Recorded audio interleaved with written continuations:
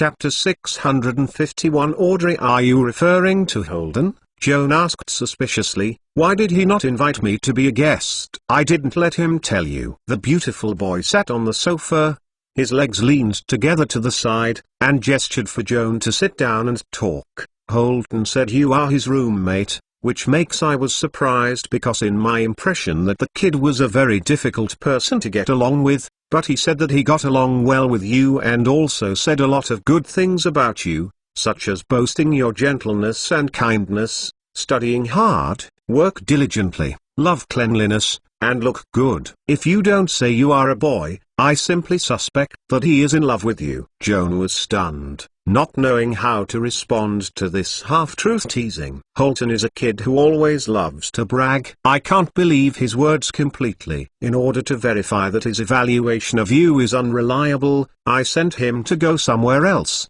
come to visit by myself, and see with my own eyes what kind of person is his roommate, and the result made me a little surprised. In general, Holden is very rare this time. The beautiful boy smiled as if he was quite proud of the idea of such a sudden attack. Joan stared at his enviable and handsome face, and the more he looked like Holden, not to mention the occasional Canaan accent in his speech. Sir, excuse me for asking, what is your relationship with Holden? Joan couldn't help asking. You call me Mr.? The beautiful boy shook his head, showing a mysterious smile. You look at me again. The beautiful young man took off his military cap, and magical aura appeared on his body. It seemed that he had dispelled the transformation technique. The originally flat chest had raised peaks, buttocks had also become more plump, and the curly hair fell like golden tassels. Somewhat charming. The brave young boy turned into a charming young girl in a flash. My name is Audrey Rosenthal Zion. How did you not see that I am a girl just now? Where did I seem to have seen you? Joan stared at Audrey and said thoughtfully, come on, your rhetoric is not brilliant. Audrey sneered disapprovingly. I only came to Midget City yesterday morning. How could you have seen me? You are Holden's sister, Joan said suddenly, his face determined. Audrey's smile froze on her face, and hesitantly asked, we are not born of a mother, and they don't look like. How do you see it? Obviously, he is more like your brother than you think. Okay, maybe you are right, although I am not very reluctant, but I still have to admit that Holden is my younger brother. In order to take care of this naughty bag that is awkward with the family, I have to travel across the ocean to the new continent. In conscience, is there any better sister in the world than me? As an orphan, I can't answer your question. Joan said honestly, you should ask Holden. That guy doesn't know what to do, and always complains about my interference in his freedom. Audrey said indignantly. Then don't put him under strict control. After all, he is not a child. Joan kindly persuaded, but instead led to Audrey's fierce rhetoric. How do you do? Parents are not around. As sisters, they should do their duty to discipline their younger brothers. Besides, how can I show that my sister is well trained if he is not disciplined and obedient? Joan stared at Audrey with a straight face, and he felt a little sympathy for Holden. Suppressed by this powerful sister from a young age, it is no wonder that he wants to run away from home and wander freely. Audrey noticed the change in Joan's complexion and smiled intentionally. If I guessed right, I'm afraid you criticized my attitude of being too domineering towards my brother. In fact, I don't want to be like this, but there is no way. The boy Holden is the kind who will suffocate if he doesn't cause trouble. Personality, if no one can calm him down and control him, do you believe it or not, he will dare to run into a big disaster. As Holden's friend, Joan didn't want to talk badly about him, but he had to admit that Audrey's criticism of his brother was straightforward. You are not the same as Holden, Mr. Vader. Although we are still new to each other, we don't have much understanding, but I think you are a mature and stable person. We should communicate with each other in an adult way. Respect each other and consider each other.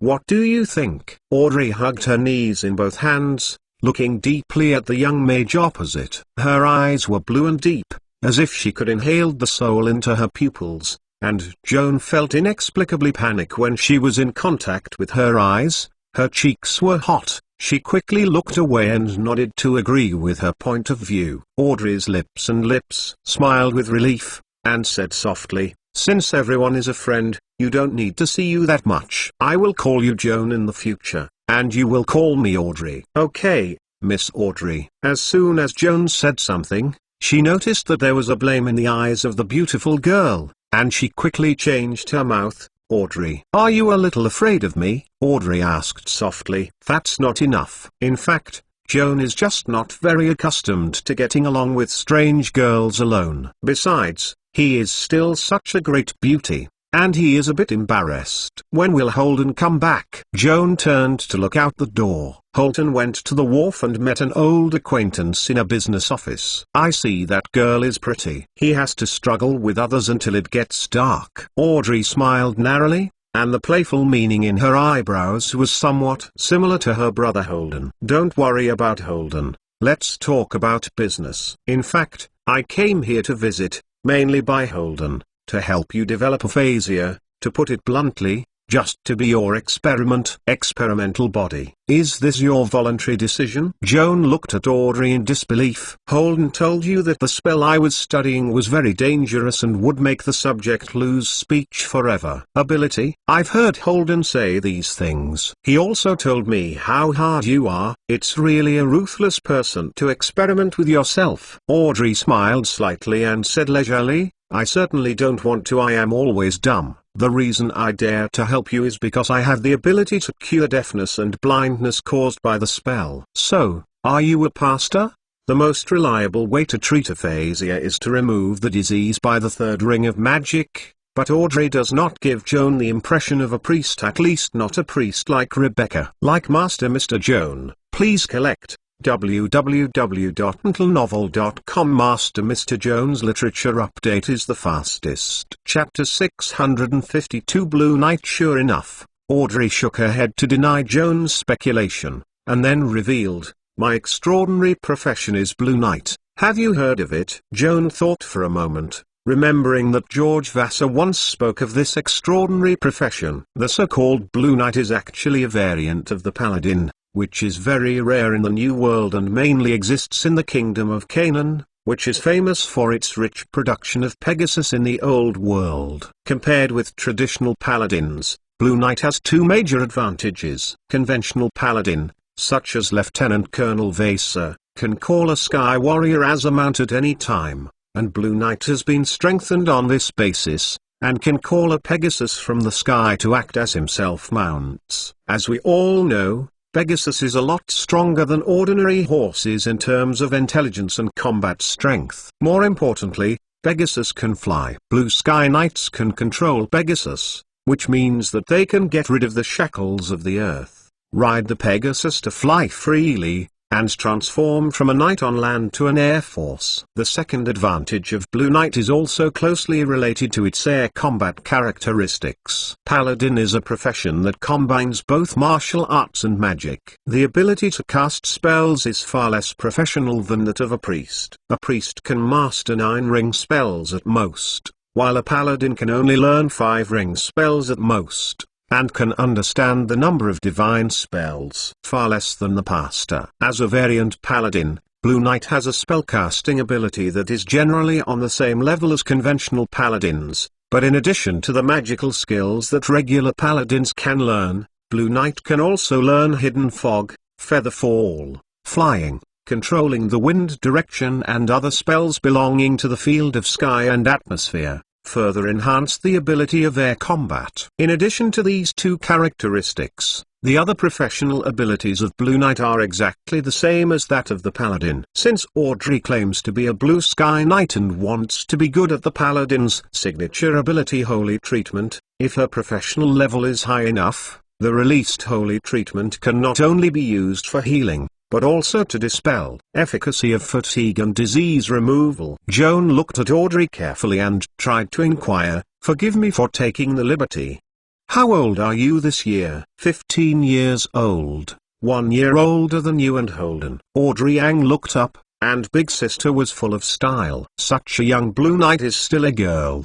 Can this be done? Joan made a whisper in his heart. He hesitated again and finally made an impolite request to Audrey with a cheeky face. Audrey, I don't believe you, but for the sake of insurance, I want to check your occupational level and health status with higher endoscopy before conducting spell experiments. Audrey's face changed slightly. Just when Joan regretted her speech, the anger in her eyes faded and her expression returned to her calmness. Yes, but it's too unfair to let you see my details. You have to show me your details. No problem. Joan nodded briskly. Anyway, his mythical power and mythical mage professions were shielded by the wisdom elder Mima, and Audrey's higher endoscopy did not see these deliberately hidden details. As for the mage profession, and it doesn't matter if she sees her physical data. The two sat opposite each other across a coffee table, and at the same time blessed higher endoscopy to check the details of each other. Joan's eyes touched Audrey's Peugeot's face,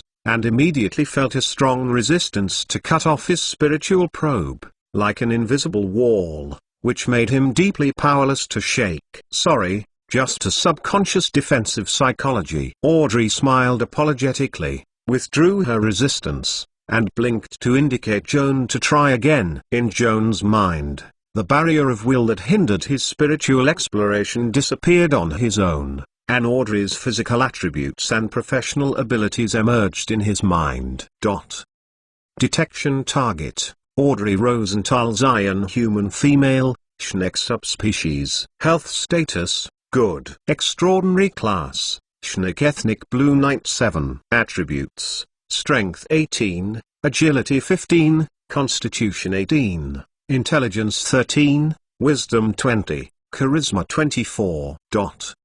At the same time, when Joan observed Audrey, the other party was also looking at him deliberately, with surprise in his eyes. Joan, your right eye. Audrey was a little difficult to open her teeth, as if fearing to stab the young master's self-esteem. Joan shook his head and said that he didn't mind, pointing to his right eye, which was false, and told Audrey frankly, this is a prosthetic eye. Audrey didn't make a sound, looking at him with a trace of pity. Despite Joan's plain words, it is not difficult for her to imagine the pain of losing an eye and the inconveniences that accompany her disability. Joan, I have seen many good boys, but no one is more intelligent than you. In addition to the right eye that hardly shows a disability, Joan's up to 29 intelligence also drew Audrey's marvel. Joan scratched her head a little embarrassedly, feeling that out of politeness, she should also praise Audrey. He is not unable to find a flattering angle. It is indeed Audrey's commendable advantages are too many. Up to level 7 Blue Sky Knight, in terms of her age, is definitely a genius girl. Not to mention there are also a long list of physical properties that are so high that his eyes are dizzy. To say so, Audrey, you are the most attractive woman I have ever seen in my life. If it weren't for the female knight from Canaan, she was truly beautiful and domineering, and Joan would not have praised her charm sincerely. With a charm value of up to 24, it seems as if there is a real aura surrounding Audrey, even if she is included in the ranks of the beauty and evil in history. If Audrey would like to dress up seriously, such as putting on a gorgeous halter evening dress, Joan could not imagine how charming that scene should be. Audrey smiled with her head up, and inadvertently exposed 2 rows of jade-like white teeth. It seemed to be very useful to the shy and sincere praise of the young master just now. Afterwards, she blushed and shook her hand at Joan. Let's not tout each other. It's weird. Hurry up and do the right thing. The spell you invented, don't be polite, even if it's directed at me. Joan nodded, opened the spellcasting kit, took out the black agate as large as a fingernail, gestured skillfully, chanted spellcasting spells, and pumped negative energy to erode Audrey's vocal cords. After the casting was completed, Joan frowned, and his face was a little ugly. Did you get it? Audrey touched her throat. How can I still talk? The spellcasting failed. Kian replied depressively, my aphasia was resisted by you. Like Master Mr. Joan, please collect www.mentalnovel.com Master Mr. Jones Literature Update is the fastest. Chapter 653 The Most Beautiful Experiment. Audrey listened to Joanne's own admission that the spellcasting failed. He froze for a moment, then immediately realized that he bowed his hands to Joanne, folded his hands in sorry, and smirked. I didn't deliberately confront you. As an experimental subject, I seem to be too strong, not to mention that my extraordinary professional Blue Knight is particularly resistant to spells. Or should you try again? Joanne took a deep look at her and made a serious explanation. This is to blame. My own spellcasting ability is not strong enough. It is not your fault. Physical fitness is a good thing, and you do not look stout, shapely and graceful, full of energy. Overall, it is a very good experiment. Most spells in the world cannot be guaranteed to be 100% effective. If the spellcaster's skill is not good enough, or the recipient's resistance is too strong, they often end in a failed spellcasting and waste a spell slot. In terms of Joan's age and mage level, his ability to cast spells is superb. The reason why oolong is caused is because Audrey's resistance to magic is too strong. Most metamorphosis. This is certainly not her fault. If I remove the last sentence, you'll be happier. Audrey's lips smiled, and her slightly red cheeks made her more radiant. Joan tried to force himself not to look at the charming face across from him, focusing on casting the spell. This time, aphasia finally broke through the double-layer anti-devil barrier formed by the bodybuilding of the female knight and the professional ability of the paladin spirit, successfully injecting negative energy into Audrey, eroding her vocal cords, making her face. The smile on the moment disappeared without a trace. Joan wiped the sweat from her forehead and pushed the pre-prepared paper and pen in front of Audrey, and asked with concern, "How are you feeling now? Is your throat a little uncomfortable?" No matter how strong Audrey is, after all, she is still a flower girl, taking the risk of becoming a dumb as a test subject, and her face inevitably shows a trace of tension. She picked up the pencil and hurriedly wrote on the notebook handed over by Joanne to describe her feelings at the moment in as concise terms as possible. The throat is briefly hot, burning, and then cold, stiff, and has a slight foreign body sensation. It doesn't matter, this is a normal phenomenon where the spell is in effect. I have also experienced it. Joan was very grateful for Audrey's sacrifice and gently calmed her to relax. The beautiful female knight couldn't speak, so she pulled her lips and smiled reluctantly. The smile was still so charming, but revealed a hint of inner grievance. Joan couldn't bear to see it, so she said to her, "If not, stop here first. You can treat yourself and it will be all right soon." Audrey didn't like to listen to these words. He gave him a fierce glance and raised angrily, "I'm not afraid of myself. What are you panicking for? It's already like this. If you end up carelessly, you can't get any valuable experimental data from me. Then I am not in guilt. Don't be upset. You just treat me like a rabbit. What experiments should you do? Hurry and give me a set." Joan didn't expect that she would suddenly get angry, and it looked really scary. It's hard to say anything. Turn around and open the drawer, and take out a brand new pair of gloves. The glove is made of natural rubber, milky white, light texture. Joan took the glove and showed it to Audrey, then asked her, "The next 2 sets of pronunciation experiments, during which I need to touch your throat, feel is the vibration caused by the airflow, okay?" Audrey took the glove and touched the thickness, frowned slightly, and wrote, "Are there a layer of rubber gloves that would hinder the touch of your fingertips? I think it's better to touch it empty-handed." "I'm afraid it's not polite," Joan whispered. "Let's do experiments. Why bother with those red tapes?" Audrey slightly smirked when she turned her head, and then wrote, "I'm not you, and it won't break if you touch it." The words she wrote in a half-joking way inadvertently caused Joan's reverie, and looked up at the slender neck of the female knight. Her skin was really white as snow and shining brightly. Since Audrey didn't care, and Joan didn't want to be too hypocritical, she put down her gloves, cast a magic trick to clean her hands carefully, and then held her with her left hand, gently touching her throat. A soft and smooth touch came from his fingertips. which made him unable to speed up his heartbeat. He quickly set his mind, looked up at Audrey, and realized that her cheeks were slightly red, and the silent smile couldn't stop blooming. "Is it uncomfortable?" Joanne asked. Audrey shook her head with a smile. Although she couldn't make a sound, Joan carefully observed her mouth, and it was not difficult to guess that she was saying itchy. "Slight patience, it's just fine." Joan held the pen in his right hand and quickly wrote down a line without telling Audrey. "Sing a set of scales to try." Audrey nodded in coordination, the lips slightly opened. "Duo, ha, me." Sing and beat himself. However, Joan could only see which sound she was singing through the lips of the girls opening and closing, but she could not hear the slightest movement. The finger that touched her throat fluctuated with the breath, but she could hardly feel the tremor of the vocal cords. Audrey sang the silent scale again, flat mouth, shrugged her hands, gestured to Joan that she could not do it. "It's okay. It's normal." Joan made a few notes in the experiment log, raised his hand again and stroked the girl's pink neck, and made a new request. "This time we will try to recite the vowels in order." Audrey glanced at him in confusion, and seemed to think that this set of experiments was unnecessary. The scales could not be sung, and the vowels were probably not. Sure enough, she couldn't even pronounce a complete vowel. And then her lips tightened in frustration. Joan shook her head and encouraged her as gently as possible. "This is wrong, Audrey,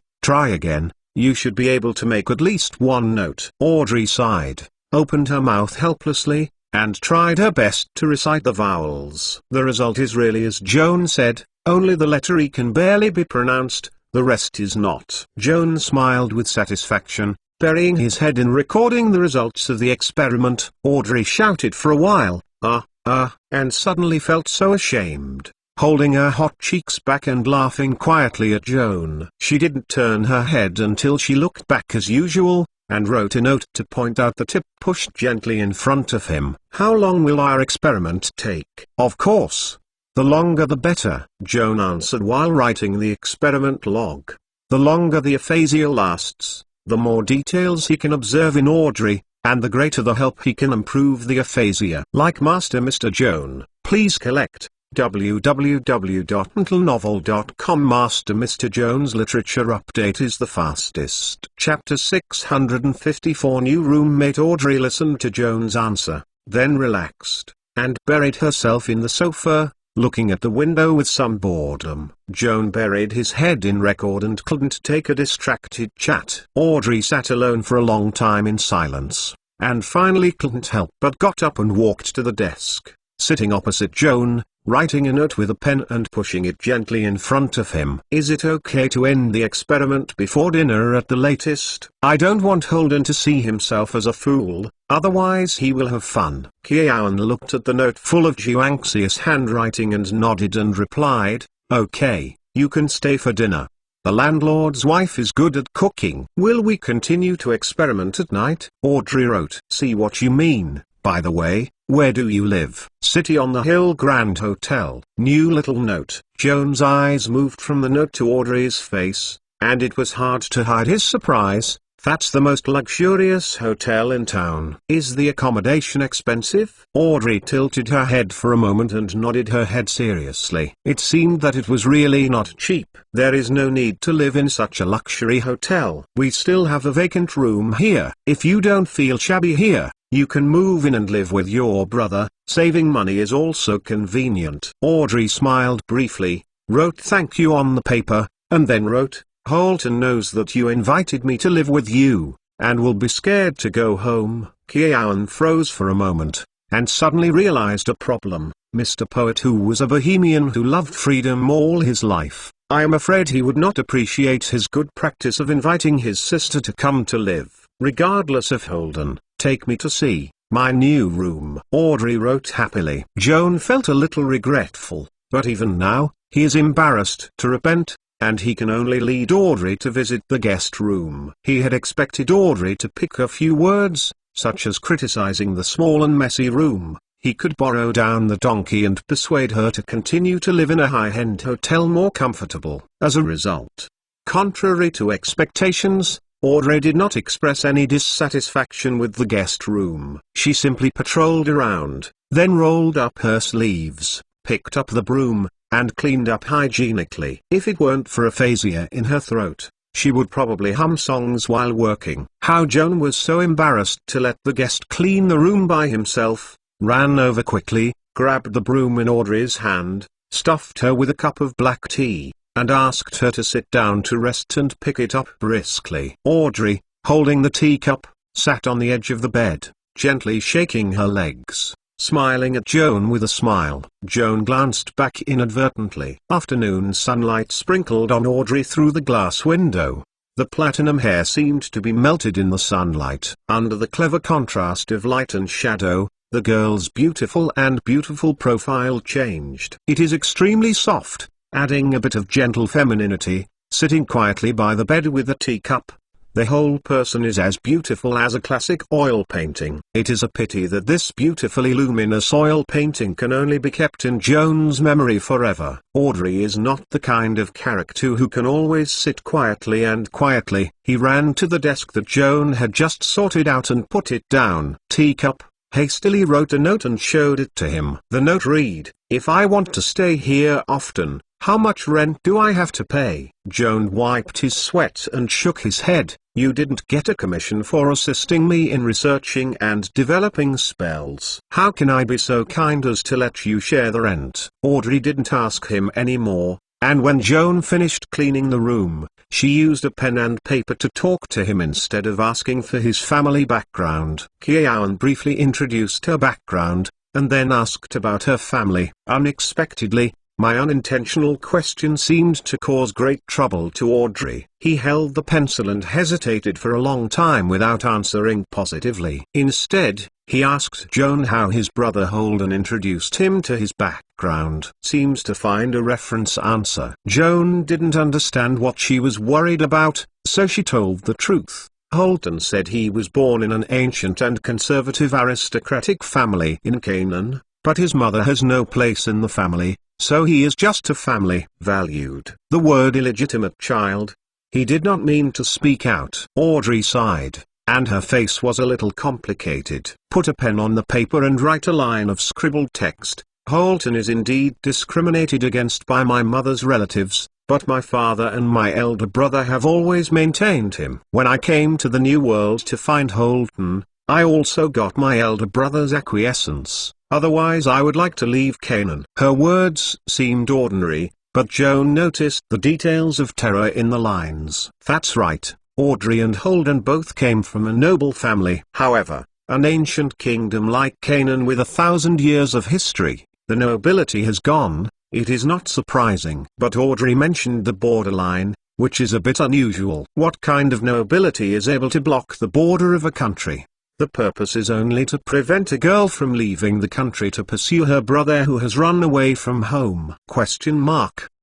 To be able to do this, at least have the power to mobilize the Canaan National Defense Force. Let's just say that Audrey's father is a top noble, has a large lord who has a large area of real territory, and holds the military power of the kingdom. In addition to the identity of the noble lord, he also has titles such as General of the Army, ability to temporarily mobilize the National Defense Forces to block the border. But that is either a critical moment when foreign enemies are invading the country, or it is deliberately launching a mutiny to make such a fierce move. How can it be possible to mobilize the army at will just to prevent her daughter from leaving the house? If this is really the case, how to explain to the royal family and the cabinet? Is this too long? Joan doesn't know much about Canaan politics, but from related news reports, the military power of the Kingdom of Canaan has always been firmly in the hands of the monarch, and there is no power minister who has the power to sway and hold the heavy soldiers. Aristocratic family,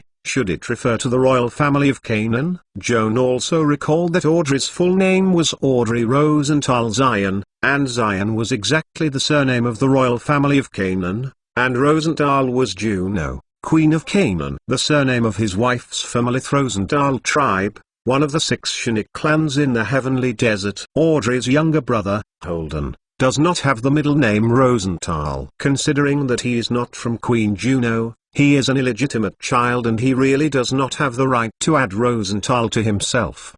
Middle name. After some analysis, Joan increasingly suspected that Audrey was actually the daughter of the current king of Canaan, Joshua 8. She couldn't resist the urge to chase the bottom, and turned the experiment log to a blank page, and hurriedly wrote a line of words. Push the logbook to Audrey across the desk. If you like Master Joan, please collect it. www.mentalnovel.com. Master Joan's literature update is the fastest. Chapter 655. Your Highness. In the unfolded diary book, Joan wrote only a short sentence. Your Highness. Audrey frowned slightly after seeing it, and raised her pen under the question and answered, "Don't say it, it will be very troublesome." Joan nodded deliberately, tore off the page, ignited a magic trick, and finally threw the ashes into the trash. In the following time, Audrey still chatted with Joanne through pen and paper. Both of them intend to avoid sensitive topics, and the relationship is fairly harmonious. Unconsciously, the sky was getting late, and when it was almost dinner, Holden wandered back to the apartment. Audrey saw her brother's figure through the window and quickly patted Joan on the shoulder, then pointed to her throat again. Joan nodded in apprehension. "Thanks to today's experiment, thank you." Audrey responded with a friendly smile, raised her hand to touch her throat, and cast the palace signature professional ability Holy Healing, a group of silver shining with vital energy blooming from the fingertips. The brilliance stimulated by the holy treatment is actually similar to the energy called by the healing divine art, called life energy or positive energy, which is diametrically opposed to the negative energy nature of the necrotic spells like aphasia. The utility is also exactly opposite. Negative energy brings pain and even death to living creatures, turning the dead into undead. Positive energy can heal the living and bring the dead back to sleep. The aphasia, which was incapable of ordinary medical means, was instantly relieved by the infiltration of the holy light, and the negative energy that eroded Audrey's vocal cords was swept away, and the function of speaking was quickly restored. Audrey coughed twice, tried to sing a set of scales. The sound was round and sweet, and she could not hear anything strange in her throat. Fortunately, there are no sequelae left. Audrey patted her plump and tall breasts, breathing a sigh of relief. "What sequelae?" Holden appeared at the stairs and looked at her sister and Joan curiously. "You have been together all day. What's wrong? Are we having problems together?" Audrey counted her brother angrily. "Don't you ask me to help." Joan studied aphasia. Holden timidly avoided his sister's glare, detoured next to Joan next to the root of the wall, and whispered to him, "My sister didn't bully you." Joan shook his head quickly. "Audrey helped me a lot. I can rest assured that." In front of her sister, Holden didn't dare to joke, and quickly changed the subject. "Joan, today I was shopping in the Docklands. Guess who I met?" "Since you ask that, it must be someone we all know." "Yes." Joan touched his chin and pondered. "In the days when I came to Midget City, I almost didn't go out of my house." Holden often went out to participate in social activities, but those new friends he met were unlikely to be his old acquaintances who squat at home. This common: most of the acquaintances are the friends they met before they entered the city. Who would it be? Joan's heart moved slightly, and a young girl's face flashed in her mind. "I'll give you some hints." Audrey couldn't help but intervene. The person that Holden met in the morning was a young and beautiful girl. The other party seemed to have little interest in Holden, but kept asking him, inquiring about your current situation. "Joan seems to care about you." After hearing Audrey's words, Joan became more sure of her guess and asked Holden, "Have you met Haila Green?" "Guess that's right, it's Gai Fanji." Holden smiled and nodded. "In the morning, I was hanging out in a very big business in the dock area. I accidentally saw Gai Fanji standing on the inside of the counter and sorting the shelves. I thought she was working in a business to earn tuition, but I found out that she was the little boss of the business and she spoke better than the manager." Joan had heard from Haila that relatives were doing business in the city, and she would go to the store to help on the weekend. The business firm that Holden referred to was a store opened by relatives of Haila,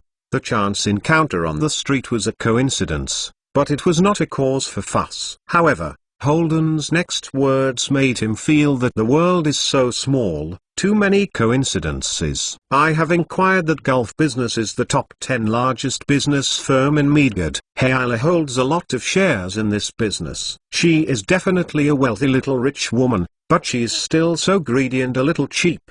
Don't let it go. It's really confusing. Holden snorted snortingly, and suddenly snickered again. Today, I slaughtered the wealthy sister hard. This is not over. At my strong request, the wealthy sister was forced to promise to invite you, me and my sister to dinner in the most luxurious restaurant in the city at noon tomorrow. Let's talk about it first, then don't be polite to her. What dishes are more expensive? And let this wealthy fan come back. I thought you wanted to pursue the girl, and for a long time, you slaughtered people as fatty sheep. No wonder the girl glared at you when she saw you, and called you a little rogue.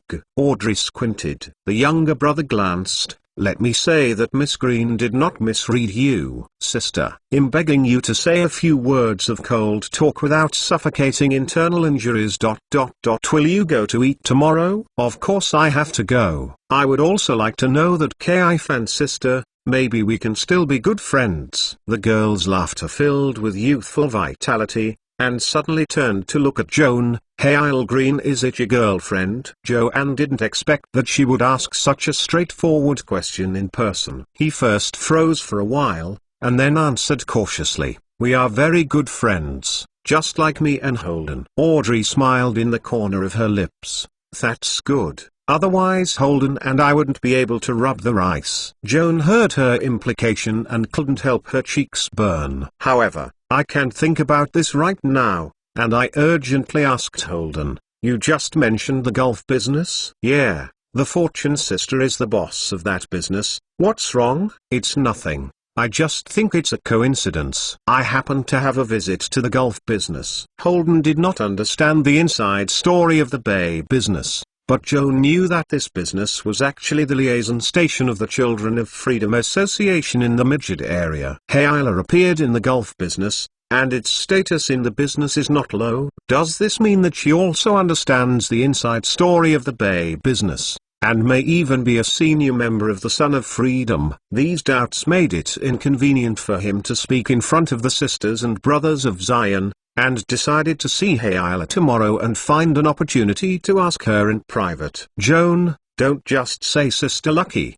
How are you and my sister going today? Like Master Mr. Joan, please collect www.mentalnovel.com. Master Mr. Joan's literature update is the fastest. Chapter 656. The third magic netar experiment was very successful, but we were a bit sorry for Audrey and forced to be a dumb all day. Of course it was not an interesting experience. Joan cast an apologetic glance at Audrey. It was a bit boring at first, and then I was cheeky and took the initiative to chat with Joan, and I no longer felt bored. Audrey said with a smile. Joan is like this. He seems introverted and shy in front of strangers. He rarely takes the initiative to speak, but after getting acquainted, you will find that he is actually a very interesting person. Holden said to his sister. Audrey nodded and smiled, agreeing. Seemingly aware of Joan's awkward look, she changed the subject quietly and said to her brother, the experiment was going smoothly today, but considering that the structure of the male and female vocal cords is slightly different, Joan also needs to change the male sample and try again. Test. Should Joan have to experiment with himself again? Holden asked worriedly. He used to be the only person who did the research, and that was impossible. It is different now. Audrey looked at her brother with a smile, patting him on the shoulder, with a joke on the corners of her eyes. Brother, this time it will be rely on you. Wait. Wouldn't you want to take me? Holden pointed to his throat in amazement. For Joan's research work, you sacrifice a little bit. Anyway, just shut your mouth temporarily and let your throat rest. What's wrong? But, I'm not mentally prepared yet. What else to prepare? Aphasia will only make you unable to speak, and will not prevent you from drinking water to eat. Joanne, we all want to have a quiet dinner. right? Let's start casting spells. Audrey did not know what the psychology was, and coaxed her younger brother to make Joan an experimental subject, and arranged poor Holden clearly. In this case, frankly speaking, Joan didn't dare to fight against her Royal Highness even if she sympathized with Holden, and could only make a gesture of apology with apology, asking his poet friend to be silent for a while. It wasn't until the next morning that Audrey performed holy healing to relieve her brother's aphasia. This night the poor poet was suffocated. He didn't close his eyes very much. His eyes were red like a rabbit. Holden was forced to experience the aphasia all night. Joan's arcane practice also achieved a breakthrough. After a lapse of half a year, he finally upgraded his caste level and was promoted to a 5th level wizard. As usual, Joan always had an hour of meditation practice before going to bed, turning his spiritual power into a sharp probe, drilling deep into the magic net. The deeper the level reached, the more magical bits he could call. The higher, not counting the legendary class. The magic net is shallow and deep, and can be divided into 10 levels. Each level corresponds to a different number of spell slots. Excluding the zero-ring magic net with a thickness of almost 0, the remaining 9 layers of the magic net are like one stacked pancakes. The thickness gradually increases, and the drilling of mental force probes becomes more and more difficult, and more time and energy are consumed. Before today, Joan's mental force probe had touched the bottom of the second magic net. As long as it penetrated this last thin barrier, it could touch the third magic net. So the breakthrough made tonight was only, however, it was the result of countless days of hard work and accumulated bit by bit. Joan even accurately calculated the specific date of his promotion to the 5th level wizard even a month ago. The result was not unexpected, it is really today. Although all of this is included in the calculation, when the moment of breakthrough really came, when the spiritual force probe penetrated the second magic net that blocked Joan for half a year, and finally penetrated the surface of the third magic net in a completely new field, he couldn't help but feel excited and full of sleep. Anyway, he couldn't fall asleep, and Joan sat up from the bed, cast a bright spell to create a magic wall lamp, and opened the spell book by the light. There is an essential difference between the way ordinary people and the caster see the world. In the eyes of ordinary people, the world is continuous, while in the eyes of the caster, the world presents a discrete feature, which is most evident in the magic web. The state of existence of magic power has typical discrete characteristics, distributed in different levels of the magic net, and is macroscopically presented in the form of spell positions of different energy levels. After being promoted to level 5 mage, Joan can draw magic power from the third magic net, and can get up to 3 3rd level spell slots per day. With the 3rd level spell slot, Joan can learn and cast 3rd level spells. In fact, before he was promoted to the 5th level mage, he had stored a lot of 3-ring spells in advance. He simply counted the spell books and confirmed that a total of 9 3-ring spells were copied. They are Eagle Eyes belonging to the Prophecy School, Shrinking Art under the Change School, Fireball, Lightning Beam and Frost Star under the Plastic Energy School and SMS, and finally Vampire's Touch, Exhaustion Ray and Mage Nether Palm belonging to the Necrotic School. If these spells were transcribed in the academy, Joan had to pay at least 2,700 gold dagger borrowing costs, but in fact he didn't even spend a copper plate. Part of these spells was that he used number 4 rune from various magic devices. On the other hand, there are still some transcripts from the magic book of Mad Master Filg. For a poor student like Joan who is not well off, the savings are not a small amount, which is almost worth the tuition of the previous year. Today is February 8th, and there are 3 weeks before the enrollment day of the new school year for the Austrian Law Institute of Mage University. Joan must learn as much as possible in the 3 weeks to prepare for the exam. Despite the time constraints and heavy academic work, Joan still had to participate in the necessary social activities and the necessary interpersonal relationships had to be maintained. Early the next morning, Sisters Joan and Zion boarded a taxi in the apartment after breakfast in the apartment and went to the quayside for an appointment. The carriage crossed the street and drove for about an hour before stopping outside the door of a three-story building facing the street. The coachman turned back and told Joan and Zion's brother that the Gulf Business Company had arrived. Joan got out of the car and looked up at this magnificent building. Compared with Yangbo in Leiden, it was obviously more stylish. From the perspective of the flow of people in front of the door, the business was also more prosperous. In the most prosperous city in the New World, where there is such a large commercial area, with such a large business, Holden said that Hayla is a little rich woman, which is really not an exaggeration. As Joan observed the surrounding environment, familiar laughter came from his ear. Joan, good morning. Like Master Mr. Joan, please collect www.mentalnovel.com. Master Mr. Joan's literature update is the fastest. Chapter 657 Gulf Business. Joan looked in the direction of the laughter, and at a glance saw Hayla Green standing at the door of the firm, smiling and waving at himself. Hayla still wears a pair of ponytails, and his tight leather armor is replaced by a blue skirt with a white shirt. He also has a serious bow tie, compared with Joan's impression of the violent young girl wielding a giant sword with one hand. It is a little more dignified and intellectual. Lady Temperament. Joan waved good morning to her, followed her sister Zion to the door of the business house,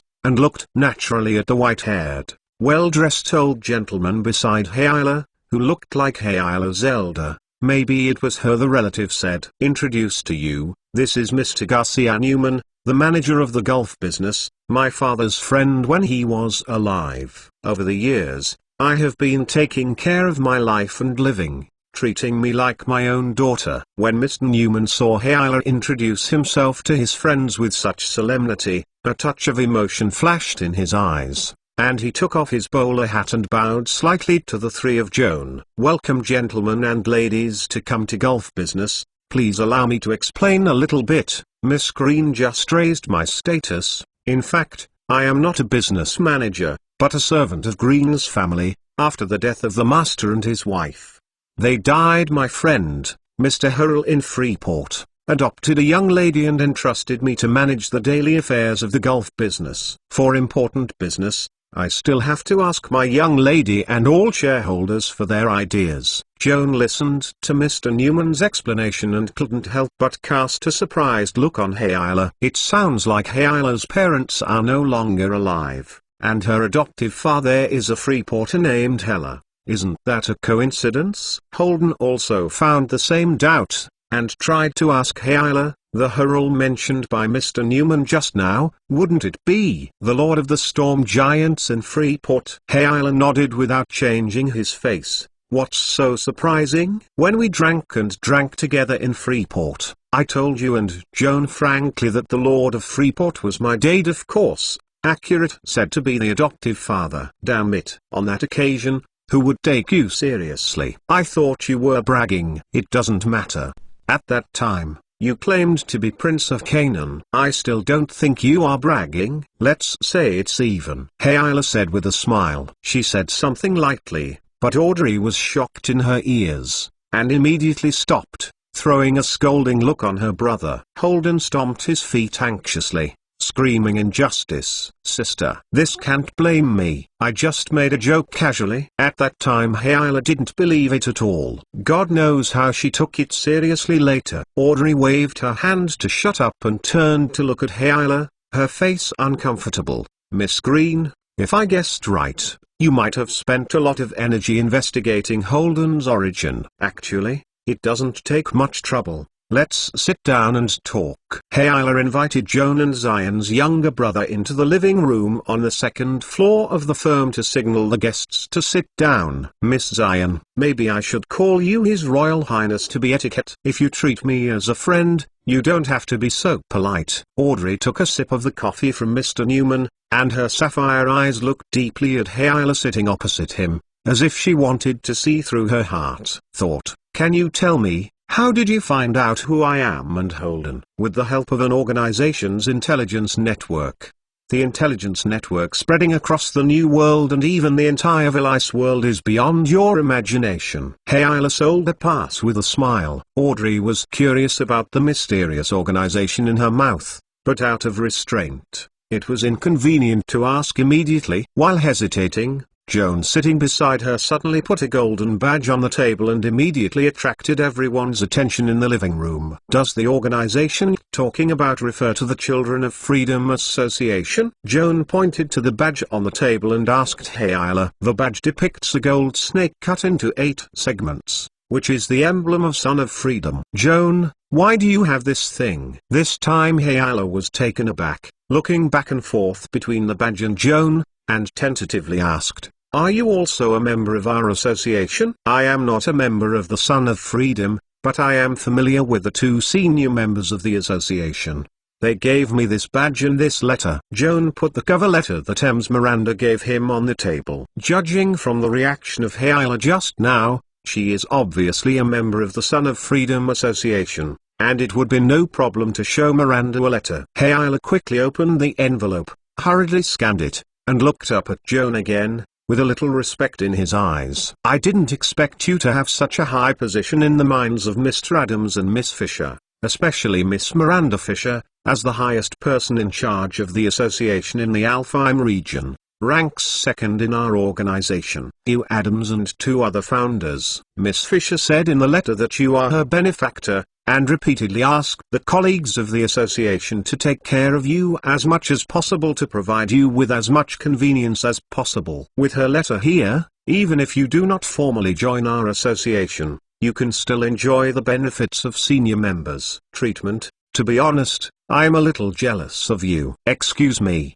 please allow me to interject. Holden could not help but say, I have been in the New World for almost 2 months. And I have heard about the criticism of the Son of Freedom Association, and people say it is an illegal organization that smuggles and sells fortune. Hayala, are you really like this? Hayala shrugged and replied lightly, smuggling and selling stolen goods are facts, but you asked me if these businesses are illegal. Then I would like to ask you, the laws laid down by the imperial government to monopolize the import and export trade of colonies, to us colonies, is it really fair and reasonable for residents? I can't answer your question without first clarifying this question. Well, I have to admit that the law always protects the interests of some people intentionally or unintentionally, and at the same time inevitably damages the interests of another group of people. They stand on different positions and have different opinions on this issue. Is the ordinance enforced by the imperial authorities in the colony of the New World fair or not?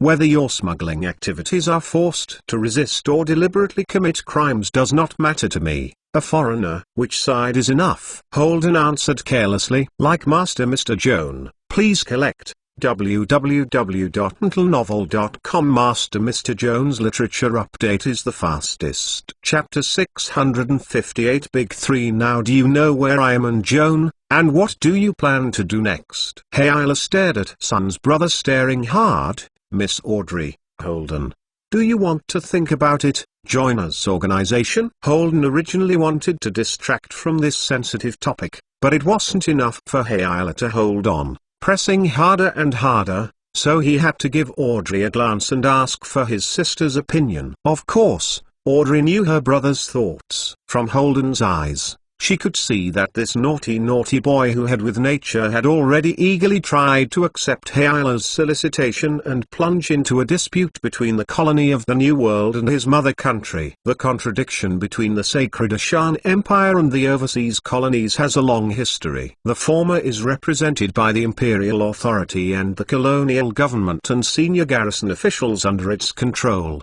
while the latter is rooted in the people and represented by the Children's Association of Freedom. So far, the contradictions between the two sides have mainly concentrated on the economic level, such as one side attempts to collect taxes according to law and crack down on smuggling, the other party complains of excessive tax burden and actively resists illegal activities such as smuggling and selling stolen goods. So in the foreseeable future, will the contradiction between the home country and the colony further intensify, from the economic level to the political level, and eventually lead to the colony and the home country breakup? and even raise the banner of independent statehood. Audrey came from the Kingdom of Canaan, which is adjacent to the far eastern province of the empire. In recent years, the independence movement in the Far East has been so vigorous and inseparable that it cannot be done without the support of the Canaan royal family. If we take the Far East independence movement as a reference and compare the situation of the New World colonies, Audrey is confident to make affirmative predictions on the above issues. Having sorted out the thinking, the next question is, what should she and Holden do?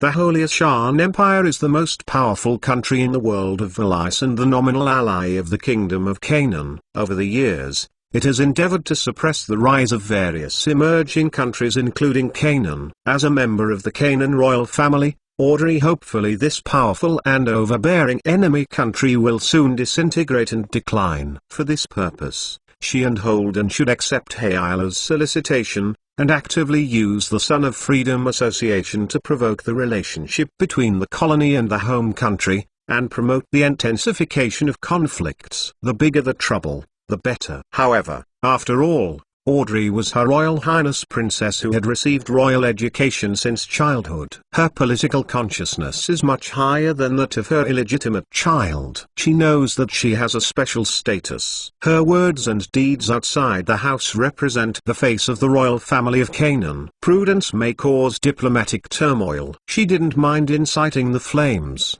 breaking the colony from the empire, but she didn't want to set fire to her. And she also dragged her motherland into a vortex of dispute. After careful consideration, Audrey finally responded, "Miss Green, as far as I am concerned, I am happy to make friends with you and sympathize with your organization's fight against imperial tyranny, but out of political considerations I can't have any relationship with the organization behind you. As for my brother Holden, because he is not an official member of my royal family, he does not need to bear the responsibility of maintaining the royal family's position. I have no right to limit his freedom." Hayala listened to her remarks, revealing a smile that she understood, and turned back and whispered to Garcia Newman. Shortly thereafter, Newman took a small wooden box and placed it respectfully in front of Holden. "Sir, this is your emblem. Please take it." Holden rubbed his hands excitedly, opened the wooden box and took out the badge. After comparing it with Joan's badge, the smile on his face became wrong. "Hyla, why is my badge smaller than Joan's? And his gold is pure gold, but mine is gold-plated. Different badges represent different ranks. You just joined our organization and are still in the expedition period. Even if you get the official member badge, you will be treated preferentially. Joan is different. His badge is one of the 3 giants of our association, Joseph Adams. Mr. Gift, senior members are qualified to own, which is equivalent to my status." Hayala smiled. "If you are dissatisfied with your status, you can work hard and make more contributions to our organization. The contribution has accumulated to a certain extent, and you can be promoted to a senior member and replace the gold-plated badge with pure gold. Okay, let's just wait and see. Sooner or later, I will make you look at each other." Holden put away the badge in disapproval. Joan listened to Hayala's conversation with Sister Zion, and vaguely guessed the intentions of both parties. Audrey wanted to use the Son of Freedom Association to provoke the relationship between the imperial authorities and the colonial inhabitants. Conversely, Hayala also wanted to use the power of the Canaan royal family to expand the influence of the Son of Freedom. Seek benefits. Joan was always uninterested in political calculations, so he didn't intervene in the 3 people's conversation until they finished talking about the business. "Hayala, you mentioned Mr. Adams just now, and I happen to have a letter I want to hand to him. Can you tell me where to find him?" Mr. Adams is one of the 3 major shareholders of our firm, but his main practice is a lawyer. The law firm is on the 3rd floor of the firm. He was hired to New Avalon 2 weeks ago. It is said to help a big man in a lawsuit. I'm afraid I won't be able to return in a short period of time. If you can trust me, you may wish to hand me that letter first. When Mr. Adams returns, I will forward it for you. Hayala's words made Joan a little embarrassed. He had a handwritten letter from Logan Walsinger, which was addressed to Sir Casts. For some reason, it was inconvenient to go directly to Sir, and he could only ask Joseph Adams to forward it. It's better now that the Adams are not in Midget City. If it is necessary to pay the trust to Hyla and change hands again, is this appropriate? Joan thought about it and thought he still had to test Hyla before making a decision. I have a friend in my hometown who asked me to visit her relatives in Midget City. Hyla, have you ever heard of a Sir Castis? Joan stared at Hyla closely as he spoke. Sure enough, when he said the name Castis, the girl's face changed obviously, and her eyes were also stunned. This shows that she is no stranger to this jazz. Joan, can you elaborate? What are you doing with that lord? Sorry, entrusted by someone. I can only talk to Jazz himself about the details. Kiao Anyang raised the letter in his hand. In fact, this letter was also asked by Anne as a friend to transfer me to Sir Casts. Like Master Mr. Joan, please collect www.untlenovel.com. Master Mr. Joan's literature update is the fastest. Chapter 659 5 Pieces of Magic Guide 1. Hyla patted his forehead, clearly showing an uneasy look. After a long time, he calmed down, raised his head, and said to Joan in the most sincere manner, if you can trust me, give me the letter, I will try to pass it on to you, sir, as long as his old man refuses to see you. I'm not sure either. Then please. Joan handed Logan's autograph to Hyla, and his doubts increased. Judging from Hyla's attitude, she not only knew Sir Casts, but also respected Sir. Based on Hyla's age and life experience, it is unlikely that there will be an intersection with Sir Casts. Does this mean that Sir Casts will be the chairman of the board of directors of Meadged Colony and the chairman of the board of directors of Meadged University? In addition to these two unknown and distinguished identities, is there a certain close relationship with the Children of Freedom Association? Starting from this line of thought, Joan also recalled that Hyla had just said that the Son of Freedom Association has the Big Three and has a higher status than Miranda Fisher, the head of the Alfheim region, except Joseph Adams. There are still two people behind the scenes that seem to be the founders of the association. Who are these two giants? From all the signs, one of them is probably Hyla's adoptive father, Harold Torrent, Lord of the Storm Giants in Freeport. The Freeport, a smuggling and distribution center on the east coast of the New World, and the Son of Freedom Association secretly formed by smugglers. I am afraid that the connection between the two is not just literal. There is another giant. Will it be Sir Castis? As far as the current clues are concerned, Joanne did not dare to make an assertion and had to hide this guess in his heart. The four young people chatted for a while, and before lunch, Hyla offered to lead her friends to visit her business. If there were any goods she was interested in, she would be happy to make a 20% discount. Due to our friendship, we only deserve a 20% discount. Sister Ki Fan, you are really stingy. Holden complained dissatisfiedly. Up to 20% off for you. Your sister and Joan can get 40% off. Hyla replied calmly. Everyone is a good friend. Why do you only target me? Holden was even more aggrieved. Just call me Sister of Money Fans by your voice. Would I not be ashamed of your compliments if I did not show a little money fanatics?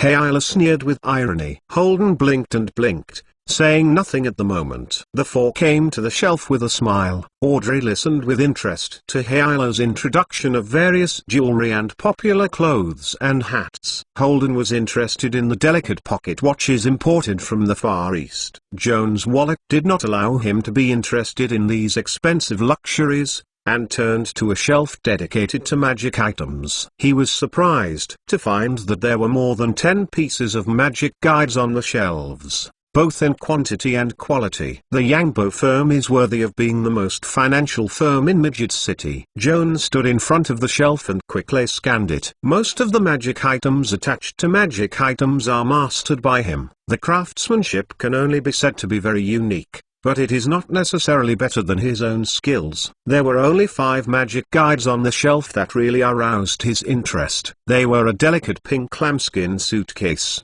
a pocket tent the size of a handkerchief, a swimming cap, a pair of monocles, and a silver ring. For these 5 magic guides, Joan still can't see the specific function for the time being, but the spells he attaches are certainly all he hasn't learned, and it is worth analyzing and copying them into his spellbook. At this time, Hayla brought his sister Zion over and saw Joan deliberately looking at the shelves. Guess he was interested in the magic devices for sale. He asked thoughtfully, "I'll come to you as a shopping guide." "Okay." Joan nodded his thanks and pointed out the 5 magic guides he was interested in from the shelf. "Please tell Hayla what functions they have and what spells they have attached." Hayla first picked up the exquisite lady's suitcase and introduced, "This suitcase is enchanted with 2 spells, 2-ring mystic locks and 3-ring shrinkage, both with insurance and zoom functions, unless a specific spell is pronounced text.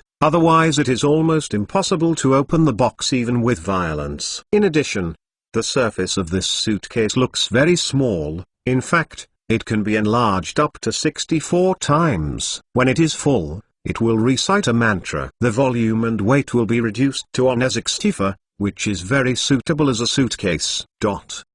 Joan has already transcribed the shrinking technique, but he hasn't learned the secret lock yet. "I'm a little interested in this suitcase, but I don't like the style and color, it is too feminine." While hesitating, Audrey came over, picked up the magic suitcase, and gave a satisfied smile. "Hey I want this suitcase. It just happens to be used for clothes." Having done a business, Hayla was also very happy and asked Audrey casually, "Did you come to Mage Joan and you brought a lot of clothes with you?" "There are not many clothes, but you will definitely buy more and more." "Who would think your wardrobe is too big? It won't fill up in a long time." "That's true."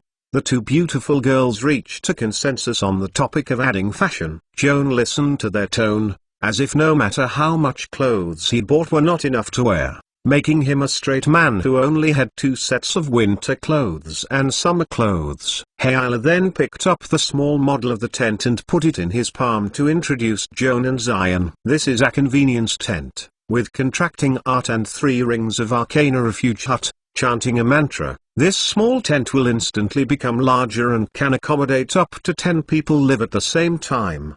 The magic tent is equipped with a hammock and simple tables and chairs. The temperature inside is always maintained at about 21 degrees. The tent itself also has a strong defense effect, which can block the invasion of blizzards, winds and sand. Most weapons and magic also can't do any harm to it. In addition, the tent also has a magical and new-way perspective function, which can become as transparent as the glass window according to the needs of the owner. In this state, the person in the tent can see the outside world clearly. But their eyes will be blocked, and they cannot see the inside of the tent. After introducing the convenient tent, Hayla picked up the milky hat next to the convenient tent and put it on his head skillfully. "Is this a shower cap or a swimming cap?" Audrey asked curiously. "It's a swimming cap, but unlike ordinary swimming caps, it also has a 3-ring spell water breathing, which automatically generates a circle of air around the diver's head after activation, allowing the diver to maintain normal breathing for up to 2 hours. Hayla explained. "If you like Master Joan, please collect it." www.mentalnovel.com Master Joan's literature update is the fastest. Chapter 665 Pieces of Magic Guide 2. After listening to Hayla's introduction to the function of the diving cap, Joan was lost in thought. If the diving cap can only provide underwater breathing ability, its practicality is not great. Using morph to turn into aquatic creatures like fishmen,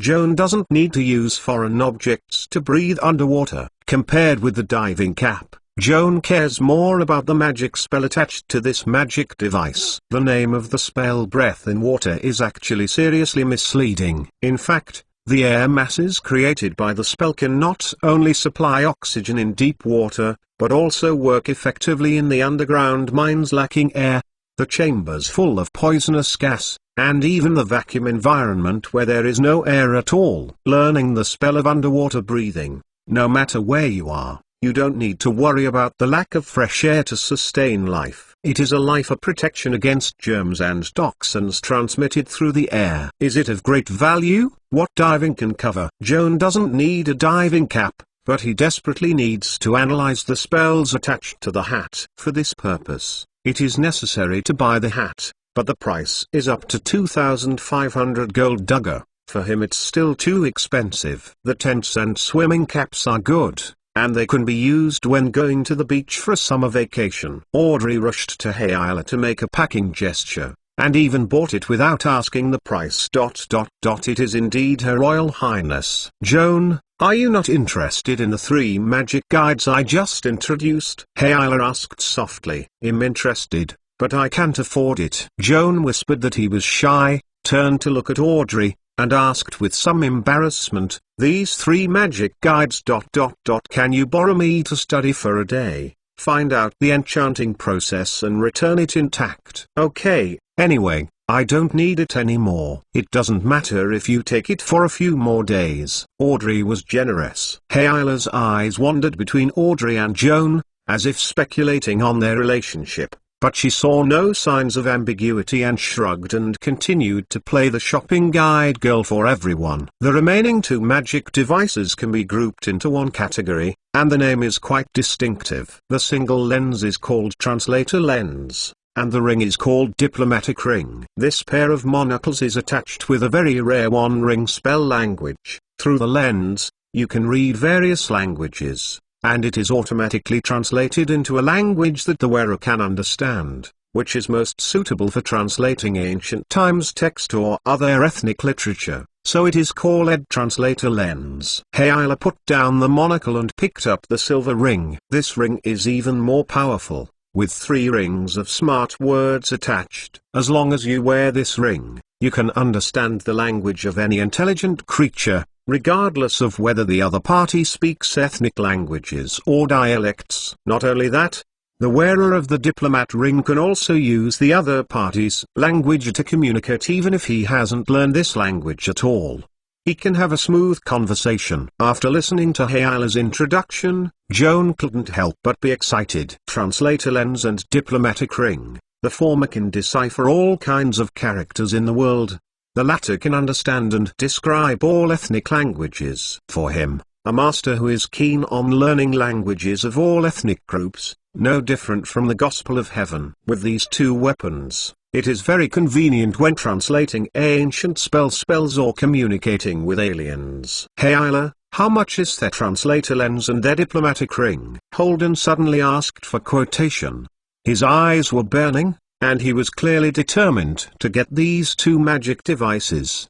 Discounted, a total of 3,500 gold duga. Hayala said with a smile. Holden nodded and was still satisfied with the price. He turned and asked Joan, if you are also interested in these 2 magic guides, I will leave the ring and the lens for you. Joan, unwilling to accept such an expensive gift, shook his head gently and said to Holden, these 2 magic guides are optional for me. I'm more concerned with the spells attached to the lens and the ring. If you are interested, you can buy them, and then lend me research for 2 days. Maybe I can make the same magic device in the future. Of course there is no problem. Holden agreed readily. Hayala heard the conversation between the 2 and asked Joan curiously, will you make a magic device? When I was at Leiden College, I followed Master Robert Trolls to learn enchanting skills. Joan touched the storage bag, took out the light blade and handed it to Hayala. This is my early work. Hayala took the dagger,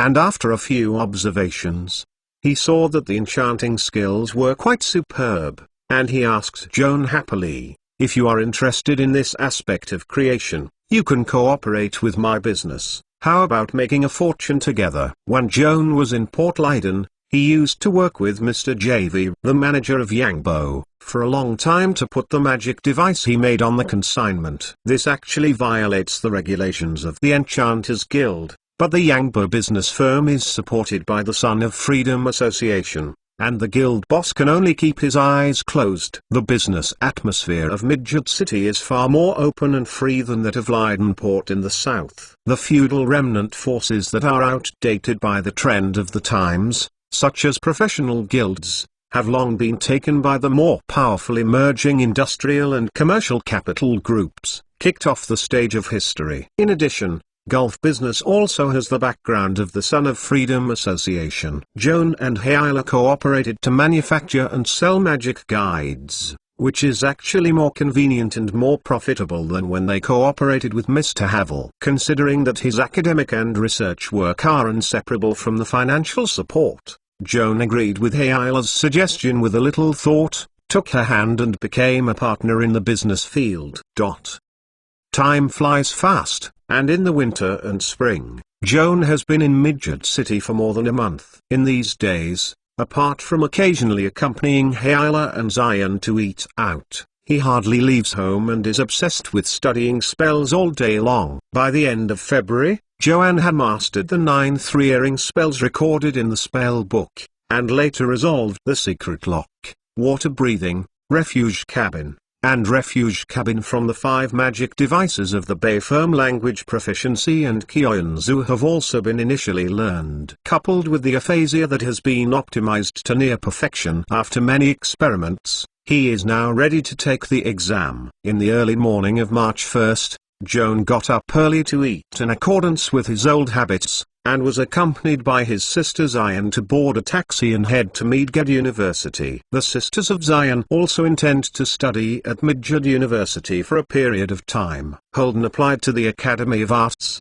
intending to continue his studies in the poet line. Audrey, as a Blue Sky Knight, of course applied for the Knight Academy. As the identity and talents of Her Royal Highness, it is optional for her to get a degree diploma. The reason for returning to campus is to obtain a suitable identity, so as to contact the young talents of the New World, run their own network. Through the network these elite talents seek benefits for the Kingdom of Canaan in the New World. In addition to this, it is also convenient to take care of their brothers nearby. If you like Master Joan, please collect it. www.mentalnovel.com. Master Joan's literature update is the fastest. Chapter 661 Primaries. The carriage was stable outside the main entrance of the university. Joan got off the car first and paid the fare. He turned back and helped Audrey get off, and Holden jumped down. Today is the day of returning to school. The traffic is crowded at the gate of the campus and the crowd is busy. Joan took a lot of trouble to find Hayla, who was waiting for them at the gate of the school half an hour in advance. I have finally found you. Come with me and take you to register. Hayla has been studying at the night school of Midgard University for a whole year and is very familiar with the admissions process. He took Joan and Zion brothers to travel around the campus, and it took them only 1 hour to complete the registration process for them. According to Hayla's instructions, Joan found the postgraduate registration office of the Austrian Law School and submitted his resume,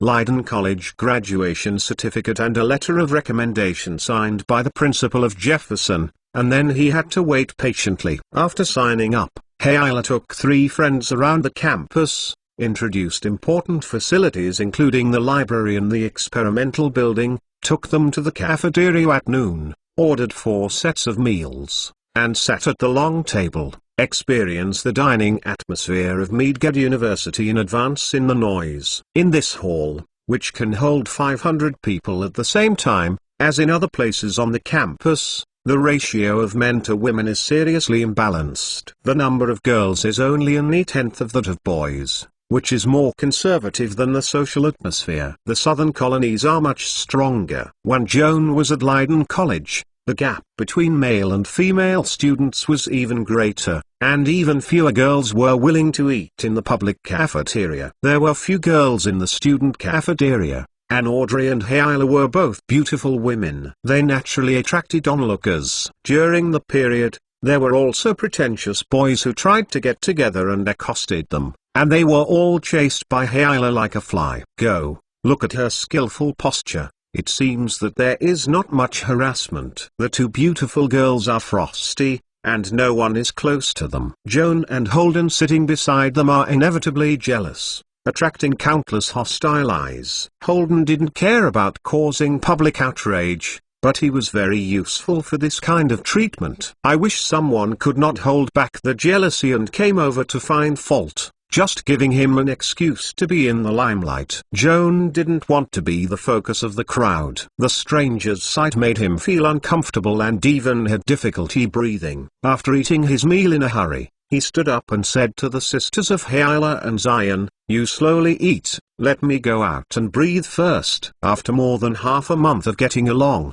Audrey had already learned about Joan's lonely personality, quickly pushed away the dinner plate, got up and smiled. "I have finished eating too, we go out for a walk together." Joan nodded and walked through the cafeteria side by side with Audrey. On the way, he attracted countless suspicions and whispers of thieves. Even if he didn't deliberately listen, he knew that people were guessing whether he and Audrey were in a relationship. Audrey noticed that Joan had a fast pace and instinctively held his arms, like strangling the reins, implying that he should slow down a little bit, and move to a lady in a skirt next to her who was inconvenient to walk. However, the surrounding discussion seemed to misinterpret her move as a show of love, and even Hayla cast a surprised look on her, and Her Royal Highness had to shake her head and smile, shrinking her hands to avoid suspicion. She really has nothing to say about this group of earthbuns from the New World. As for Joan,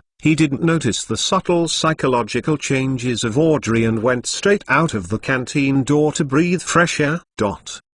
In the next 3 days, Joan's life returned to normal, but there was only one more worrying that he would be brushed down in the first trial. Finally, on March 4th, Joan and Zion brothers came to Midgard University early in the morning, and found that there were candidates who came earlier than them, all surrounded by the school bulletin board. Some people are happy and excited, and some people beat their chests to make a good appearance. Joan struggled through the crowd and got close to check the list of the first pass of the Austrian law school. A total of 16 candidates who passed the pre-selection of Austrian law were listed above. Their names are impressively listed, and they are ranked third in the first row. Hayla once revealed to him that the college's admissions department will carefully review the resumes and recommendation letters submitted by candidates, and then wipe out those candidates who clearly do not meet the admission requirements, and the rest of the candidates who pass the preliminary examination will be based on the talents and family background reflected in the resume. Comprehensive scoring. Candidates with higher overall scores also rank higher in the published list. Joanne certainly understands his situation. Family history is not worth mentioning, it is a serious reduction in this aspect, but his final ranking can still be in the forefront. The only explanation is that the academic score is extra high, leaving the professors responsible for admission very good impression. Joan's master level and schooling experience are actually lacking. Those who pass the entrance examination of the Austrian Academy of Midgard University have a casting level no lower than him, and their academic qualifications are on the same level.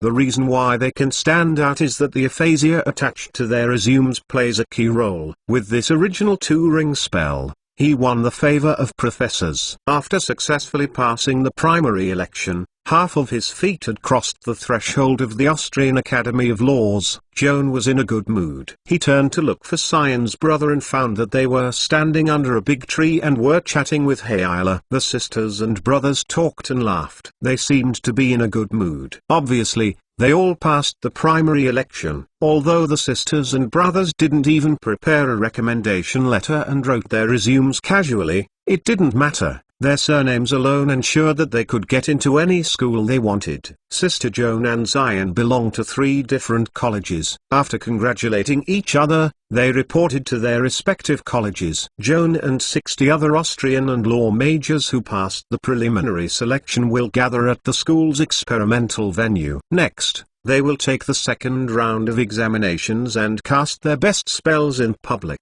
The reason why there is such a re-examination link is mainly to ensure that the candidates have really reached the academic level declared on the resume for the sake of fairness. If you decide whether to enroll a student based on your resume, those bragging speculators will be packed with the Austrian Academy of Laws, honest people with real talents but not good at bragging. but will be eliminated. The teaching building of the Austrian Law Institute of Mage University is a magnificent castle-style building. The tower's architectural style reminds Joan of his alma mater, Leiden College.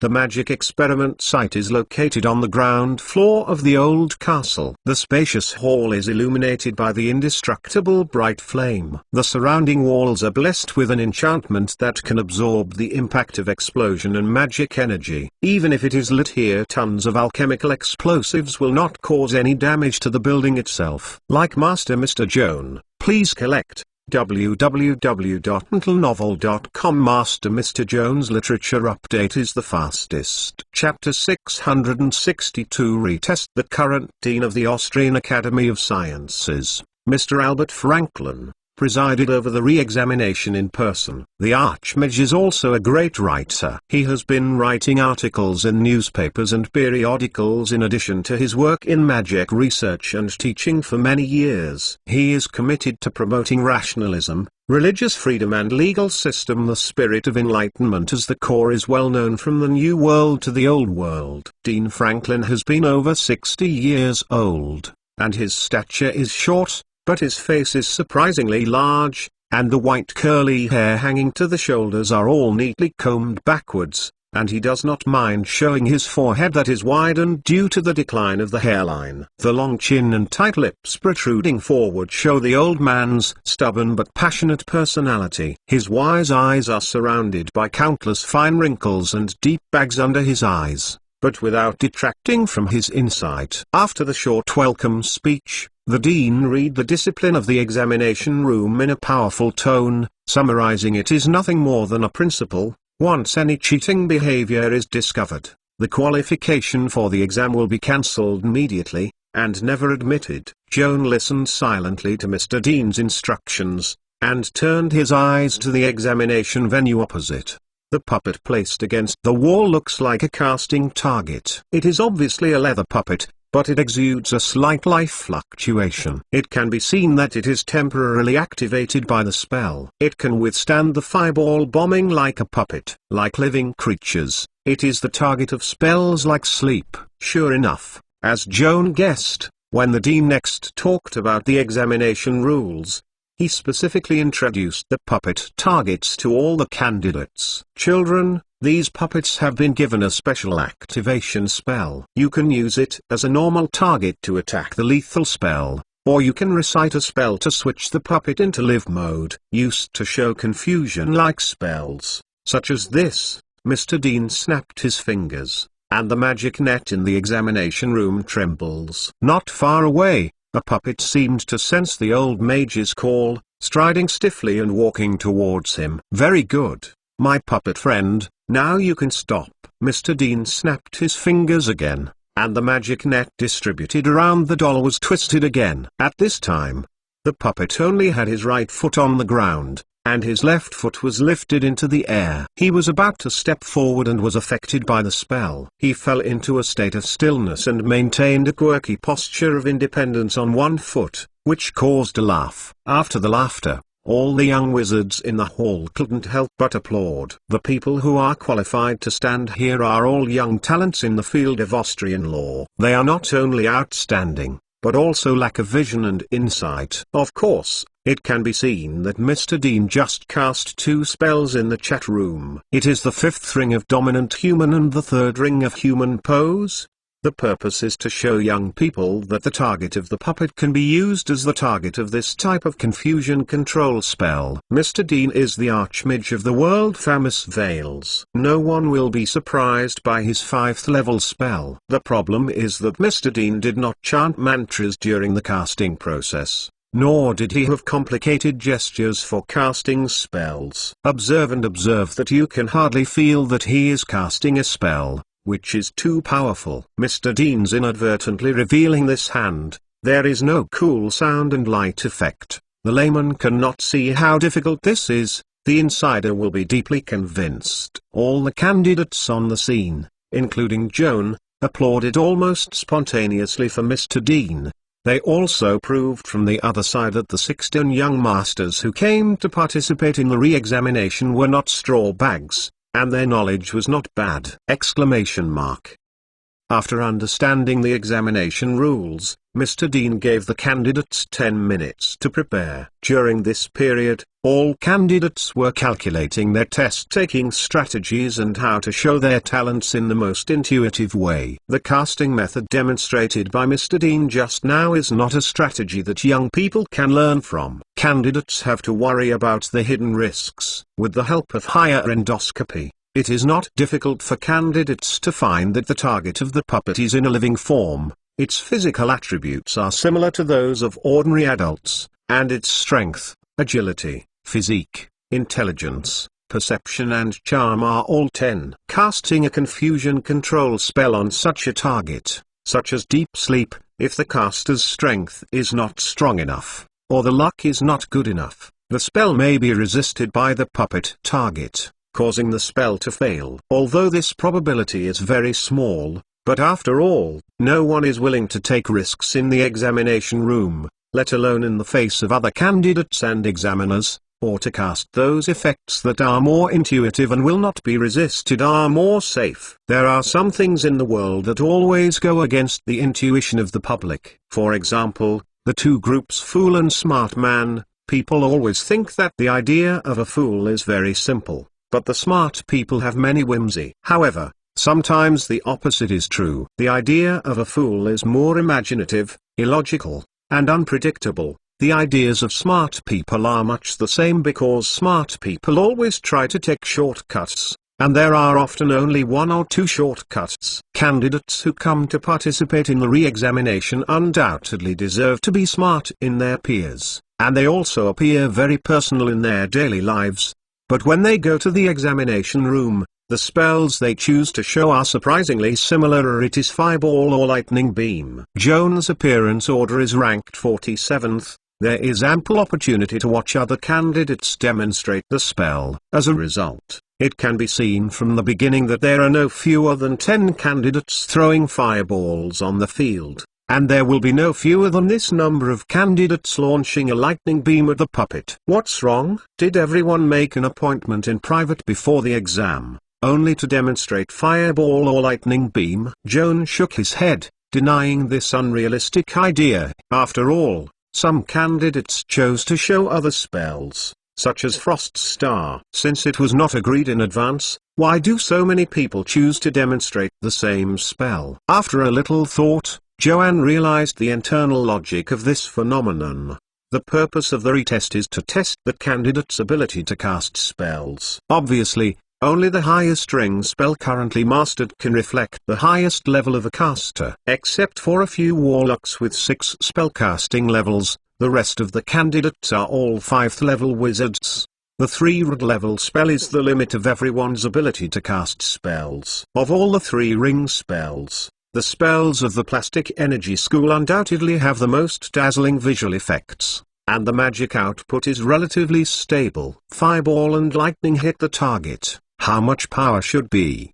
There is no possibility of resistance, can give the examiner an intuitive and strong impression. With these potential benefits, as long as the candidate is not a fool, or a real arrogant, he pretends to be high, of course, he will first choose to display the plastic energy spells, and Fireball and Lightning Beam are the most practical and popular 3-ring plastic energy. It is not surprising that the spells are concentrated in the examination room. This is the reason, but Joan still feels so boring. Like Master Mr. Joan, please collect www.mentalnovel.com. Master Mr. Joan's literature update is the fastest. Chapter 663 Dance in the Air. Joan was bored watching the fireball and lightning for a whole hour on the sidelines. How do you feel about the examiners? If it weren't for maintaining the respect of being a teacher, I'm afraid I couldn't help yawning. The more fireballs and lightnings are flying in the sky, those candidates who are brave enough to display rare spells will be able to receive surprising results and leave a good impression on the examiners. Joan thought of the strategy.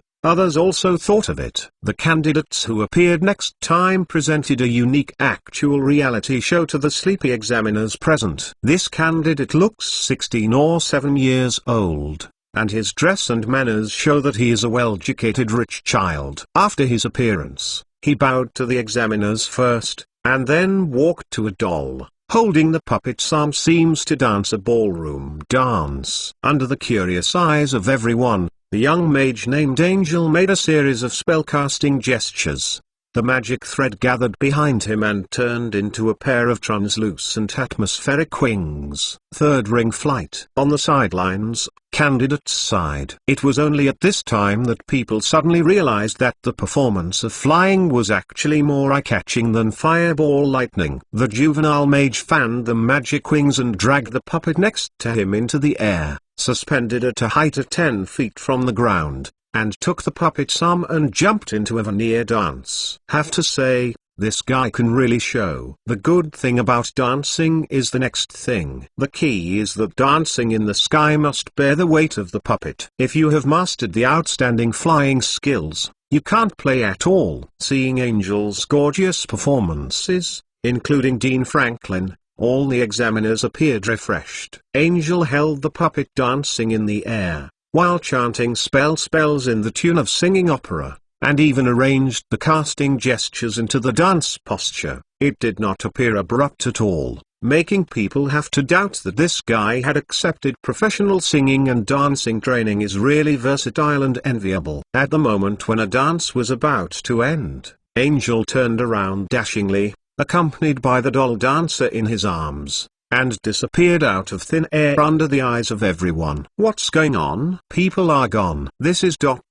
stealth. No, 2 rings of stealth are only effective for a single subject. It is impossible to hide Angel and the puppet.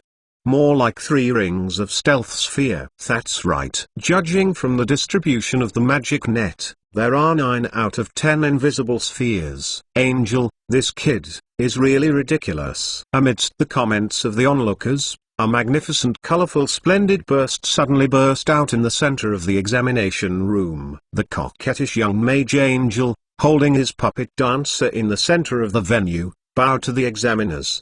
The examiners nodded and smiled, applauding Angel. Undoubtedly, even excluding Angel's bells and whistles, his performance is outstanding. The 5th level mage usually has only 1 3-ring spell slot, but Angel showed 2 3-ring spells, Flying and Invisible Orb, in the examination room, indicating that his intellectual attributes are high enough to be removed from the magic net. Extract an additional 3-ring spell slots. Angel, your performance is great, but are you sure you want to study as a master? Mr. Dean asked in a semi-joking manner. Your artistry and gorgeous cast style are actually closer to warlocks or poets. Should you consider changing your professional direction? Angel quickly shook his head to show that he only had a little hobby of singing and dancing, but he didn't want to change to the idle line. Candidates all around laughed again. Like Angel, charisma is almost higher than intelligence, and young people who can obviously rely on their faces to eat and choose to take the academic route are really rare in Austrian law school. Angel's wonderful performance made the fireball plus lightning of the next 2 groups of candidates even more dull and boring, until a young boy named Ryan appeared. The name Ryan has the meaning of lion, but Ryan himself is short and thin and lacks blood, and looks like a 12 or 3-year-old boy with dysplasia. He can't find a little lion in him. If you don't say it yourself, no one can see that he is actually 16 years old. Contrary to Angel, who was born with an excellent stage sense and a strong desire to perform, Ryan is an introverted shy teenager. He walked to the center of the examination room and bowed his respects to the examiners without introducing what he wanted to demonstrate. Spell. He lowered his head and silently made a series of casting gestures. Joan looked at Ryan with a nervous look on the sidelines and couldn't help but think of himself who had taken the entrance exam at Leiden College. He thinks that the character of Ryan is very similar to himself, but he has met several enthusiastic and cheerful friends, was wrapped in various social activities, and was forced to exercise and deal with various people. His face has also been tempered this year. Thick. At least not frightened in the exam. Ryan is 2 years older than Joan, but looks more nervous than him. Joan can only think that he still lacks social exercise, just like a child who grew up in the ivory tower, has not experienced much wind and rain. Of course, There is no correlation between a person's ability to cast spells and his personality. In fact,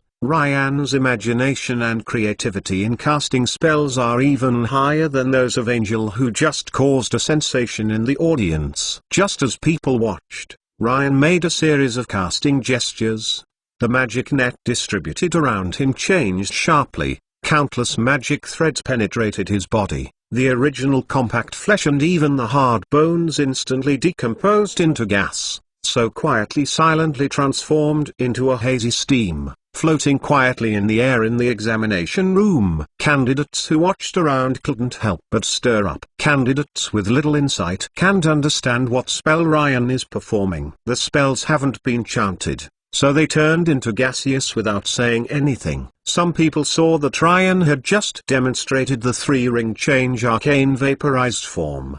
The reason why he said nothing during the casting process is because this magical spell is very special and is one of the few arcane spells that does not require language. First, it is quite commensurate with Lane's reticent personality. In the whisper of people whispering, the Ryan classmates suspended in the midair of the examination room had new action. The steam he had incarnate, maintaining a vaguely human form, slowly raised his arms and stretched to the sky, as if sending a silent prayer to the gods in the sky. The noise in the examination room quickly subsided, and everyone looked at Ryan curiously, guessing what he would do next. Like Master Mr. Joan, please collect www.mentalnovel.com. Master Mr. Joan's literature update is the fastest. Chapter 664 White Dove in the Fog. People's expectations did not fall through, and the magic net around Ryan was shaken again. A flashing summoning pattern emerged from the floor directly beneath the humanoid's steam,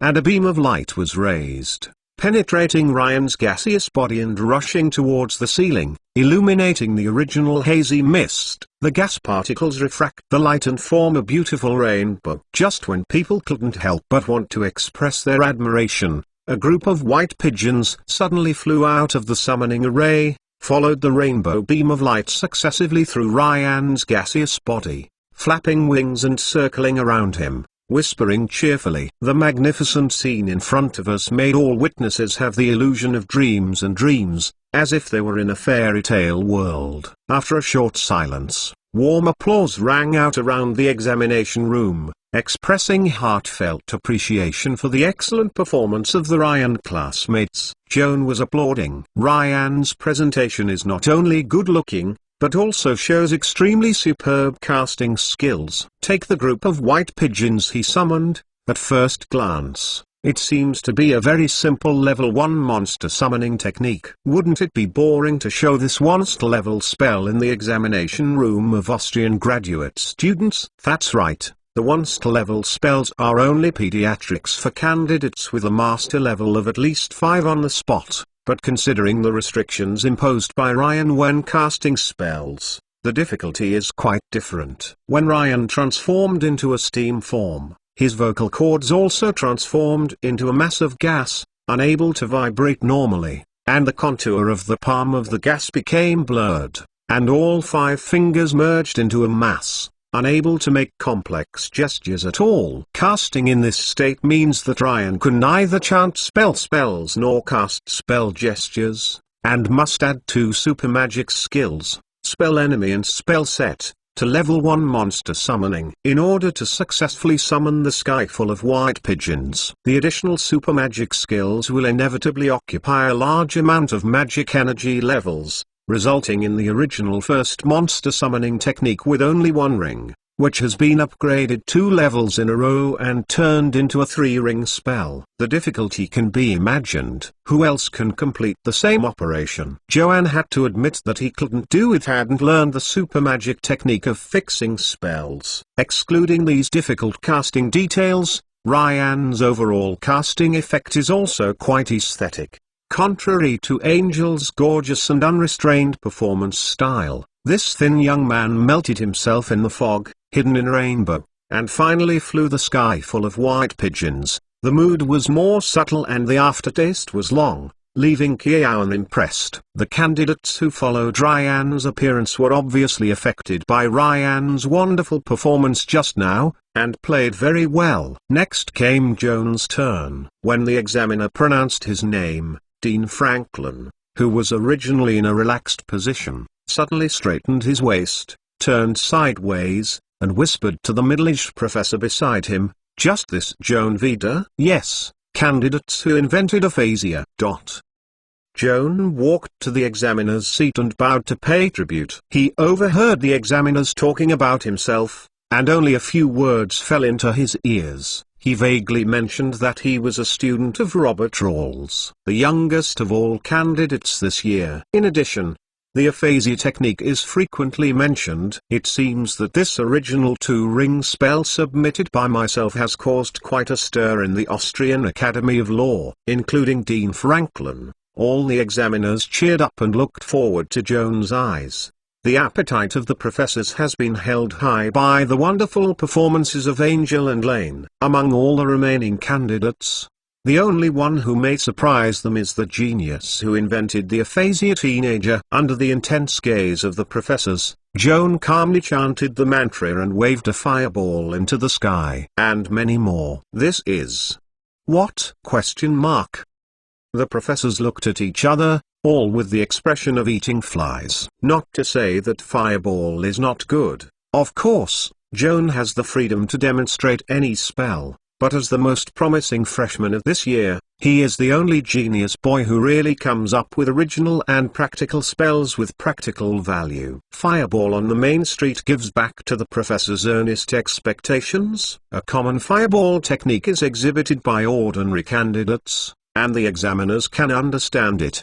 But Joan also plays this cliché: how to cast imagination. Where is creativity? This vulgar style of casting spells made examiners dare not compliment. As much as you expect, so much as disappointment. Seeing Joan use fireball, even Dean Franklin could not help frowning, wondering if he was the only inventor of aphasia as claimed in his resume. Will there be a scandal that plagiarizes the academic achievements of others? Although the examiners have not expressed their doubts publicly, the huge sense of loss has prompted them to come up with such ideas. Joan focused on his spells, did not care about the appearance of the examiners around him, looked up at the huge fireball erupting in the sky, clasped a dark agate bead in his left hand, and cast a spellcasting gesture in his right hand. Fair. When Joan poured out a start spell representing soul, the black agate in his palm burst, and the magic wire in front of him twitched in a frenzy and woven into a black giant palm full of rich negative energy. The noise around the examination room suddenly disappeared. Candidates looked at each other with confusion in their eyes, and could not recognize what spell Joan had just cast,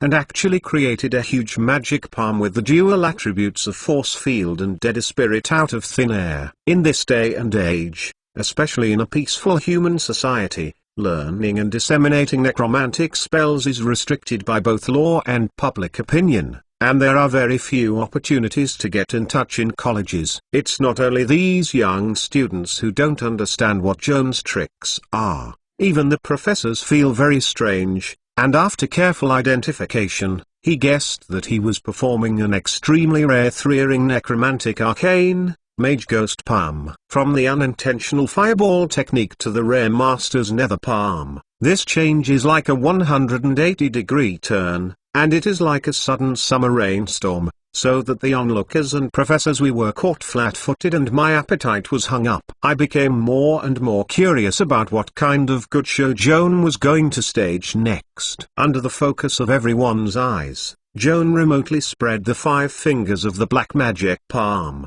spreading his palms upwards, just to catch the big fireball in the air while violently burning while slowly falling. Like Master Mr. Joan, please collect www.mentalnovel.com. Master Mr. Joan's literature update is the fastest. Chapter 665 Palm Fire. Joan gritted his teeth, and the pupil of his left eye contracted sharply into a tiny pinpoint, and then suddenly expanded again. as if a drowning man who was about to suffocate and suffocated with fine sweat beads on his forehead. These external strange appearances imply that his spirit is suffering intense pain. Using the sub-mystery learned from the notes of Mad Master Furge, Joan forcibly splits his mind into two halves. The master personality is focused on maintaining the mage nether palm, and the deputy personality is on display 3-ring shrinkage. Pika Joan chanted a startup mantra representing shrink and successfully completed shrinkage. However,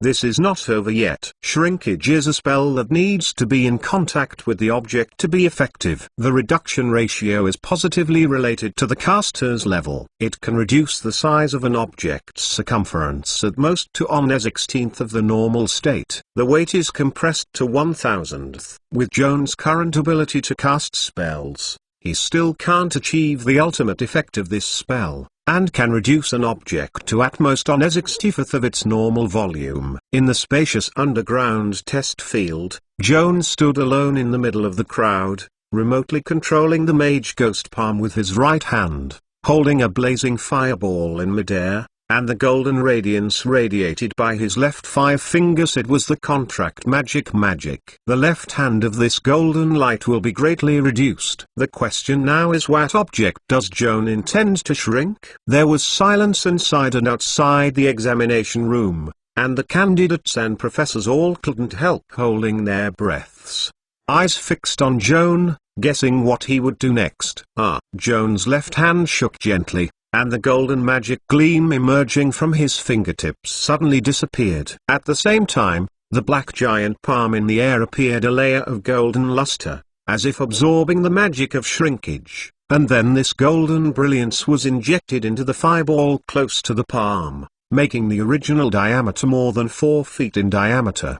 The huge fireball shrank sharply, turning into a small fireball rolling in the palm. Joan's remote control mage nether palm floats around the test room, first displayed to the examiners, and then delivered to the students outside the test room, so that each of them can see clearly. Afterwards, he pulled back the master's nether palm, suddenly gathered his 5 fingers, clenched his fists, and squeezed the shrunken ball of fire. Suddenly, the explosion sounded, and the candidates who had stretched their necks to watch around shook their heads and backed away, arguing excitedly. What happened just now? Shrinkage can also reduce the burning flame. I haven't tried it before, but if you think about it, flame is actually a burning gas, and it is also a real substance. In theory, it can indeed be affected by shrinkage. What happened to the black giant palm just now? It looks like an upgraded version of Mage Assault Palm. Such remote control spells need to maintain the focus of casting,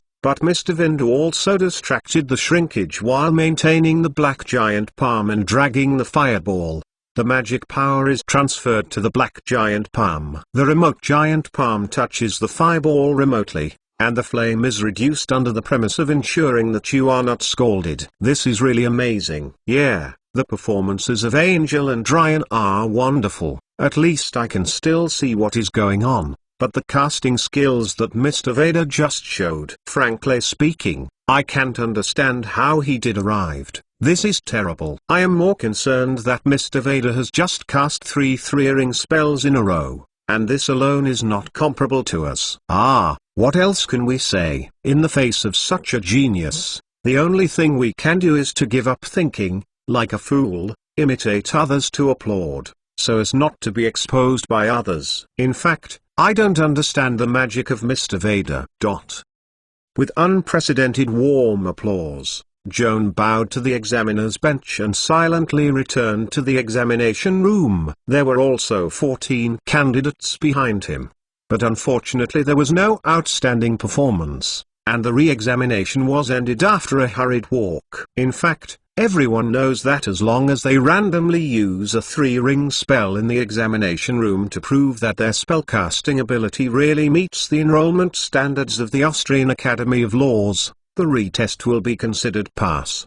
The excellent performance of the re-examination is just icing on the cake, and there is a higher chance of being caught by the famous professor. For those candidates with strong backgrounds, The family has already greeted the close professor in advance. Even if the poor performance in the re-examination will still be recruited by the professor, the re-examination is nothing more than a walk. At 10 o'clock in the morning, all 61 candidates successfully passed the re-examination.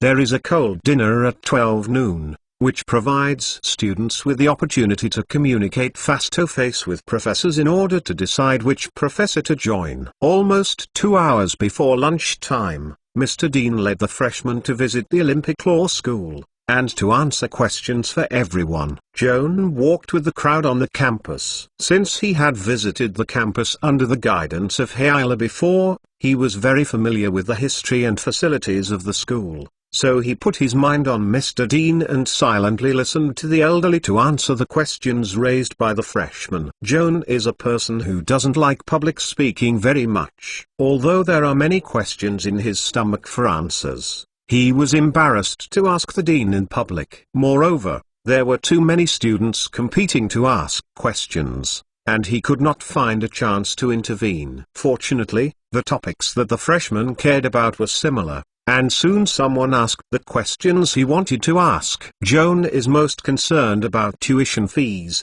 as well as the process of processing student loans. It happened that some of the freshmen of the same period were not wealthy, so he asked the dean for him. Mr. Dean has answered the same question countless times and is still patient. After hearing his answer, Joan secretly relieved. As Hyla previously revealed, the tuition fee of the Austrian Academy of Mage University is also 3,000 gold dagger a school year. As long as you submit an application, you can transfer the student loan applied for at the alma mater, which is very convenient. Excluding the student loan, Joan only needs to pay 1,500 gold dagger tuition. He still has nearly 5,000 gold dagger savings in his hands, so there is no need to worry about tuition fees this year. Mage University is a non-profit private university. Most of the members of the school board hold key positions in colonial companies and government departments. Therefore, the school's management style reflects the interests of both colonial companies and government agencies. Mr. Dean bluntly told everyone, newly enrolled Austrian and French graduate students must sign an internship agreement. Like Master Mr. Joan, please collect www.mentalnovel.com. Master Mr. Joan's literature update is the fastest. Chapter 666 Credit System. As long as the students sign the internship agreement, they are deemed to have agreed to participate in various internship tasks assigned by the school. The content is usually to provide services for the colonial company or the military. Of course, the school does not force students to participate in an internship task. Every time a new internship task is introduced, it will be posted on the campus bulletin board 1 to 2 weeks in advance. Students can choose the internship work that they are interested in or are better at, and register with the college 3 days in advance. Make corresponding arrangements for the number of people. In addition, students taking part in internships are not free to work for colonial companies or the military. As long as the work within the specified points is completed within the prescribed time limit, the college will give a certain amount of reward points based on the student's performance during the internship, so-called internship points. Since the school does not make mandatory requirements, does that mean that students can refuse to participate in all internship tasks? Unfortunately, the answer is number. Take the Mage University Austrian Law Institute for example. If a student wants to graduate successfully and get a master's degree, he must meet 3 hard conditions. First of all, the caste level of the wizard profession is not less than 7, and the caste level of the warlock profession is not less than 8. Second, during the course of studying at school, accumulatively earn no less than 100 internship points. Third, publicly publish papers in authoritative academic journals, and accumulate no less than 40 academic points. Internship points and academic points. The former examines the practical ability. The latter tests the theoretical level. The two are collectively called credits. Although the school does not force students to take part in an internship task, students cannot graduate on time without accumulating enough internship points. In fact, there is still a semi-forced constraint. The freedom of students is limited to choosing the internship task that suits them. In fact, the more difficult the task, the higher the internship points you can get. This leads to two strategies for pooling credits: either spend more time and participate in a large number of low-point but safe and easy internship tasks, or choose a few high-point tasks that are more difficult and dangerous, thereby saving time and energy. The specific choices vary from person to person. After listening to Mr. Dean's introduction, students immediately raised their hands to ask, apart from being a hard condition for graduation, are there any other uses for credit? Mr. Franklin smiled slightly and responded with a loud voice. Of course, and it's quite versatile. All the payment facilities open to students on the university campus, including canteens, shops, laboratory equipment and even libraries, can be replaced with credits wherever money is needed. 1 credit is equivalent to 100 gold coins. For example, if you come to the library of the Austrian Law School, you plan to borrow and copy a 3-ring spell reel. Normally you need to pay 300 gold coins, but you can also spend 3 credits to pay the borrowing fee, so you can put save cash to spend outside school. Another advantage of implementing a system of credit instead of money is to provide a way out for the poor students who are in a dilemma. No money does not matter. As long as you work hard and study hard, you can earn enough credits in exchange for what you need. Resources to live a decent life on campus. Mr. Dean's passionate words drew a round of applause, but students quickly questioned it. I'm afraid credits are not so easy to earn. Maybe it's harder than making money. That's right. If I earn a few credits after hard work, I'm afraid I can't spend it. Otherwise, what can I do if I don't get the points I need to graduate? Children, don't worry about this. The school has already considered it for you. Dean Franklin said with a smile. First of all, I want to tell you good news. Spending credits will not affect the accumulated credits. How many points did you earn during your studies in the school? There are accurate records in the college. As long as the total points reach the graduation standard, you can get a degree. As for how you plan to spend these credits, the school will not interfere. For example, when someone was in school, he earned a total of 100 internship points and 40 academic points. Before graduation, he used all 140 credits to copy the scrolls and spent a lot of time, which did not prevent him from graduating normally. After listening to the explanation from Mr. Dean, everyone was relieved. Since graduation depends only on the total number of credits accumulated, and has nothing to do with the existing credits, of course, all the credits must be spent before graduation. Anyway, this thing is just a string of numbers. Leaving the campus is useless. Mr. Dean, we already know a lot about internship points. What exactly does academic points mean and how do I get them? A student from a foreign country asked with a strong southern accent. This is a good question. Children, frankly speaking, it is much harder to earn academic points than to earn intern points. Mr. Dean closed his smile, and his expression became more serious. In fact, not only do you want academic credits, but I and all my lecturers and professors also want them. If you stay in school to teach or engage in academic research in the future, the number of academic credits will directly affect your faculty promotion, and even affects your position in the academic circle. The so-called academic points are data that measure the academic level of a scholar in his professional field. The only way to earn academic points is to publish papers in academic journals. As far as the Austrian law field is concerned, there are no fewer than 100 types of professional journals with different grades and different influences. For journals with low grades, reviewing manuscripts is usually not strict, and it is easy to publish papers. Conversely, the level of papers published in these low-end journals is usually not too high. The Austrian African academic community in the world avails as an authoritative organization called the Austrian Law Society. Its 4 publications are Austria Review, Austria Journal, Austria Research and Exploration of Austrian Law is recognized as the top journal in academia. These 4 major journals are more authoritative than those of other journals, and the ability to publish papers in these journals means that the academic level has reached high standards recognized by the industry. If an Austrian scholar wants to find a teaching position in a university, or an associate professor seeks to be promoted to a full professor, one of the essential indicators is to examine how many papers he has published in 4 major journals and how many academics he has obtained.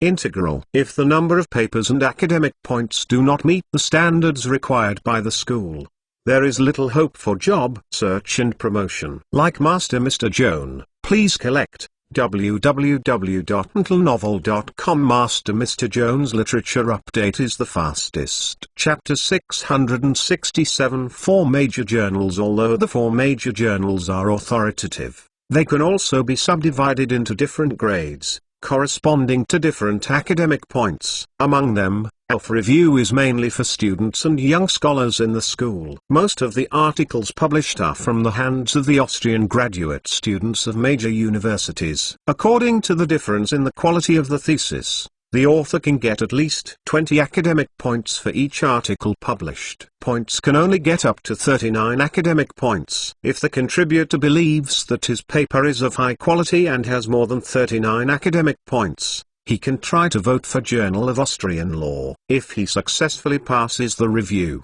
he can get at least 40 academic points and at most 59 academic points after public publication. A higher-ranked journal than the Journal of Austrian Law is Austria Research. Those who are qualified to publish articles in this quarterly journal are either professors or authoritative scholars. The academic points of each article are between 60 and 79.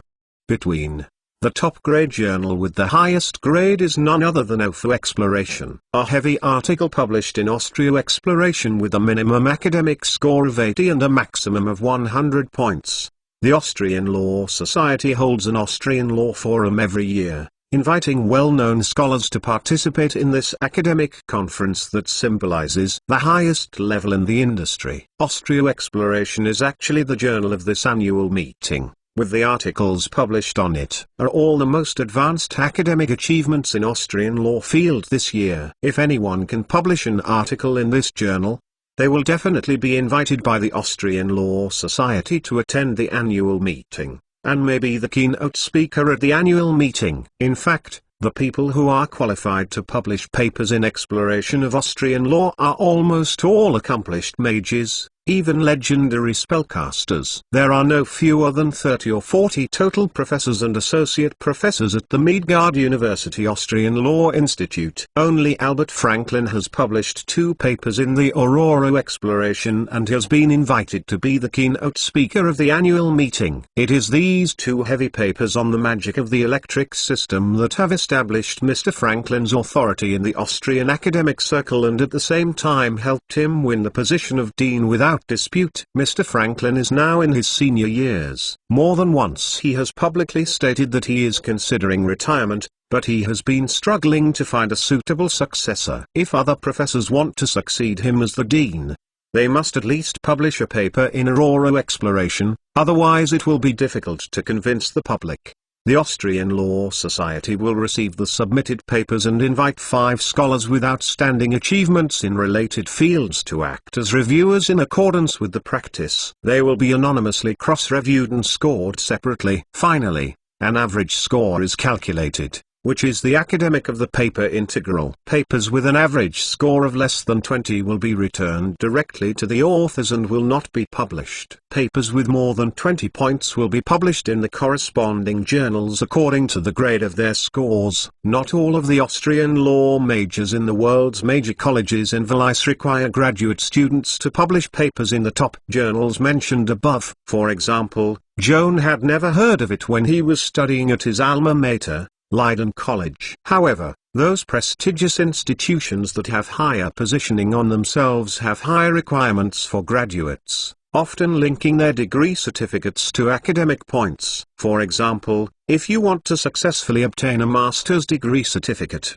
the academic score must be at least 40, which means that you must publish 2 papers in the Austrian Law Review. This requirement is not so easy to meet. Many of the old classmates who were forced to lie in school for 4 or 5 years because their academic scores did not meet the standard are more likely to be able to survive with luck. There are 4 top universities, like Mage University, that value academic points, and there are 4 more in the Valais world, located in the Kingdom of Fijian, the Kingdom of Aquamarine, the Kingdom of Peshawar and the Kingdom of Canaan. These 5 prestigious institutions are precisely the 5 members of the board of directors who jointly united to create the Vase Austrian Law Society. The 5 universities represent the 5 great powers in the world of Vales. The other 4 universities are the undisputed top universities in their country. But the appearance of Mage University on this list is a bit different. No matter judging from the perspective of school history, social influence or faculty strength, Mage University can only be regarded as the highest institution in the New World, but not the first school of the Holy Ashan Empire. In the homeland of the Sacred Ashan Empire, there is also a more prestigious and older institution, Imperial Central University. Affected by the harsh religious atmosphere of the empire, Empire Central University has not yet established an Austrian law school, and of course it cannot participate in the creation of the supranational academic institution Vase Austrian Law Society. As far back as the colony of the New World, Mage University was not influenced by the religious atmosphere of its home country. At the beginning of its establishment, the Austrian Law School was founded. Most of the imperial youth who are interested in learning Austrian and French knowledge traveled across the ocean to study in the New World, which promoted the reputation of the Austrian Law School of Mage University. Therefore, this colonial institution was able to replace the Imperial Central University and participate in the creation of Law for Society. Dean Franklin chatted with the freshmen for nearly 2 hours. It was noon, and everyone went to the cold dinner together. At the restaurant, Mr. Dean first introduced his colleagues to the students. There are 10 full professors and 25 associate professors in the Austrian Law School. Before the banquet, each full professor had 5 minutes to give a short speech, introducing his academic direction and the group he chaired. Interested freshmen are welcome to join, and finally leave the correspondence address as usual. In the following cold dinner, freshmen were able to communicate face-to-face with professors at will, and later they could write a letter of recommendation to their favorite professors. At the latest before the weekend, professors will reply to the letter to make clear whether they intend to recruit a new student who writes for themselves. If a freshman is unlucky and all communications professors are unwilling to put him under the door,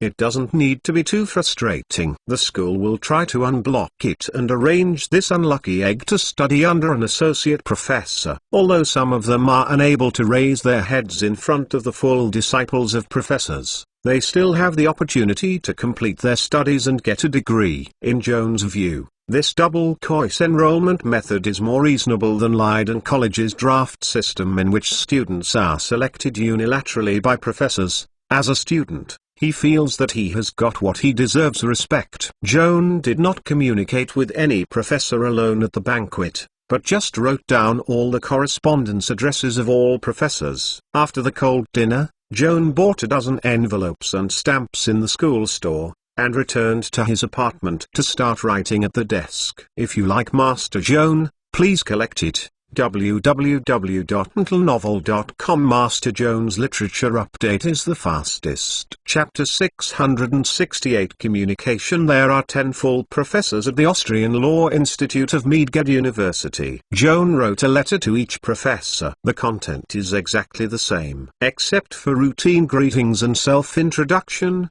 The focus is actually only one sentence: what is the point of living in the world? This question has puzzled Joan for a long time, and with his intelligence property of up to 29, he can't think of an answer that can make him feel at ease. At the time, he decided to leave his alma mater Leiden College and apply to the Austrian Academy of Mage University. A very important purpose was to enter higher-level institutions and seek help from more knowledgeable professors to answer his confusion. Joan raised this question to the professors in a letter with a very religious attitude. However, The most difficult thing for people is to understand each other. The question he raised in the letter seems to have nothing to do with academics, which makes many professors feel offended and even annoyed by his unusual practice. Due to school regulations, professors are not good at not replying. Most of the reply to Joan has only one sentence: "I am not interested in this issue." The subtext is obvious. Professors are not interested in students who ask such naive questions. There is also a professor who said in a sarcastic tone in his reply, "Mr. Vader, who is good at thinking, you should apply to the seminary or philosophy school. Those places are more suitable for you to seek the meaning of life." This is not the worst attitude. A young professor even publicly used his letter as a joke in the office, asserting in front of his colleagues that Joan Vader is a complete nerd, negative thoughts, naive and ridiculous. What he needs is psychological doctor, not Austrian mentor. Fortunately, not all professors regarded Joan's letter as a joke, and 3 professors wrote back to him in a more sincere manner, and tried to answer his questions in the letter. Dean Franklin is one of the 3 professors who wrote back seriously. He wrote a lot of life philosophy, encouraged Joan to treat life positively and optimistically, and said that the value of a person depends on his social contribution, even if it is difficult in the end. After escaping to death, future generations will remember his contribution to promoting social development and civilization progress. Dean Franklin's positive optimism and lofty sense of mission revealed in his reply to his identity as an Enlightenment thinker. In fact, Mr. Ann understands all the truths described by Mr. Dean, but he feels that Mr. Franklin has misunderstood the question he raised. The focus of Joan's concern is not whether a person's death is a lifetime of love, longevity, or no one cares about them. These are all evaluations from others. For a deceased person, no matter whether he is praised, criticized, or forgotten, he has no way of knowing. What's the point? The key lies in how to persuade one to live a strong life when he is alive, especially when he is frustrated, hit and suffering, when he realizes that life is more painful, and when he realizes that the individual and even the universe are destined to escape. It will inevitably breed an inexplicable sense of absurdity and emptiness. At this time, how to prove that your existence is meaningful, rather than a decisive choice to end life? There are many problems in life, and the most serious of all problems is suicide. The answer to this question determines whether a person still needs to think about other issues. If the pain and happiness experienced by one's life are assigned to the utility values and weighted statistics, then for most people, the total utility of pain is actually much greater than the total utility of happiness. Net worth is pain. From the perspective of mathematical statistics, with the exception of a very few lucky people, the vast majority of people in the world work hard to live a lifetime just to suffer. If people have the right to choose whether they are born or not, most people should not be born according to the rational principle of seeking benefits and avoiding harm, or they should choose to destroy their bodies at the moment of awakening their free will, so as not to continue to accumulate the net pain. Obviously, Joan's conclusion based on reason is a very pessimistic nihilism. He himself could not find a logical loophole in the above derivation process, but he had a vague intuition, or sensibility, telling him that this way of reasoning was wrong. Otherwise intelligent creatures including humans should have chosen to commit suicide. Now, how can we develop an increasingly civilized and progressive social form? So what is the problem? Does the imagination of the human community have a function similar to self-deception, which can make people temporarily get rid of the shackles of reason, and believe that tomorrow will be better and better by imagination alone, and believe that there are more good people in the world, more and more to gain a positive and optimistic life motivation? In fact, another professor who seriously wrote back to Joan did put forward the above theory. This professor spent 2,000 words explaining to Joan why imagination is so important. Without this ability, human beings cannot evolve into a wise modern man, and they cannot be optimistic about the future. It is impossible to form a broad and constantly changing social consensus and legal order. Joan admits that the professor's exposition is very exciting and inspiring, but there is a cold reality between the lines in the other party's words. The vast majority of us are actually living in a beautiful fantasy of the future.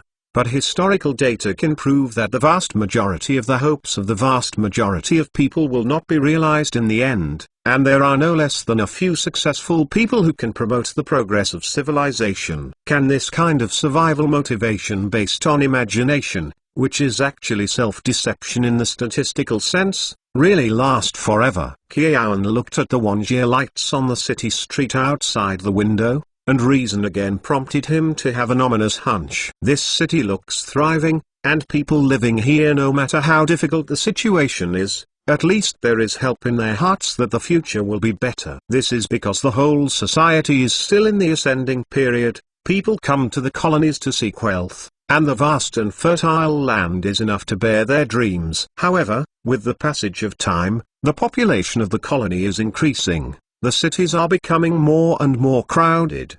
The land and mineral resources available for development are becoming scarcer, and it will become more and more difficult for people to realize their dreams.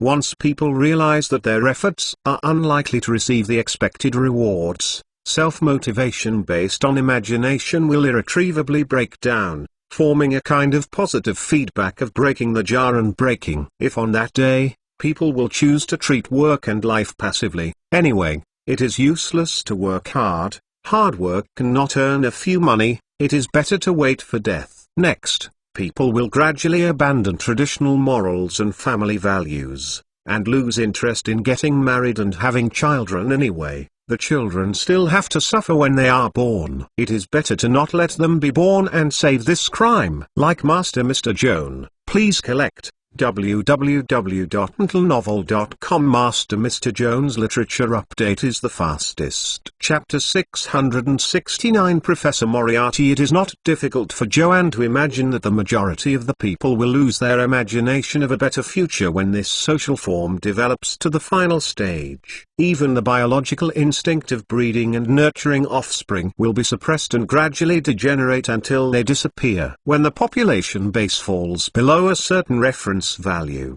the human race will lose its ability to regenerate itself.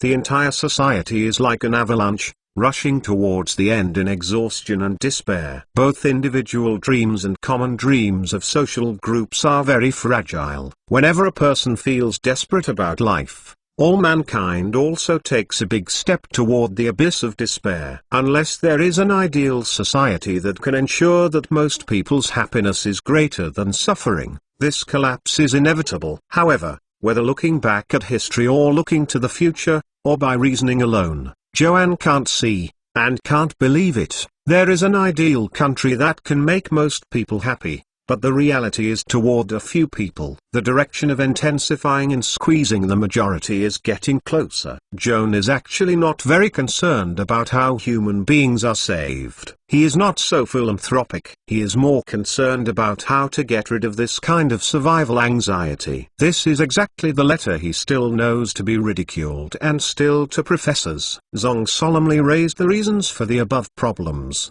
The last serious reply to Joan's reply came from Professor Trofimel Moriarty. The letter was only a few hundred words, but it brought the deepest touch to Joan. Professor Moriarty admitted frankly to him in his reply, "For so many years, I myself have been thinking about the meaning of life. Unfortunately, I haven't got a satisfactory answer so far. If you are interested in this question, you may wish to join my team and explore together until you find your satisfaction." Answer. Professor Moriarty also pointed out in reply, "Your anxiety lies in the realization that life is short, and in the end it is hard to escape to death, trying to pursue eternal truth in a short life course, thus proving that your short life is meaningful. However, as the ancient wise man said, self-salvation, how difficult it is to walk on the edge of a razor." At the end of the reply, Professor Moriarty sincerely told Joan, "I can't guarantee that I can help you get rid of survival anxiety, but I can show you a way to combat the above anxiety through personal demonstration. If my path finally goes through, the question you care about can be answered. If my attempt turns out to be a dead end, then you, as my student, can at least learn some useful lessons from my failures to avoid making the same mistakes." After reading this reply, Joan was sitting at the desk and thinking. At the lunch at noon today, Professor Trofim Moriarty also attended. Although he was very loquacious, he left a deep impression on Joan. At a short dinner, Joan couldn't see Professor Moriarty's academic level, and he knew nothing about his character. The reason why he can remember this person is a bit funny. Entirely because the opponent is handsome. Professor Trofim Moriarty is middle-aged, but he did not use spells to hide his true age. Years have carved traces of wind and frost on his angular face, and the wrinkles in the corners of his eyes cannot wear away his charm. The long silky hair is carefully combed into a bunch of ponytails, and the well-cut robes set off the long and strong body. Even if you are old, you will still be a charming, beautiful man. At the luncheon, Professor Moriarty was surrounded by almost all girls. Joan was inconvenienced to listen to it. I just remembered that the professor mentioned during his self-introduction that he had done something about construction in the research work. There are 2 papers published in O for research, one of which discusses the theme of thorn creature. Joan does not know much, and the other one of the theme is half-golem. Joan, I know a little bit. The so-called half-golem is actually a construction theory developed on the basis of transplantation of prostheses. It's like Joan himself, a disabled person who lost his right eye. The transplanted artificial eye can only make him look like a normal person. However, the artificial eye is fake and does not restore his eyesight. But if he is transplanted with a fresh eyeball that has just been completely engraved from someone else, it is possible to restore his right eye to light. This approach is indeed cruel, but it does not necessarily violate medical ethics. For example, when some people are dying, they are willing to donate or sell their healthy organs for transplantation to those in need for charitable motives to help others, or to leave a legacy for their families. On the premise of voluntarily signing a donation letter or an organ sales contract, on the day of his death, the entrusted hospital can pick up the organ under the supervision of a notary and immediately transplant it to the donor or organ purchaser. So far, the above theory has remained at the medical level. However, in the process of organ transplantation, occasionally unexpected situations occur, resulting in a sudden change in the spirit and flesh of the person undergoing organ transplantation, and it no longer looks like a human, but a half-human half-structure monster. Especially in the case of transplanting non-human biological organs for humans, this mutation phenomenon occurs more frequently, so the humanoid monsters born are called half-golems while retaining most of the human characteristics, will also get a part of the characteristics of construction body. The paper by Professor Moriarty studied the internal mechanism of the above-mentioned transformation, and proposed a set of manual manufacturing and debugging half-golem programs. As for whether he used a living person to verify this set of proposals, Joan was not aware of it, and he dared not think about it. Professor Moriarty has won a certain reputation in the Austrian and French academia with 2 heavyweight papers, and obtained a tenure in the Austrian Academy of Midgard University. The academic level is undoubted, but from the direction of his research look, Joan is both a little emotional and uneasy. The reason is because it is rare to meet a professor with profound knowledge in the field of architecture. He happens to be in the same interests as Joan himself. If he follows this professor, he will surely be able to gain teaching benefits in the field of architecture. Uneasy because Joan feels that the subject of half-golem how to say, ethical risks are great, and a little carelessness will break through the bottom line of academic ethics. Professor Moriarty chose this subject.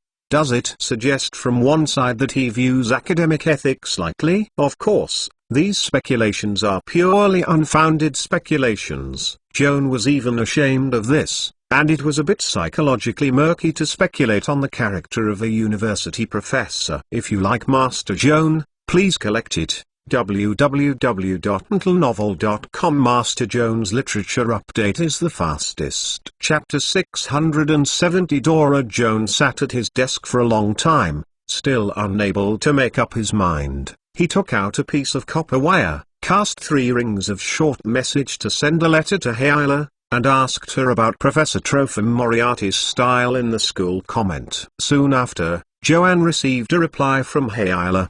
The magic wave of the loaded message was transmitted back through the magic net, and turned into a ball of red light, suspended in front of Joan, trembling slightly. The moment Joan held a ball of light, Heila's voice echoed in his mind. Joan silently listened to Heila's introduction and learned that the Professor Moriarty was from the Far East region of the Old World. He joined the Midgard University's Austrian Academy of Law last fall. So far, he has not accepted a student. Professor Moriarty is like a fan. No one on the university campus really understands his details. This man claimed to be a 12th level mage, but from the 2 papers he wrote, the actual spellcasting ability clearly exceeded his own declared level. It's really strange. Most scholars are keen on reputation. A newly recruited Austrian professor, in order to win the respect of colleagues and the worship of students as soon as possible. It is not surprising to brag about his academic achievements and ability to cast spells, deliberately conceal the true level. It's too abnormal unless he has any untold secrets. Professor Moriarty has a suspicious origin. He has no foundation at Midgard University, and this person has a lonely and weird style of work.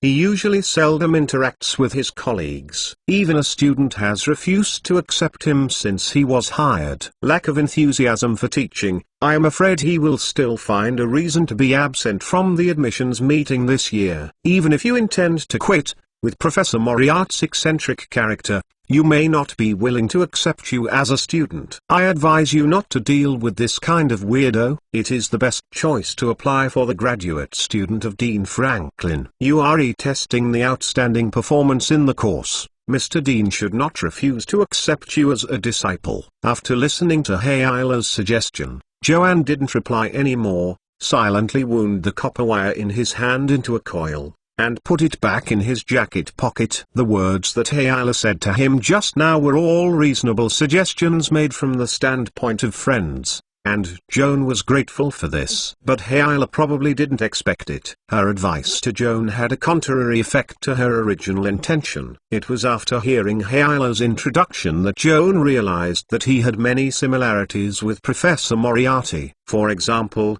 both of them come from a distant foreign country. In this strange city, they are alone, without relatives and without reason. Heila criticized Professor Moriarty for being lonely and eccentric, and very uncommunicative. How could Joan himself not have such a character? Heila suspected that Professor Moriarty's intention to conceal his strength was hypocritical, and even suspected that he was unpredictable. But she did not understand that sometimes people had to keep their secrets. For example, Joan, even if he dare not reveal his mythical power to his relatives and friends, in order to keep it secret, he would have to lie hard without reluctance. Rather than obscure his reputation, he would rather be obscured, focus on his studies, and avoid trouble caused by too much limelight. Professor Moriarty may have similar difficulties. Joan had a hunch in his mind. Professor Moriarty was the ideal mentor who came to Midgard not far from him.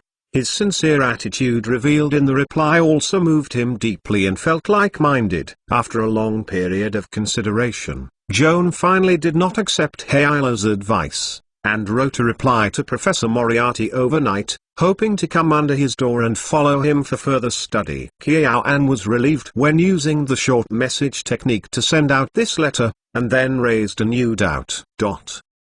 Heila had warned him that this Professor Moriarty seemed to have no interest in students. It was also under the pressure of the dean to attend the admissions meeting today, so he had to go to the stage and wrote his own letter to recommend himself. Would he not? Will they be dismissed by the other party as an excuse? That would be too shameful. Just when Joan was suffering, the magic wave set off in front of him, and a small red ball of light appeared, which was the carrier of short message technique. Joan held the light ball, read the information, and then took a sigh of relief. SMS was sent by Professor Moriarty. The content is only one sentence: "Congratulations, Mr. Vida. Just made a wise decision." The next morning, Joan entered the campus of Midgard University as a student for the first time. With a hint of nervousness, he went to visit the laboratory hosted by Professor Moriarty. The wind-operated ladder transported Joan to the top floor of the experiment building. The door of the ladder was open. In front of him was a straight corridor. Opposite the corridor was Professor Moriarty's laboratory. Joan stopped at the door and lightly knocked on the closed door of the laboratory. The thick mahogany door is very soundproof,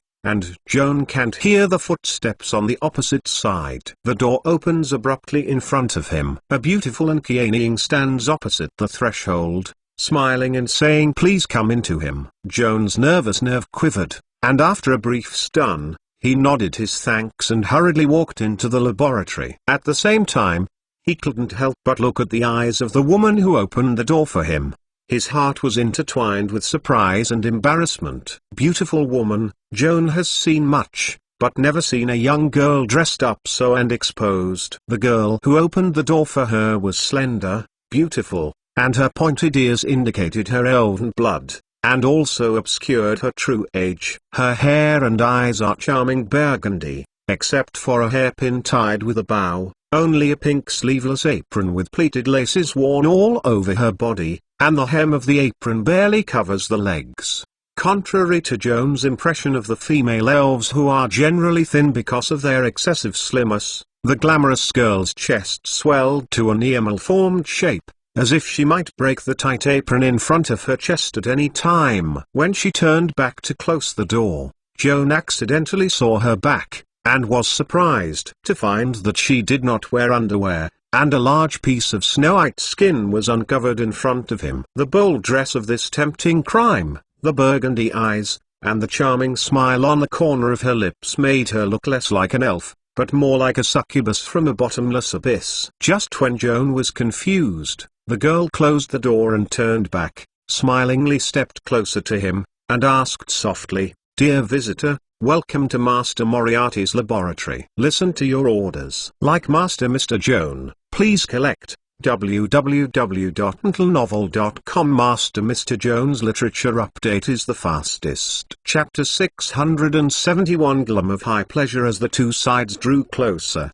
Joan noticed that the girl named Duo exuded a hot breath, mixed with a body fragrance that seemed to have an aphrodisiac effect, making him feel inexplicably hot, restless. In a trance, many pictures emerged in my mind, and I couldn't help but want to reach out and caress the other person's soft skin, feeling the fiery charm emanating from her body. Fortunately, Joan's will was firm enough, and the anti-poison physique obtained after taking the snake dragon egg also played a role at a critical moment, helping him resist the charming fragrance that flew over from Duo. Joan calmed down and replied a little embarrassedly, "My name is Joan Vida, a new student of Professor Moriarty, and I came to visit the tutor." Duo smiled intentionally, "Welcome to you, Mr. Vader. The master is working in the alchemy workshop. Please follow me." "Okay." Duo turned to lead the way, and his slim back swayed in front of Joan's eyes. The only clothing was the pink apron with a bow tie around his waist. A little concealment reinforced the temptation of lively fragrance. Joan had to force herself to look away from this boldly dressed beauty, and a series of doubts came up in her mind. Who is Duo? What is her relationship with Moriarty tutor? Duo pushed open the living room door. Next to Professor Moriarty's study, there was a glass door opposite, and Joan saw Professor Moriarty's slender figure through the glass door. The professor was wearing a full set of dust-proof clothes and a gas mask on his face, and was busy in the sealed alchemy laboratory. In front of the professor was a huge glass cabinet with two circular grooves facing the glass wall, and a pair of milky white rubber gloves. The professor inserted his arms into the gloves and operated precision alchemy instruments such as test tubes, droppers and beakers in the glass cabinet under the protection of the gloves. His expression looked very focused. Joan was very familiar with alchemy equipment. Hearing the buzzing sound of magic fume hood in the opposite room, and seeing Professor Moriarty's antivirus equipment and glove box, he immediately guessed he was engaging in a very dangerous study. May involve potent poisons or highly contagious germs. Duo walked to the glass door and raised his hand to try to knock on the door. Joan hurriedly waved her hands to stop,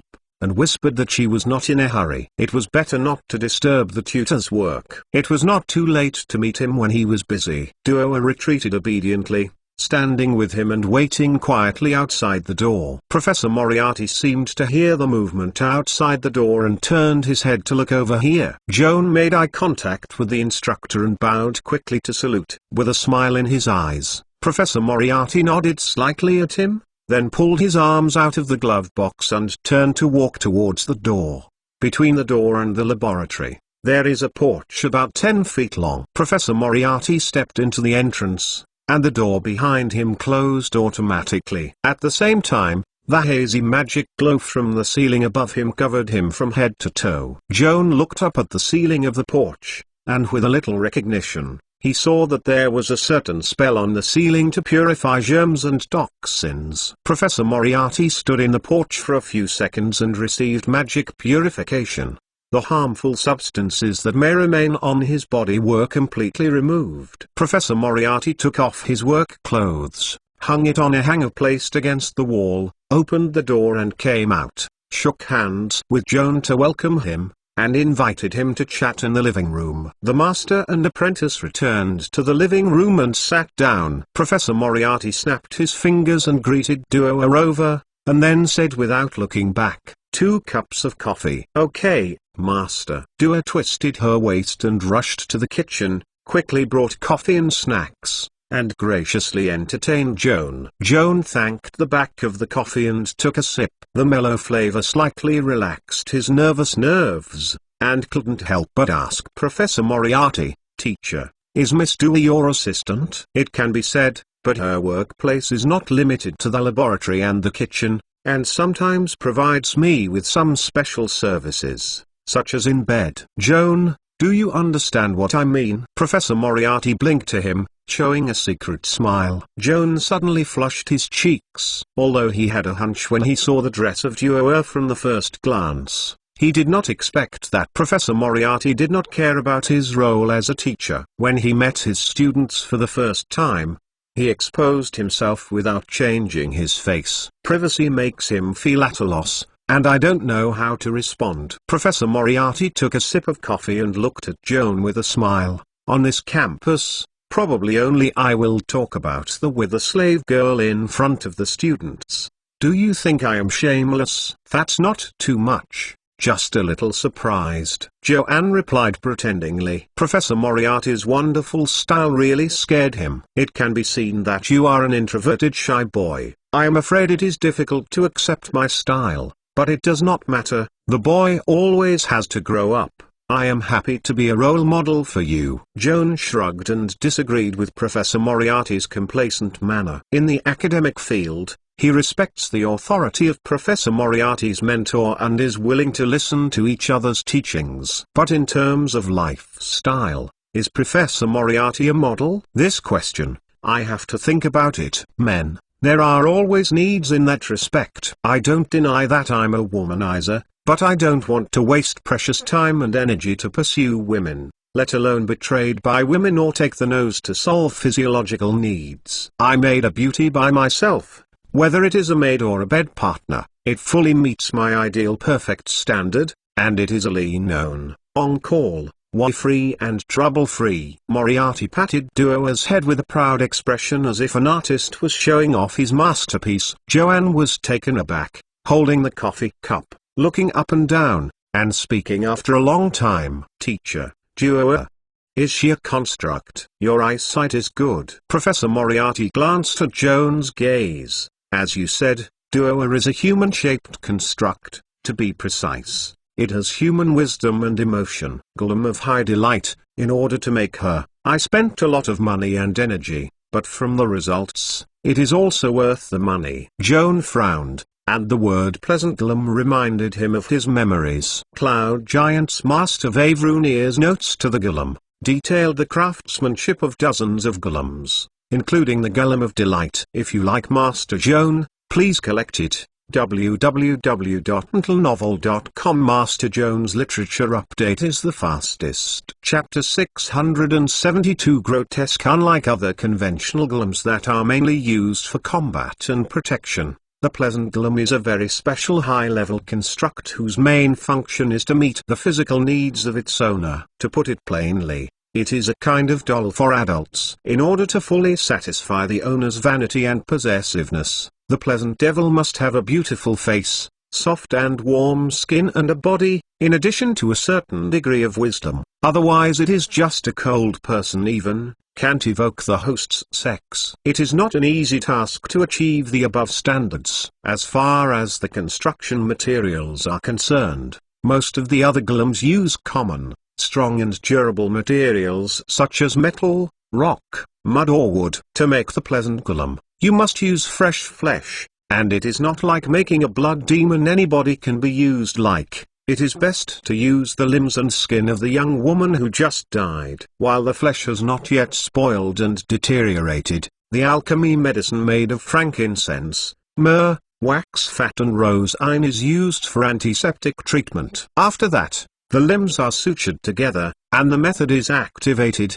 and a set of whole-body face-lifting processes added to eliminate all sutures. The traces will eventually make it a flawless carcass. With the basic construction material, it is necessary to infuse the soul of this beautiful body. Most of the common golems are driven by the spirit of the earth element, which has the advantages of stability, reliability, toughness and durability. Delightful golem doesn't need any steady spirits. It is more suitable for matching passionate souls, so it needs to inject the spirit of fire element. Joan just felt the sultry heat emitted from Duo's body up close, which is the fire element essence characteristics. Holding a warm and fragrant beauty in her arms is certainly more comfortable than embracing a stiff ice cube.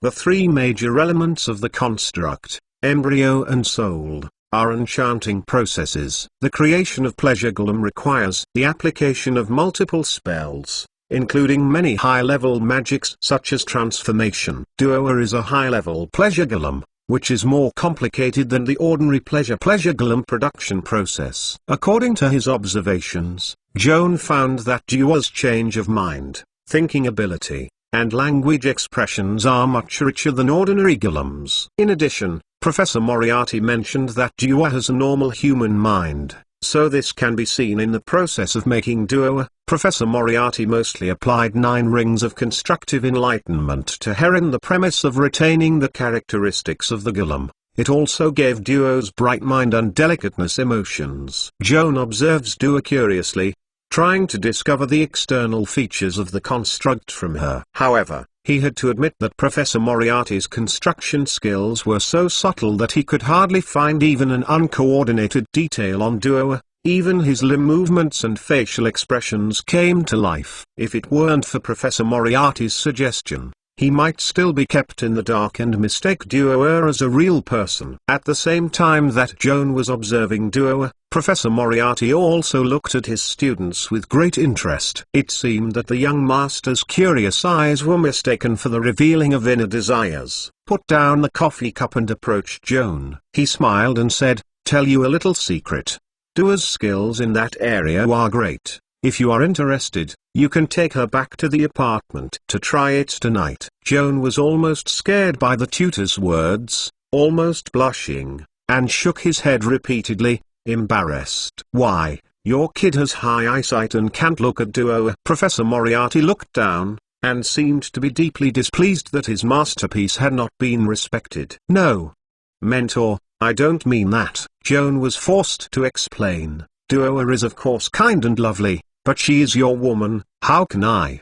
This is so ridiculous." "Sorry, I don't know what to do, how to say it." Professor Moriarty laughed, got up and walked to the long sofa opposite, sat down next to Joan, and hugged the young master's shoulders vigorously. "Duo is just a humble slave girl. It's not as important as my students." "Joan, I dare to swear to the gods, if you are interested in Duo, I really don't mind." "But I mind." Joan lowered his head and retorted in a low voice. "This only shows that your thoughts are too old-fashioned and bound by the rigid and hypocritical traditional morals." Professor Moriarty lifted her legs and talked openly. "For example, if you have a cake, would you like to share it with your friends? Of course, it will make you eat more than one bite of cake. However, compared to increasing friendship, it doesn't matter if you eat a few bites of cake. It's the same thing to change the cake to a flower. Professor Moriarty smiled.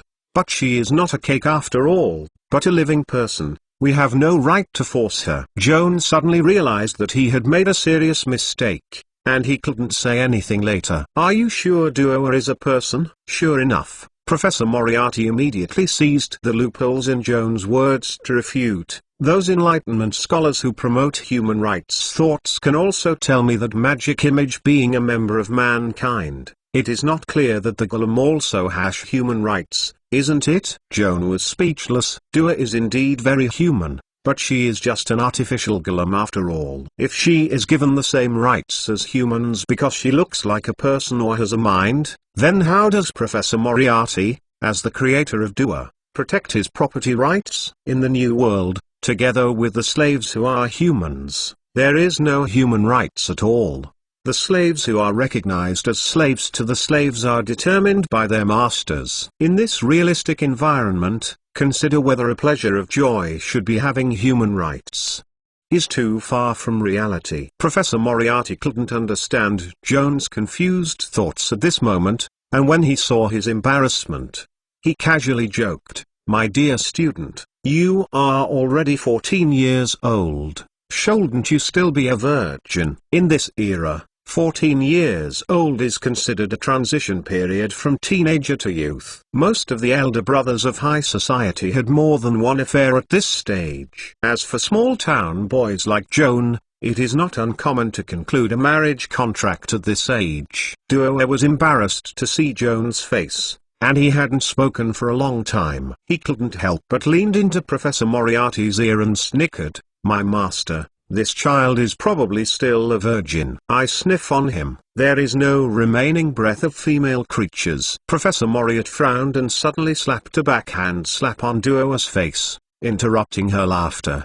Crisp slaps echoed in the living room, and Joan was taken aback. He looked at Professor Moriarty in amazement, and didn't understand why he suddenly started playing. Like Master Mr. Joan, please collect www.mentalnovel.com. Master Mr. Joan's literature update is the fastest. Chapter 673. It's smallpox again. 5 red and swollen finger marks appeared on Duo's white and tender cheeks. Staring at his master with horror, seeing his somber face, he immediately realized that he had made a big mistake. The master's student is also her master. As a tutor, Professor Moriarty can make jokes with students at will, but slave girls are not qualified to tease their masters in the same way. "I'm sorry, Master Vader, please forgive me for being rude." Duo's eyes were filled with tears, and he bowed deeply to Kian and apologized. Joan was embarrassed to sit, neither to stand nor to stand,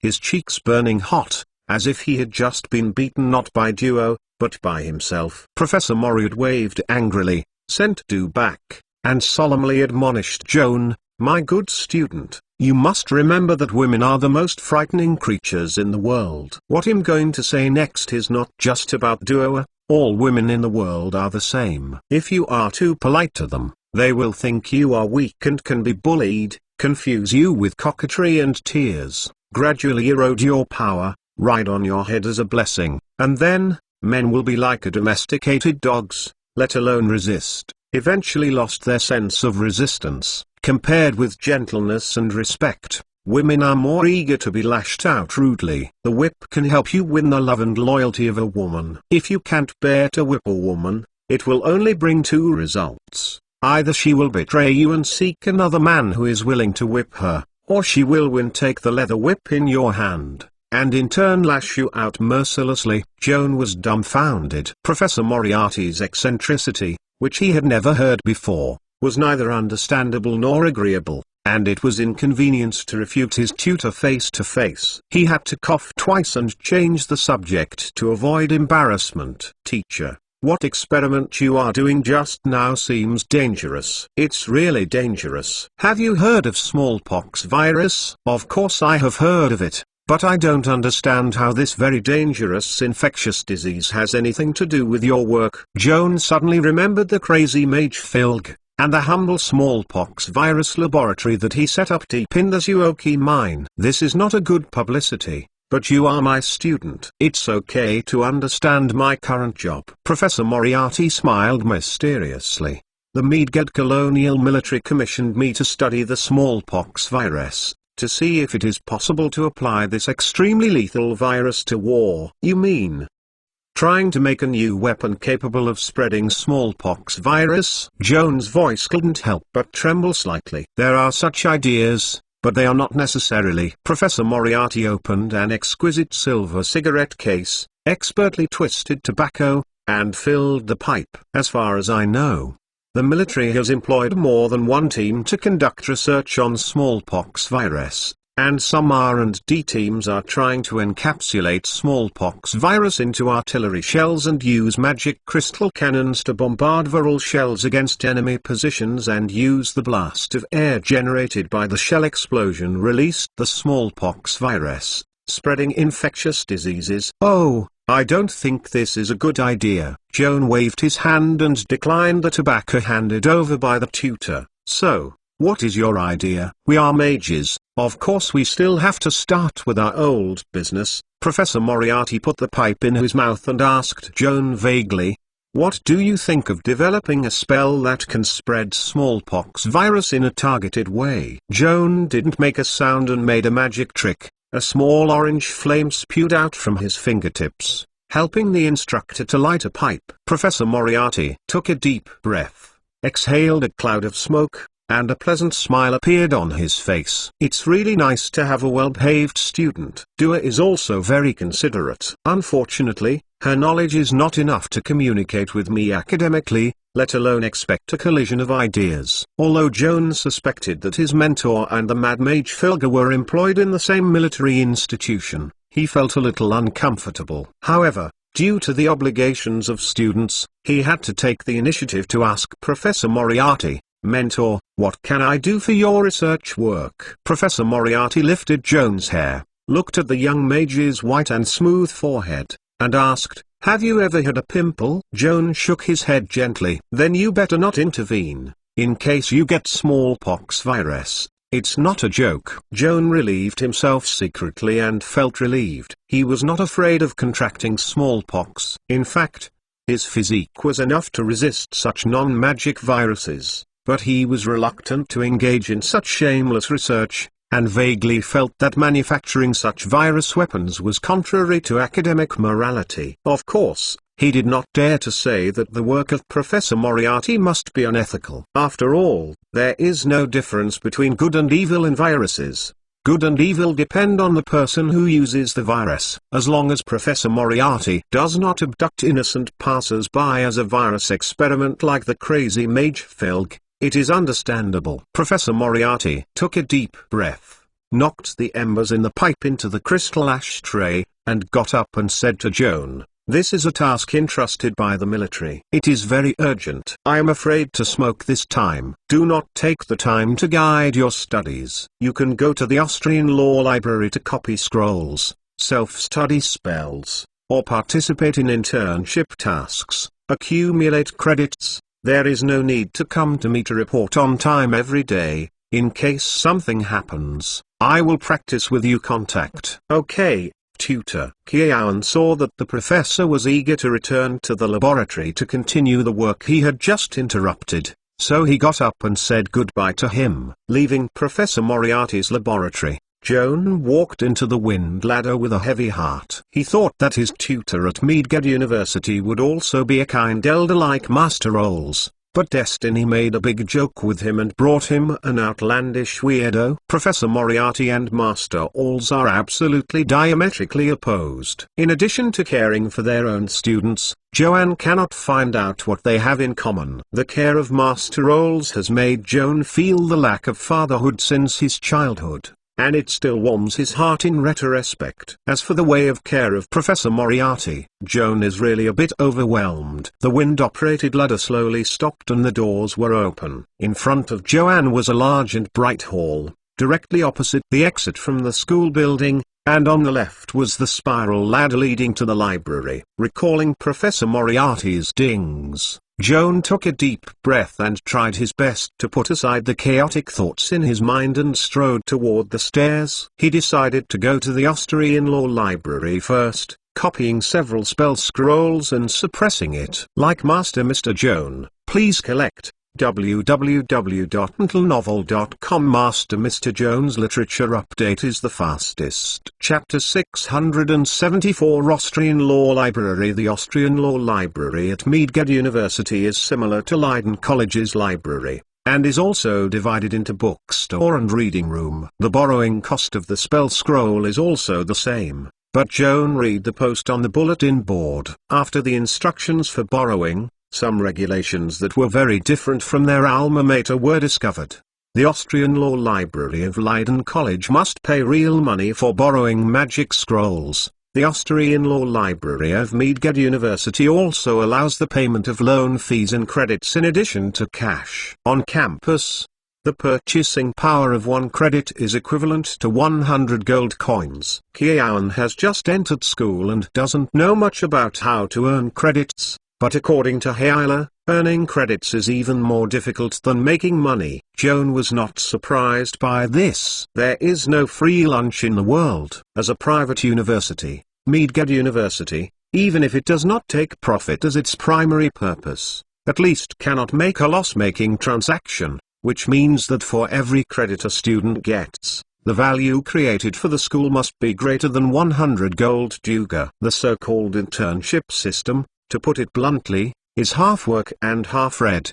The Austrian Law Library of Leiden College only opens 13 ring spell scrolls to ordinary students, while Mage University is more generous, and 15 ring spell scrolls are open to Austrian law students including masters and doctoral students. As long as you reach the level of learning the spell and pay enough money or credits, you can borrow it at will. Spell scrolls higher than the 5th ring actually have a collection in the library, but the borrowing conditions are more demanding, usually only open to teachers, and students have little chance to contact. After carefully reading the notes on borrowing, Joan turned to the counter and took out his student ID and handed it to the administrator. After checking the documents, the librarian instructed Joan to go to the room next door to the reading room to check the spell catalogue and select the scrolls he wanted to borrow. When Joan was at Leiden College, he spent most of his time in the library. He thought that the Mage University library would also have cabinets with catalogue cards for students to find. When I walked to the next room, I was surprised to find that the surroundings were empty and there was not even a catalogue cabinet. The surrounding walls are covered with rectangular mirrors, which glow dimly with magical light. Joan saw a girl walking to the empty mirror directly opposite, raised her hand and gently touched the mirror, and rows of glowing text catalogues immediately appeared in the mirror. The girl gently flicked the mirror with her fingertips, and skillfully called up the spell she wanted to borrow. Gently swiped twice on the catalogue, the loan information was recorded and transmitted to the librarian. After completing this series of operations, the girl turned and walked outside. Passing beside Joan, he realized that he was looking at himself, and he gathered his temples and smiled at him. "Do you need help?" "Thank you. I already know what to do." Joan walked to a magic mirror, imitating the practice of the schoolgirl just now, and reached out to touch the mirror gently. The mirror surface then exhibits magical fluctuations, showing the collection of books and scroll catalogues. Joan clicks on Arcane Scroll to enter the second level directory, then clicks third ring Arcane, then enters the next level directory with densely packed third ring spell. Items are covered with mirrors from top to bottom. Enough there are as many as 100. Compared with the library of Leiden College, Joanne found that the Austrian Law Library of Mage University not only has more collections of spells, but also more efficient and convenient access methods. It is worthy of being the highest institution in the New World. Joan just paid 1,500 gold duga tuition yesterday, leaving only 3,400 gold duga deposits,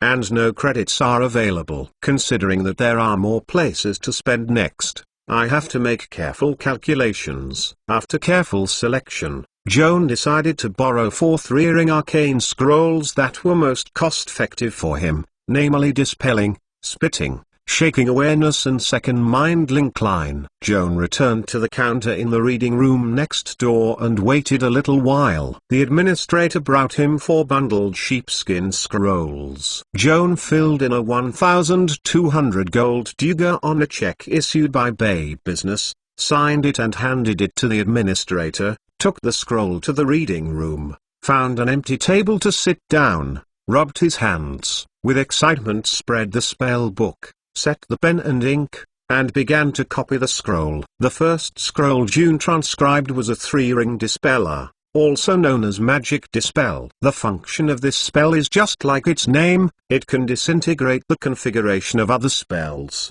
and is specially used to dispel all kinds of magic effects that continue to take effect. 3 rings of dispelling technique can perfectly dispel all magic effects not higher than one's own level. For example, a pool of oil sludge created by greasy or a spider silk created by cobweb. As long as a dispelling technique is cast, the sludge and spider silk generated by the spell will be instantly decomposed into disordered magic threads. Return to the embrace of the magic net. Spells higher than 3 rings tend to be more stable in configuration, and the magic energy level of dispel cannot be guaranteed to be 100% removed. The higher the number of spells, the lower the dispel success rate. In addition, the higher the caster's own spellcasting properties, the greater the success rate of dispeller. In Joan's view, the function of the 3-ring dispeller is similar to the mythical countermeasure, although it is far less stable and reliable than the mythical countermeasure, and it can't dispel the instantaneous bursting of fireball. The advantage is that it does not have to be consumed. The power of myth is more economical. Joan's next copy of the 3-ring spit pit technique is actually an enhanced version of the 2-ring pit technique. The casting method is exactly the same as the pitting technique. The difference is mainly 2 points. The trap created is bigger and deeper, and the bottom and the 4 walls of the pit are covered with spikes. Enemies that have fallen into the thorn pit will really feel the pain of like sitting on a needle felt, and it will become more difficult to climb up from the thorny pit. The third spell June transcribed is the Tremor Perception, belonging to the School of Prophecy. This 3-ring spell can temporarily grant the caster the ability to blind sight. The skin covered by magic will become extremely sensitive, can sense the slight fluctuations that spread around, and determine the precise location of the target based on the echo. It's a bit like the echolocation ability of a bat, but it doesn't depend on the ear. After mastering this spell, even if you are blindfolded, plugged your ears, and placed in an absolutely dark space, you can still be sensitive to the wind and grass around you, and be alert to potential threats in time. In order to make up for the shortcomings caused by the disability in the right eye, Joan has always been interested in this type of sensory enhancing spell. His prosthetic eyes have been attached to dark vision, devil's eyes, see-through invisibility and mist sight. In the future, to learn Tremor Perception, will also enchant this spell on his own prosthetic eyes. Make the artificial eye into a universal magic guide detector. Like Master Mr. Joan, please collect www.mentalnovel.com. Master Mr. Joan's literature update is the fastest. Chapter 675, Mind Connection. The last spell Joanne copied today is Secondary Mind Connection. This 3-loop prophetic school spell can establish a temporary spiritual link between the caster and the subject within the time limit for the spell to take effect. No matter how far apart the two people are, no matter how many layers of obstacles are in between, as long as they are in the same plane, they can communicate with each other and exchange their thoughts and thoughts with each other instantly. This kind of telepathy communicates the message directly into the other person's mind by means of psychopathology. Therefore, both parties who need to establish a mental connection have relatively sound logical thinking skills. If the intelligence is too low and the thinking is confusing, it is difficult to make complicated the idea is accurately communicated to the other party. In addition, mind communication does not depend on language, so even if the two parties of the communication are not able to communicate, they can still fully understand each other's intentions. Joan spent 2 hours transcripting all the contents of the 4 scrolls into his spell book. then returned the spell scroll and left the Austrian law library. The apartment is not far from the campus and only 20 minutes walk. On the way home, Joan thought that he had just spent 1,200 gold dagger to learn spells, and the deposit was less than 2,200 gold dagger. This money can copy up to 7 3-ring spell reels in the library, and the spells he wants to learn can be much more than that, and the more he thinks, the more economic pressure he feels. To alleviate economic pressure, it is not enough to rely on frugality, but also have to try to make money. When Joan used to be at Leiden College, he didn't bother to make money. At that time, his main source of income was to make conjugates and get them consigned by Yangbo. Now he comes to Midgard University. This enchanting technology can still help him earn a lot of gold coins, but the cooperation partner is Yangbo. Mr. JV became Hyla Green, the charismatic sister of golf business. It's time to make something and sell it. Joan made up his mind and hurried back to the apartment. After lunch, he locked himself into the second-floor bedroom. He laid down at his desk to write and design a new magic device. Joan's idea of designing magic guides can be roughly divided into 2 categories. The first category is mainly to meet your own needs and will not be sold. The second category mainly considers market sales, but you may not use it. Joan spent an hour conceiving 2 plans, corresponding to the 2 ideas of self-use and sale. However, before putting the design on the drawings into practice, he still has to do some preparations, such as first having to apply the 2 3-ring spells required by the enchantment Tremor Perception and secondary mind connection. Learn to buy enchanted embryo material. As for the magic crystals necessary for enchanting, Joan is not missing. In the Forge Valley, he helped the dwarf Arsenal own a Schmidt anvil to investigate the Zerky mine haunting incident and earned a £1 magic crystal. Plus the low-cost magic crystal he bought in the Forge Valley was enough to make it. The 2 magic devices in concept. The time passed quickly, and it was almost the weekend. Joan concentrated on studying spells these days, and the newly copied 4 3-ring arcane spells have been basically mastered, and the processing materials of the magic guide are also prepared, and he began to enchant on Saturday evening. Joan returned to his bedroom and cast a magic ball of light on the candlestick, sitting at the desk and starting work. He first opened the storage bag and took out a pair of shiny white gold rings. The ring was bought by Joan at the golf business office yesterday, and he specifically asked Hyla to help him choose, indicating that, like a wedding ring, men and women should be paired together. Hyla listened to his request and couldn't help but startled. He quickly asked if he was pursuing a certain girl, and he had reached the stage of talking about marriage. Joan couldn't help crying about her overreaction, and had to admit that she had no time to talk about love, and bought the ring to make a magic device. The reason for pairing styles is that this magic device is composed of 2 rings, which is very suitable for couples. After hearing his explanation,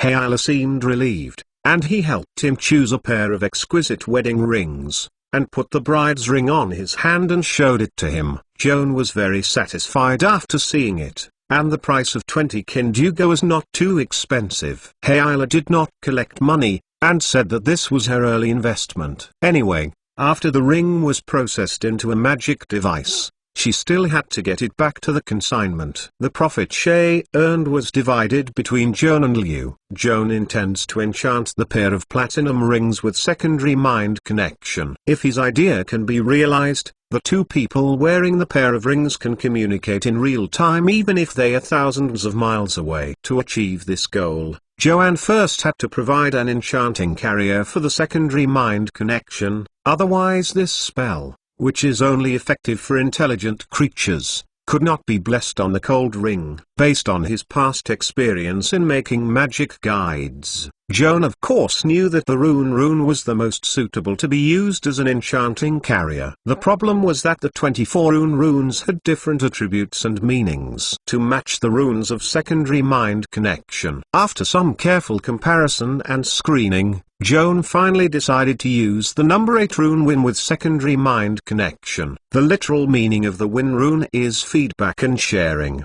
and the deep meaning means partnership and sharing of happiness. It just fits perfectly with the magical effect of secondary spiritual connection. Joan lifted the quill pen, dipped in the deep sea squid ink, and illuminated the magic candlestick with the win runes on the inside of the platinum ring. Draining the ink carefully, Joan uses the win rune as a carrier to perform a secondary spiritual connection. Ozan. When he sang the last Kenyu incantation representing thought and communication, his fingertips immediately burst into a silver light, injecting the white gold ring closest to him, and the light beam then folded to another ring, forming a glowing chain. Joan maintained his spellcasting concentration, freed his left hand to unscrew the copper pot containing the magic crystal on the table, grabbed a magic crystal dust, and sprinkled the white gold rings on the table that set up a bridge of light. The win rune depicted on the ring seems to have a magnetic force, constantly absorbing magic crystal dust,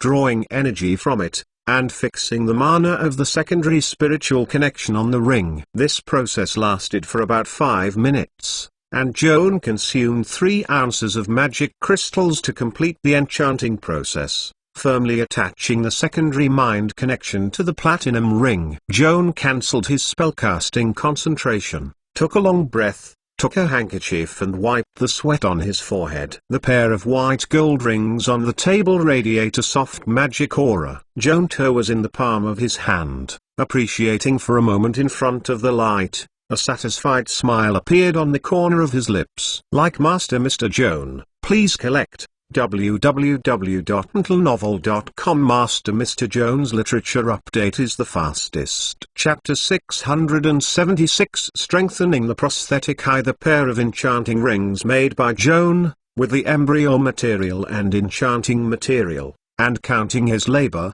the total cost is close to 2,000 gold dagger. The pair of rings was sold to a merchant, and Joan felt that the price would never be lower than 4,000 gold dagger. Of course, he had to discuss with Hailey how to set the price. Joan put the platinum ring back in the jewelry box, poured himself a cup of hot tea, picked up the cup and walked to the window, looking at the hazy night view outside the window, thinking about the next work while drinking tea. After a short break, Joan returned to the desk, opened the spellcasting kit, took out a tentacle of the earthworm and placed it on the table. In addition to making an enchanting ring for sale to make money, Joan also has a plan tonight, which is to further strengthen the enchanting function of his righteous eye. Joan's original idea was to enchant the prosthetic eye to enchant the new society's 3-rod stage arcane tremor perception, so as to obtain the blind sight ability similar to bats using echolocation. After carefully reviewing his own spell list,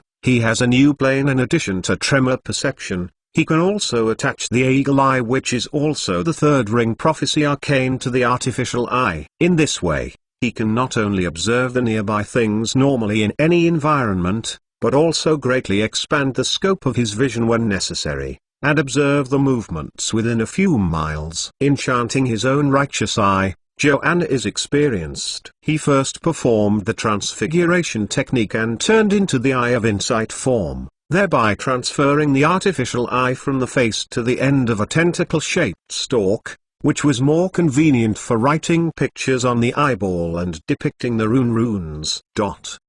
Of all the prophecy spells associated with vision that are enchanted, the number 4 rune Ansuz that symbolizes prophecy and revelation is undoubtedly the best choice. This has been verified many times in the process of Joan's upgrade and reconstruction of the artificial eye. Joan rolled up a quill pen with a nice M, and skillfully depicted 2 Ansuz runes on the prosthetic eye, which were used as a carrier to attach tremor perception and eagle eye surgery respectively. To perform tremor perception, it is necessary to match some biological tissues with blind sight ability as casting materials. Of course, the most common blind sight creatures are none other than bats. Joan is too lazy to catch the bats, and it is also possible to use a tentacle of the ground worm as a casting material. The ground worm can sense the slight vibration of the surrounding with the tentacles. This is actually a kind of tremor perception, which can also be called blind vision. Joan swings his eye stem and casts a spellcasting gesture, chanting mantras in a low voice, and the other eye stem grabs the magic crystal dust and spreads it to the prosthetic eye, successfully attaching tremor perception to his prosthetic eye. Then,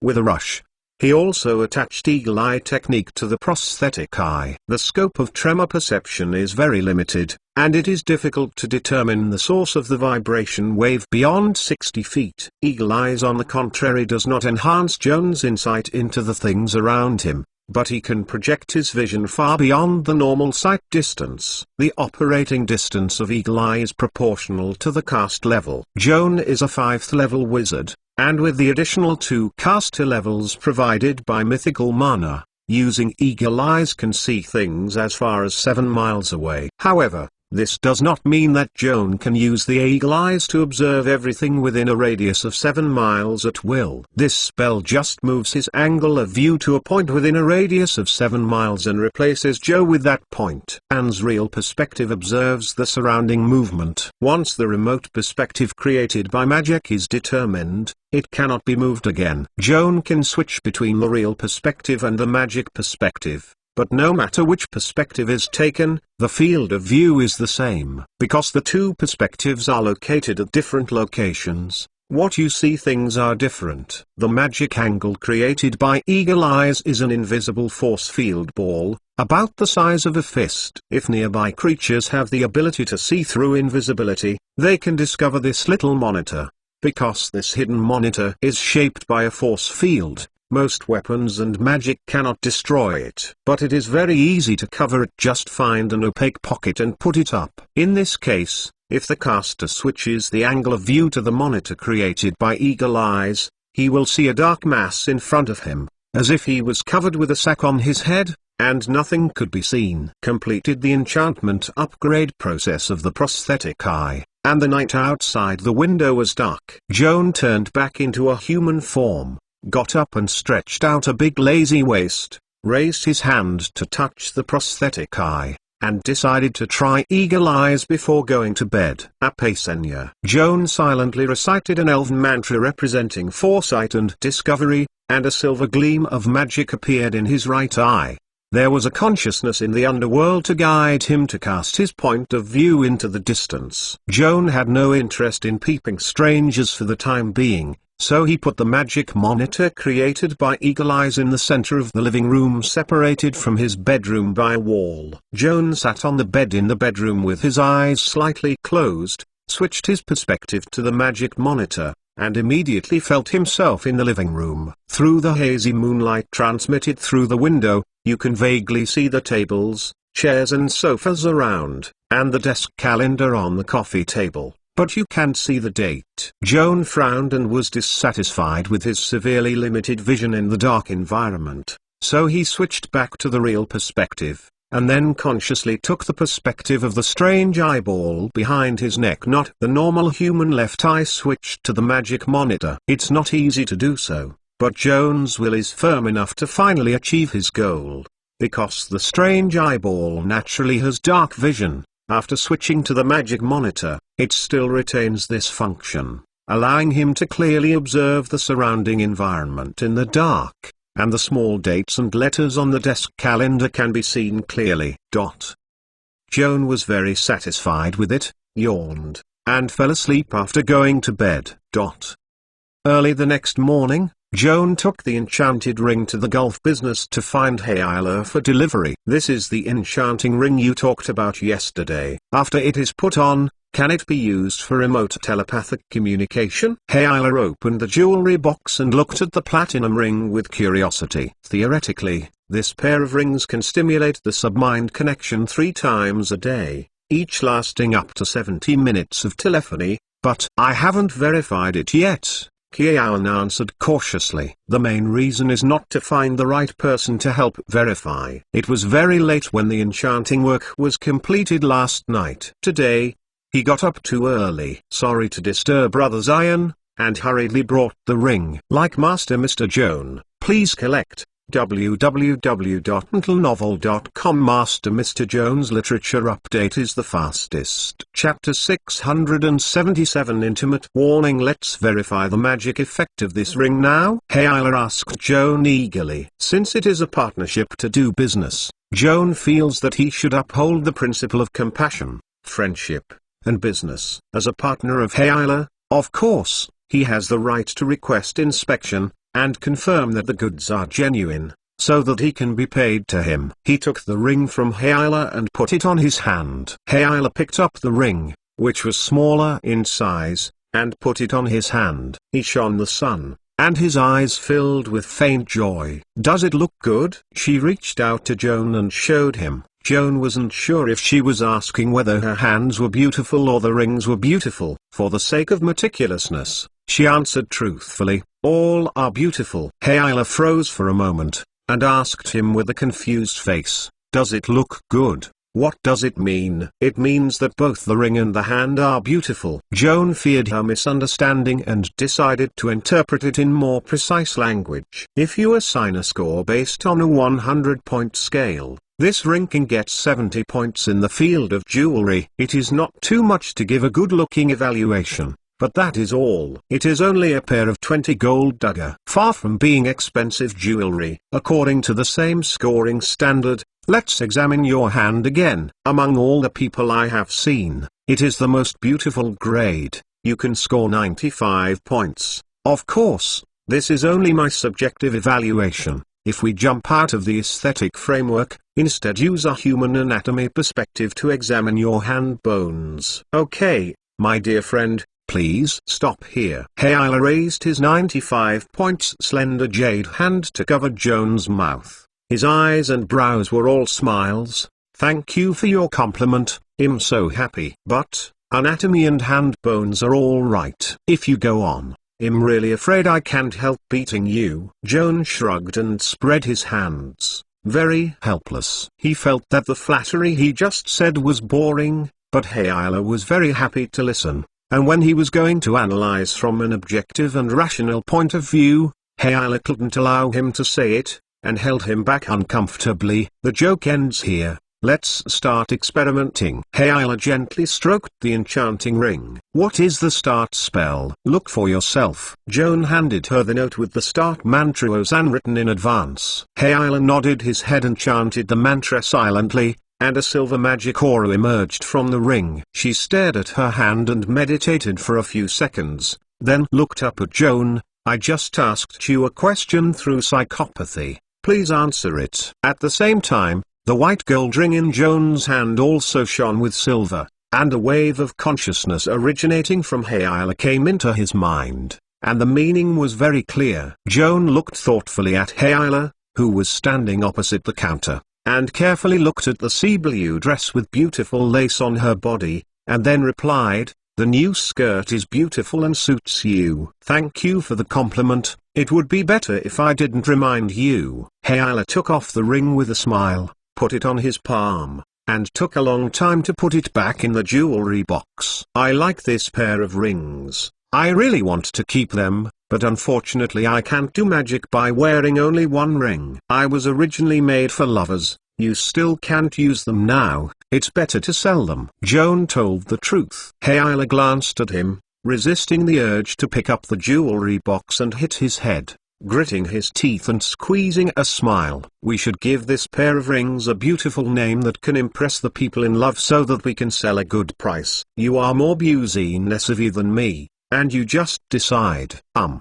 Let me think about it." Hayla rolled his eyes. "How about the intimate ring?" "Very good." Joan couldn't help applauding. "It sounds like a gift for love." Hayla raised his head proudly, and the double ponytails jumped saucily. "Now let's talk about the price. Joanne, how much did it cost you to make these rings?" "The embryo material plus the enchanting material. The total is less than 2,000 gold duga. Is the price of 4,000 gold duga suitable?" "It's too low." Hayla replied confidently, 5,000 gold duga. Don't bargain. Hopefully sell it, that.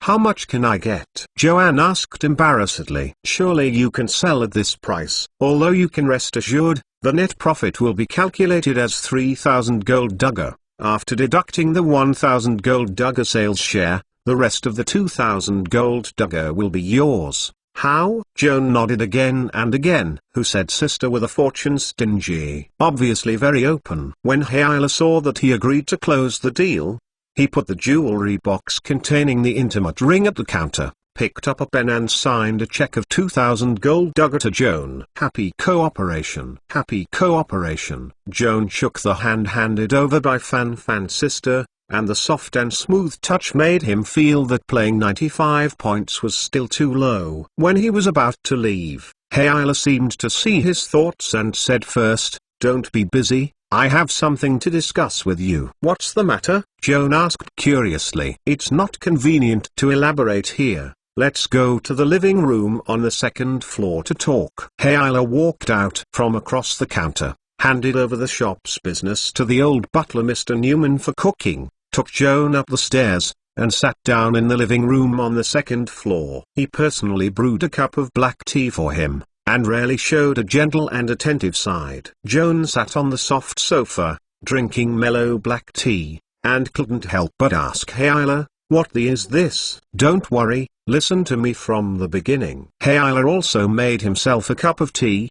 His legs overlapped, and snuggled in a cat-like gesture on the sofa opposite Joan. "Joan, you have been in school for some time. What are you busy with recently?" "In fact, there is nothing to be busy about. I can't get involved with the subject of the tutor. Most of the time I study in the library." Joan answered truthfully. "Since you are free, do you want to take an internship task and earn some credits?" "I have this thought, but I don't know how to participate." "Recently I happened to have an internship mission to the ancient Abyss Jinlunga mapping map. I plan to form an expedition team. Sister Zion has agreed to join, and there is still a lack of a master who is good at 2 rings of surveying.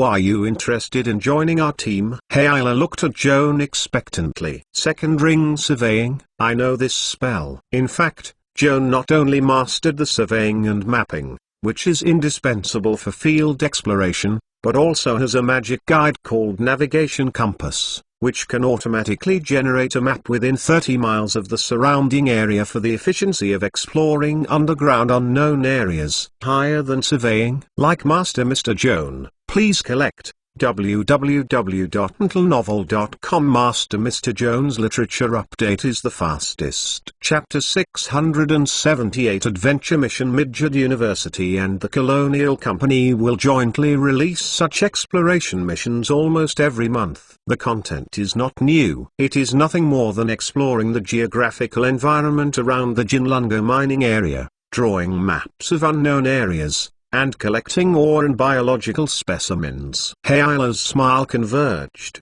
and his expression became more serious. "There are no mandatory requirements for this type of expedition mission. It is simple to say. It has not been controlled by people who have been in the safety zone, but such passive idleness cannot get credit." "What do I need to do to earn credits?" Joan asked Hayla. "The task reward credits are proportional to the surveying and mapping achievements. The more new maps you map, the more credits you will receive. If you only spin around in a safe area where a detailed map has been drawn, you won't get any points." Hayla explained. "This is tantamount to encouraging us to stay away from the known area and explore the unknown area as much as possible to fill in the gaps on the map." Joan analyzed. The school and the Colonial Company do have such intentions, but the students are not stupid. Of course, they know that the underground mining area is connected to the dark area. The deeper the underground, the farther away from the mining area, the greater the risk of being attacked by monsters. During the expedition, he disappeared and eventually disappeared. Hayla sighed, and then said, "The invisible underground abyss is more dangerous than the original jungle." In order to avoid casualties as much as possible, most of the trainees who participated in the adventure did not dare to stay away from the safe area. In this way, of course, not many new maps can be mapped. It is also difficult to collect valuable ores or novel biological specimens. After 2 weeks of busy work, they often only earn 1 or 2 credits. Joan frowned. If it was just for 1 or 2 credits, he wouldn't be interested in wasting 2 weeks in the Rift Valley, which is too bad. Hayla saw his thoughts and said with a smile, Underground expeditions are like we do business. We need to consider both risk and profit factors. We must do as much business as possible. Most of my former internship partners are not equipped to take risks. I'm not good at forcing them to go too far. It's different now. With you and Sister Zion joining, we can go deeper into the exploration, go to the area where no one has ever set foot, and map to collect rare ores and creatures. Specimens. The final income must be indispensable. Joan listened to Hayla's words and fell into a long period of thought. Performing expedition missions is a routine way to earn credits. The value of credits is not only to be used as money on campus, but more importantly, this is one of the hard conditions required for graduation. Whether he is a poor kid or Hayla, who is not bad, in order to successfully get a degree, he has to risk taking internship tasks and earning credits. Since the internship was inevitable, Joan felt that the 100 points needed for graduation would be put together as soon as possible. So he nodded and agreed to join the expedition team formed by Hayla. This type of expedition mission usually starts in the middle of the month and usually lasts until the end of the month. It doesn't matter if a team goes deep into the dark area and it is too late to return to the starting camp on the internship deadline. Returning to the camp a few days later will not affect the deserved internship points. However, judging from past experience, most of these delayed expeditions never return. Today is March 12th, and there are 3 days before the official start of the internship. As the captain and the only old driver with underground exploration experience, Hayla is responsible for registering his companions and preparing various adventure equipment during these 3 days. Joan saw that she was busy and stopped disturbing and returned to the college. On the morning of March 16th, Joan received a short message from Hayla's spell in the library, inviting him to meet in the cafeteria to discuss expedition matters. When Joan came to the cafeteria, he saw Hayla and Zion sitting at a dining table in the distance, and a large map was spread out on the table. Hayla pointed to the map and whispered. Audrey and Holden listened to each other, nodded from time to time, and looked very serious. Now is not the time for a meal, but there should be no less than 20 people gathered in the deserted cafeteria. Joan stood in front of the canteen door and looked around, and found that 3 or 5 groups of students were around the table. Most of the tables were placed with maps and travel bags. The conversations were related to underground exploration. It seems that they are also the expedition team preparing to participate in this internship mission, and the canteen is the meeting place. Joan walked through the crowd and went to Hayla and Zion's younger brother, sitting next to Holden after saying hello. What are you talking about? Sister Kiki is introducing us to the exploration area. Holden points to the roll of sheepskin map laid flat on the dining table. Jinlunga and the surrounding areas that have been discovered are all drawn on this map. It looks complicated enough. Joan nodded and looked at the map curiously. 2 broken lines outlined in thick ink run through the north and south of the map, and the huge gully sandwiched between them is Jinlunga, which is known as the Ancient Abyss. Jinlunga is connected to Jotunheim in the north and Midgard in the south. This great rift that runs through thousands of miles is like a scar that tears the earth, exposing the dark and mysterious underground world to the sun. There are also rich magic crystal deposits. For many years, the Jinlunga Abyss has been firmly controlled by the Jotunheim Colony Company belonging to the Fijian Kingdom and the Midgard Colony Company belonging to the Holy Asham Empire. Driven by high profits, these 2 multinational monopoly mining groups have recruited tens of thousands of miners to carry out exploration and mining operations from the north and south ends of the abyss. To date,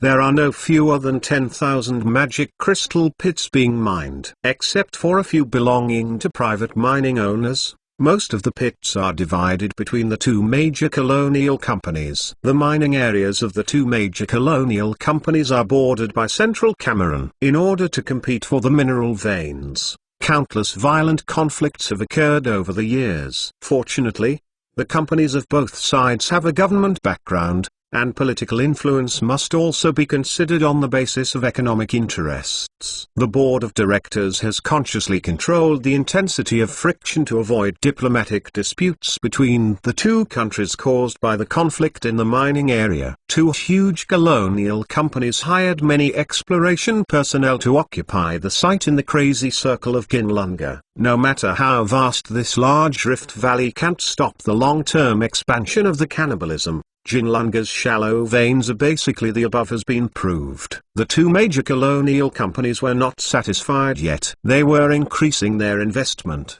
recruiting more surveying and mapping teams, advancing toward the bottom of the abyss, and trying to find the magic crystal veins buried deep underground. Like Master Mr. Joan, please collect www.mentalnovel.com. Master Mr. Joan's literature update is the fastest. Chapter 679, Archaic Abyss. In the world of Velice, the earth can be divided into two layers, table and lee. Humans and the vast majority of animals and plants live in the surface world, which is inseparable from the nourishment of sunlight and rain and dew, while in the depths of the earth's crust, where the sun cannot shine, there is also an underground world composed of countless tunnels and domes. That is dark area, which is commonly known as Swathime by the indigenous people of the New World, which means the kingdom of dark elves.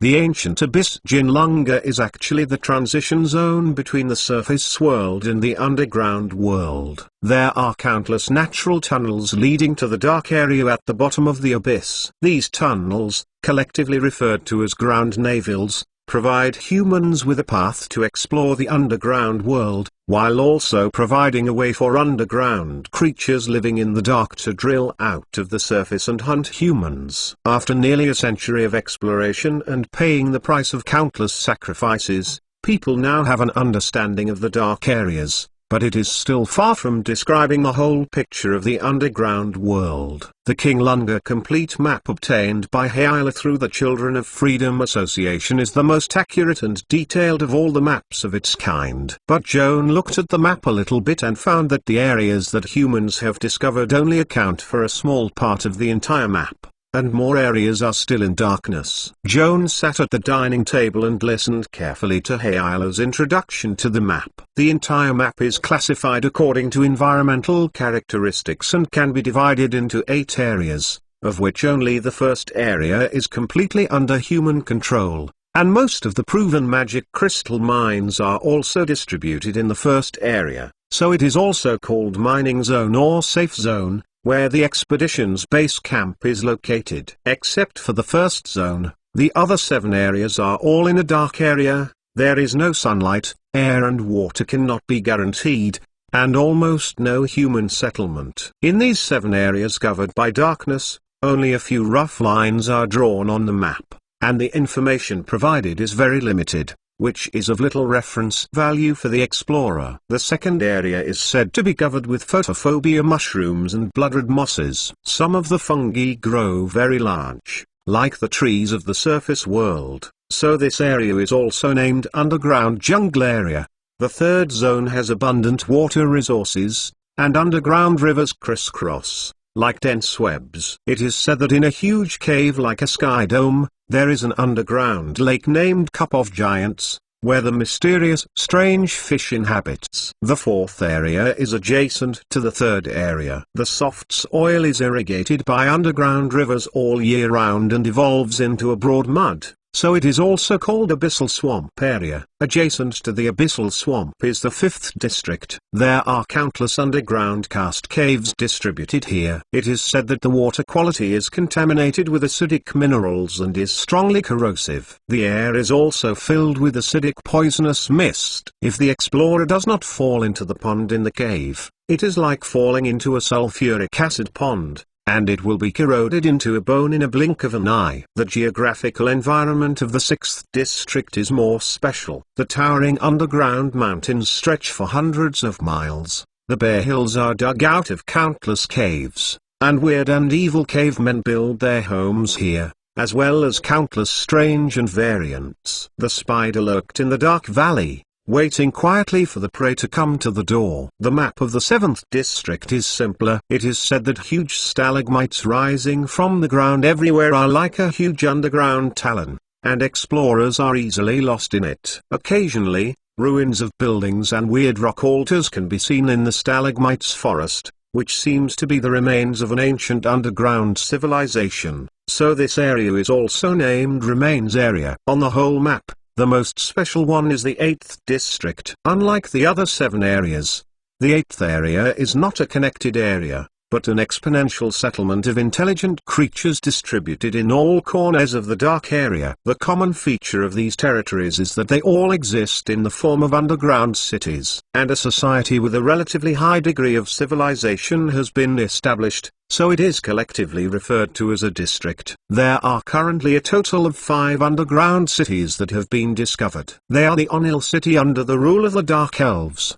the Sudri city of the Dwarf Underground, and the Glusto city where the Grey Dwarfs live. The underground city of the Stone Giant Blimmer, and the large group of psychic powers of the Spiritual Cityids. It is not known whether there are underground cities built by other intelligent creatures outside these 5 dungeons.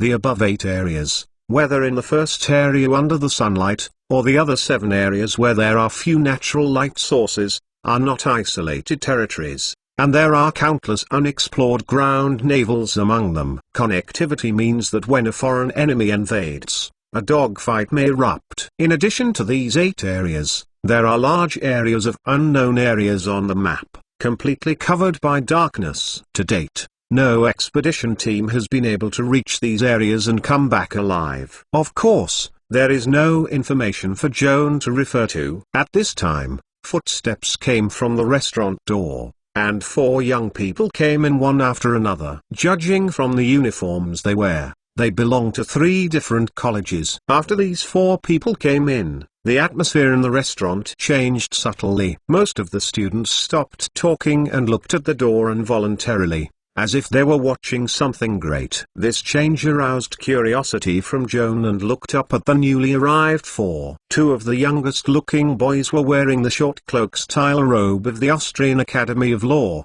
and they were vaguely familiar. Joan recalled it and remembered seeing them on the admission test of the Austrian Academy of Sciences. The taller boy named Angel, and the shorter boy named Ryan, all performed very well in the re-examination, and was later accepted by Dean Franklin as a disciple.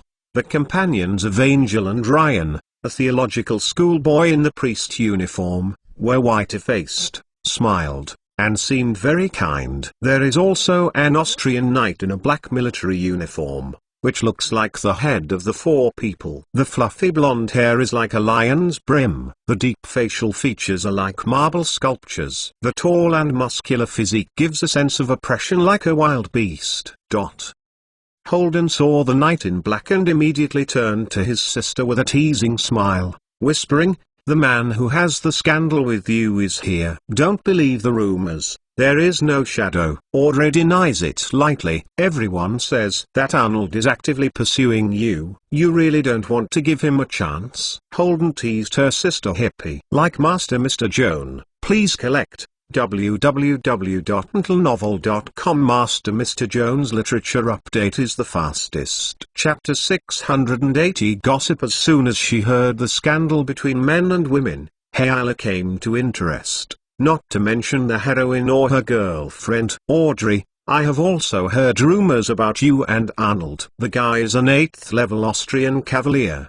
His strength is quite good, and he is handsome. He is still an older school aristocratic family, the Midgard colonial garrison commander Benny. Did Bart DeCullival ever hurt? It was his elder brother. Arnold was impeccable no matter his origin, appearance or talents. You really weren't at all interested and didn't want to give him a chance to pursue you?" Audrey's beautiful eyebrows frowned slightly, and her sapphire eyes showed a hint of displeasure. "How can someone else rumor that I can't control it? The truth is that I don't feel Arnold. It's okay to be a friend, even a lover. After all, it's His Royal Highness." And her eyes are high, Hayla said with emotion. "Sister you still don't know my sister enough. Don't look at her usually dignified and steady. In fact, she is a very emotional, very romantic person, She doesn't care about the right of the family, only the fate. If the other party does not make her feel emotional,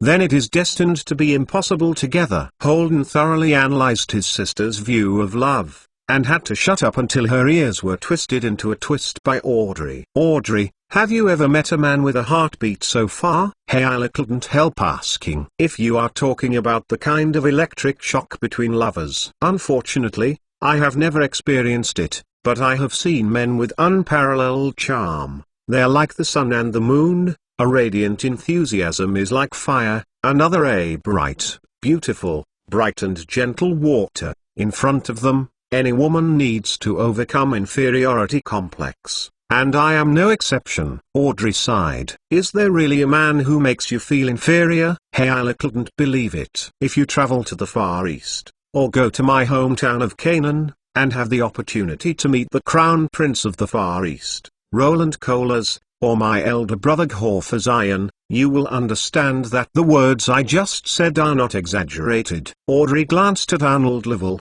surrounded by the crowd, and said lightly, after that, you will think that a man like Arnold is actually very ordinary. There is nothing to be proud of. It's different to have seen the world. After all, if you are an admirer of Arnold, I can introduce you to each other. That's all right. Arnold is not the type I like. Hayala shook his head with a smile. I heard that men and women with similar personalities are hard to get along with for a long time. On the contrary, men and women with complementary personalities are more likely to attract and tolerate each other. Audrey said this and suddenly turned to look at Joan. The meaningful playful smile on the corners of the lips made Joan's heart tremble. Recalling her disguise as a man and making fun of herself, she immediately felt that Her Royal Highness might be mischievous again. If that's the case, Hayala, you should like the shy and quiet boys, like Joan. Audrey really said amazingly. Audrey's question was too tricky, and with Joan next to it, Hayala's answer, whether positive or negative, was unreasonable and his awkward cheeks flushed. Although Joanne had a hunch, she was taken aback by Audrey's sudden attack, and quickly explained to Hayala, she is making fun of people. If we take it seriously, I will be fooled by her. Just smart. Audrey grumbled at Joan, her eyes full of grudges, and secretly stepped on his feet under the table in revenge. At this moment, Joanne discovered that Her Royal Highness was actually childish, not to mention that she was dignified and elegant on weekdays, and occasionally naughty, even more lawless than her brother Holden. Holden had been turning his head to watch Arnold and others, then turned back to give his sister a wink and signaled Arnold that they had come straight to this side. Audrey, it turns out that you also participated in this internship. Why didn't you tell me earlier? Arnold walked to the table around which Joan sat, and greeted Audrey enthusiastically. Is this necessary? Audrey asked with a smile. Of course it is necessary. In that case, we can team up together for an adventure. You have just entered school and do not understand the situation of the mining area. Follow me to take detours and earn more credits. Fortunately, it is not too late. You can join me anytime. Team. No, I already have a team. The members are all my friends. With them, I will feel more relaxed. Audrey smiled and refused Arnold's warm invitation, introducing Joan, Hayala and Holden to him. A haze of disappointment flashed in Arnold's eyes, but soon he controlled his emotions and also introduced Audrey's three partners to him appropriately. Joanne had long known that Angel and Lane were newly recruited by Dean Franklin, but after hearing Arnold's introduction, they learned that they were from the Livingston family and the Kessler family. These two big families, together with the Level family, are called the Three Giants of Midget City. Arnold's fellow pastor is also of an extraordinary name, named Lowry Grant. He is a disciple of Mr. Robin Williams, the current principal and dean of the University of Midgard, and a 7th-level priest. Joan has never been interested in this kind of social activities on campus. He simply said hello and no longer spoke actively. Arnold had only Audrey in her eyes,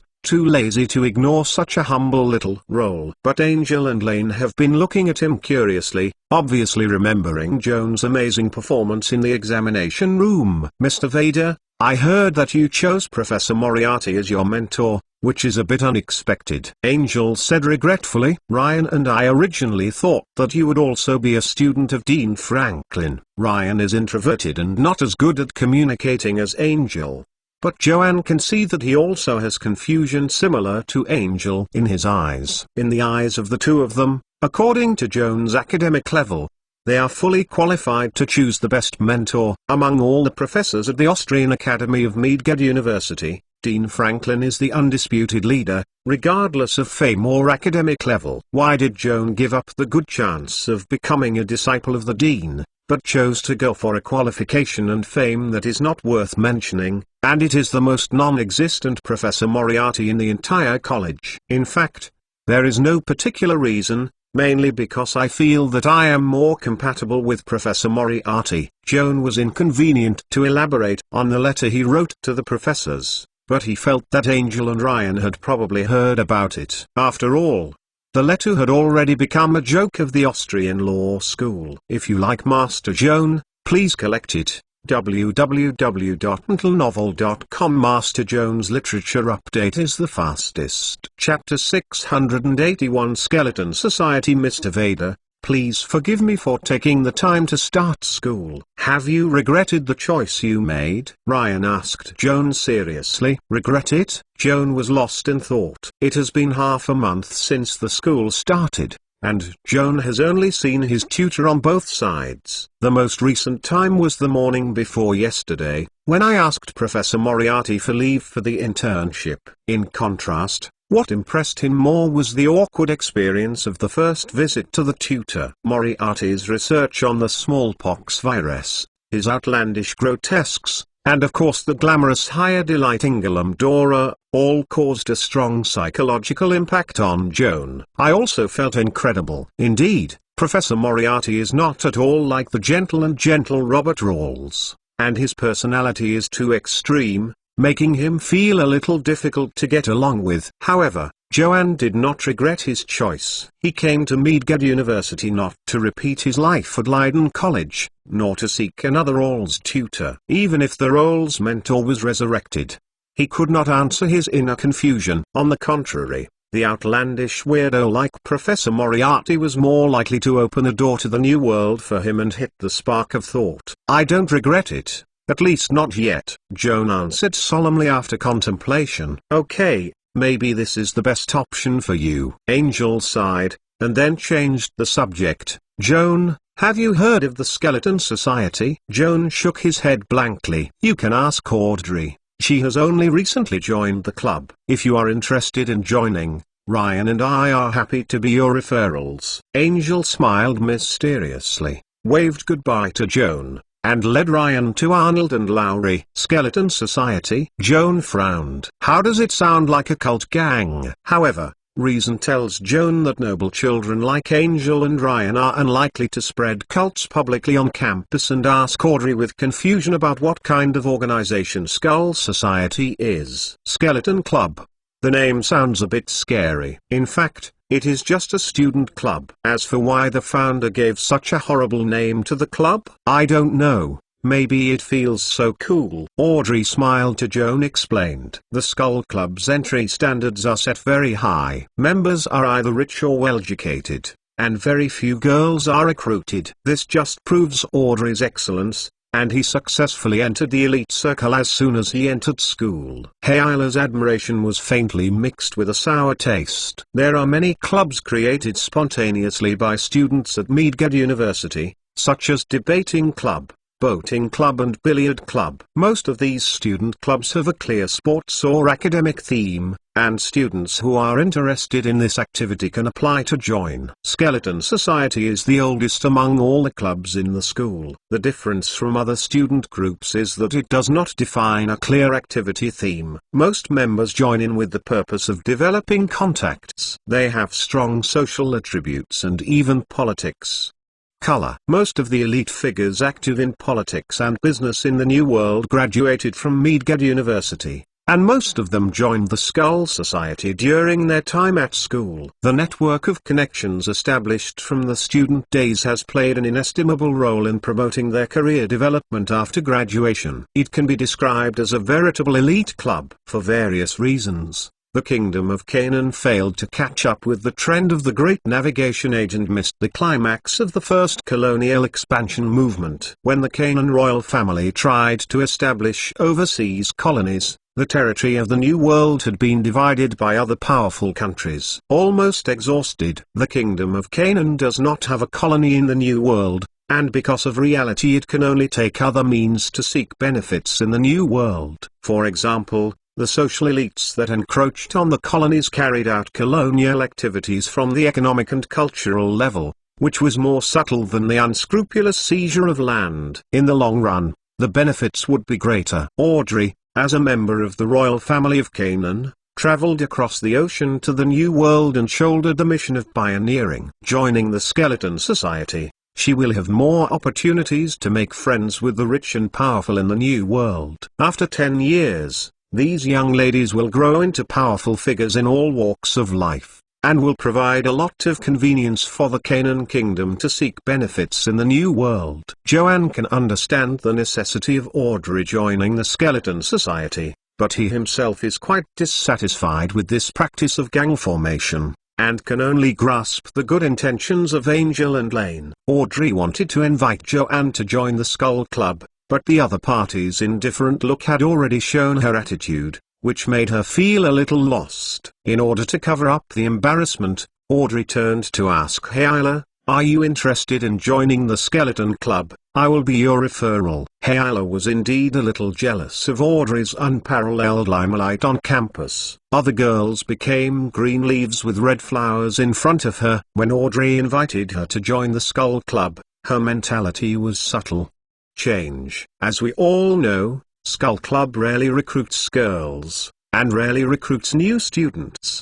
The appearance of Audrey broke these two conventions in one fell swoop. Hayla could not be the second Audrey, forcing the arrogant Skeleton Society to make an exception for her, but she can also create her own record, becoming the first girl in history to refuse to join the Skeleton Society. After a short thought, Hayla shook his head and chuckled. "I am the daughter of a pirate. Compared to the Skeleton Society, I yearn for the skeleton flag flying to the sea." Audrey nodded, expressing respect for her choice. After hesitating, he asked Hayla in a low voice, "What if I invite Joan to join the Skeleton Society?" "It's not fun to ask for it," Hayla replied without thinking. "It seems that you know him better than me." Audrey sighed softly. His expression looked lonely. At this time, footsteps were heard again outside the cafeteria door, and a chunky man came in. He was wearing a tuxedo, a white shirt, a top hat, and carrying a briefcase. "Hi, dear children, good morning. Your Uncle Rock is here again." The exaggerated expression of the chunky man caused a burst of laughter, and the students surrounded him successively. The chunky man who claimed to be Uncle Lock dropped his briefcase on a dining table. He gave Arnold a high-five hug, and then shook hands with other boys who greeted him. He joked casually and seemed very affectionate. "If you like Master Joan, please collect it. www.mentalnovel.com. Master Joan's literature update is the fastest. Chapter 682 Adventure Equipment. It's not easy to figure out who the fat man is at a very old age. It's not easy, Holden asked curiously. Mr. Rockthorn is the representative of Midget Colonial Corporation's office in the university. He is in charge of affairs such as student loans, school signings, and student internships. The expedition will be led by him as usual, and we can also be there. Rent some magic equipment that is indispensable for underground exploration. Hayla introduced. After listening to her explanation, Joan felt that Mr. Rock's status at Midget University was similar to the role played by Charles Fitzgerald at Leiden College, but he had more to do and was better at working with students. "We deal with." "Okay, boy, please be quiet. I'm going to roll call." Mr. Locke took off his top hat and wiped his sweat, sat on the table with his buttocks, pulled out roster from his jacket pocket, and raised his voice. The student who was ordered by him raised his hand to answer. The 31 people who participated in this internship task were all in one group and belonged to 8 adventure teams. "Very good. Everyone is very punctual. I found that there are several freshmen among the children who participated in this internship. It is necessary to emphasize the internship rules. Everyone must bear in mind. Mr. Locke smiled and solemnly emphasized, the aim is, do your best, safety comes first. Before Mr. Locke finished speaking, students rushed to answer. Very good. This is what I want to say. Mr. Locke opened his briefcase, took a stack of documents from it, and distributed them to every student who signed up for an adventure internship, asking everyone to sign. Joan got a document and quickly browsed and found that it was an accident waiver. The explorer signed this document. If an accident occurs during the expedition, and therefore is injured or killed, Mage University and the Colonial Company are not responsible. Joan frowned. Judging from the terms listed in the document, this is obviously a very unequal contract, but in order to participate in the internship, it has to be signed. Mr. Locke took back the disclaimer signed by the students and stuffed it into a briefcase. Next, he explained the 4 key tasks of the expedition: writing the exploration log, mapping the map, collecting ore specimens and indicating the collection point, and collection rare biological specimens. In order to make the students understand their working environment, Mr. Locke also sent everyone an underground adventure manual. The book lists various precautions for traveling in the dark areas, including special natural phenomena, various ores, and a detailed description of the underground creatures according to the danger level. Joan opened the underground adventure manual and read it with interest. There are hundreds of underground creatures recorded in the book, and a large part of them belong to strange monsters, which are also recorded in the illustration of Vale's monsters. Because of his peculiar pedigree, Joan is very interested in such mysterious creatures. But strange monsters rarely appear in the surface world, and he has hardly ever met him before. This underground expedition is a good opportunity to get in close contact with and study strange creatures, which may help deepen your understanding of your own blood. Mr. Locke's briefcase is obviously enchanted with 3 rings of shrinkage. The capacity is much larger than the surface looks, filled with all kinds of magic equipment provided by the company for the members of the expedition. Standing in the middle of the crowd, Mr. Locke took out 6 magic guides and a scroll from his briefcase and introduced his students to the purpose of the equipment with a loud voice. Dark areas will not rain, and many places lack fresh water, like a black desert. If you don't want to endure thirst during your journey, it is best to bring an endless water bag that can continuously produce clear water. There is no sun in the underground world. Except for the very few ore and moss that emit shimmer, almost no natural light source is found. Most places are under the shadow of eternal darkness. It is necessary for the explorer to carry this blessing with him. Homura's magic miner's lamp illuminates. There is also this pair of night vision goggles that you can get dark vision when you wear it, to avoid getting lost in the underground world that is not visible. Let everyone take a look at this travel backpack, which is light and durable, and its capacity is 64 times larger than it looks on the surface. With this magical backpack, you can carry more tools and supplies with you, or collected during the adventure, and biological specimens can also be stuffed into backpacks and brought back. There is also this magic ring. This is the most critical adventure equipment. Mr. Locke picked up a brass ring emitting magical aura, raised it high, and showed it to the students. This exploration ring is attached with 4 rings of perspectivity, which can penetrate the obstacles of soil and rock layers and detect the veins buried 100 feet underground. I know, haha, of course I know. Some naughty ghosts, intending to use their prospecting ring to see through the girl's skirt, advise you to give up this ghost idea as soon as possible, so as not to be surprised. Mr. Locke smiled secretly. Why was it taken aback? Holden asked puzzlingly. If you observe a girl with fluoroscopy, what you see is not her body, but the other person's bones and creeping internal organs, Joan replied softly. After hearing his explanation,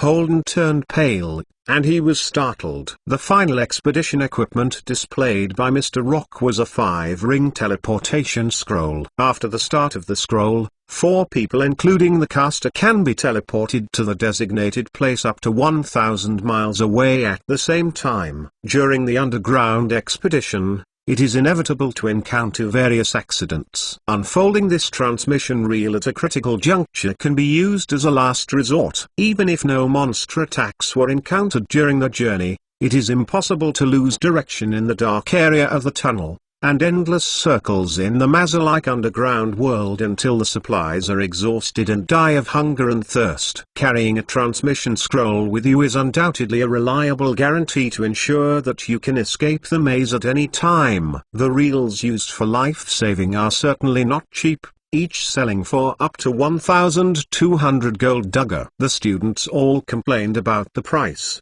but the action of paying for money was one game at a time. After all, their own lives could not be bought with much money. Hayala greeted Joan and Zion's younger brother beside him, and introduced them to a little internship experience as an old senior. Expedition equipment provided by the Colonial Company is very expensive. The cheapest infinite water bag costs 1,000 gold dagger, and the most expensive exploration ring is on the market for up to 4,000 gold dagger. I don't recommend you to buy these equipments, but you can rent them. Compared to the expensive price, the rent is simply cheaper than the price. Endless water bag rents only 1 Jinduga per day, and the daily rent of exploration ring is not 4 Kinduga, and all these equipments can be used as a deposit for student ID. Like Master Mr. Joan, please collect www.mentalnovel.com. Master Mr. Joan's literature update is the fastest. Chapter 683 Teleportation Array. The rent is so cheap, you don't need a cash deposit, so you must rent it all, otherwise it's silly. Holden shouted happily. If the rent is set so low, it is actually a disguised welfare. If the explorer is killed in the underground world, these leased equipment may not be recovered. This shows that the Colonial Company is willing to bear the risk of losing equipment and eagerly hopes that the expedition team can. The dark area opens the situation. The farther you go, the better. Audrey analyzed. Joan nodded his approval and followed Hayala to hire Mr. Rock to rent adventure equipment. Although the rental of equipment is not expensive, he used to live a hard life since he was a child. Based on the principle of saving energy, he only rented a magic travel backpack with a large capacity to collect minerals and biological specimens. As for other equipment, he is not a necessity. For example, endless water bag, he already has one. Unextinguishable miner's lamp, just use unextinguishable minion to make one. His prosthetic eyes are enchanted with dark vision, which is enough to keep it open all day, without having to wear night vision goggles. The prospecting ring is very good, but his perspective hand mirror can also be used to explore mineral deposits, and it is not necessary to spend money to rent one. Hayala and Zion's brothers and sisters are not as budget conscious as Joan, and each of the 5 pieces of equipment is rented separately. Of course, the most important transfer reel must buy. At the initiative of Hayala, the 4 people each paid 300 gold duga, and collected funds to purchase a teleportation reel, which was put in the custody of the most powerful magician in the team of Joan. After Joan got the scroll, the first thing he did was to find an empty table, spread out the spellbook and pen and ink, and quickly transcribe the 5 rings of teleportation recorded on the scroll into his spellbook. After hurriedly copying the spell, I realized that there was a rustling sound of the tip of the pen rubbing the paper. Joan looked up, and the surrounding tables were occupied by the mage classmates who were buried in the transcript scroll, including Angel and Ryan. This scene made him secretly laugh. It seems that everyone is a squirrel. After finishing the equipment, the expedition team followed Mr. Rock out of the restaurant and headed to the transport station. In order to facilitate students to explore the ancient abyss and save time on the way, Mage Joan University specially built a permanent directional transmission array. This huge teleportation array is installed on the 2nd basement level of the main teaching building of the Austrian Law School, just below the Austria Proving Ground. When Joan first took the entrance exam, he once came to the Austrian test field, but he didn't know that there was a world under his feet. This time it was an eye-opener. Mr. Locke greeted the guard,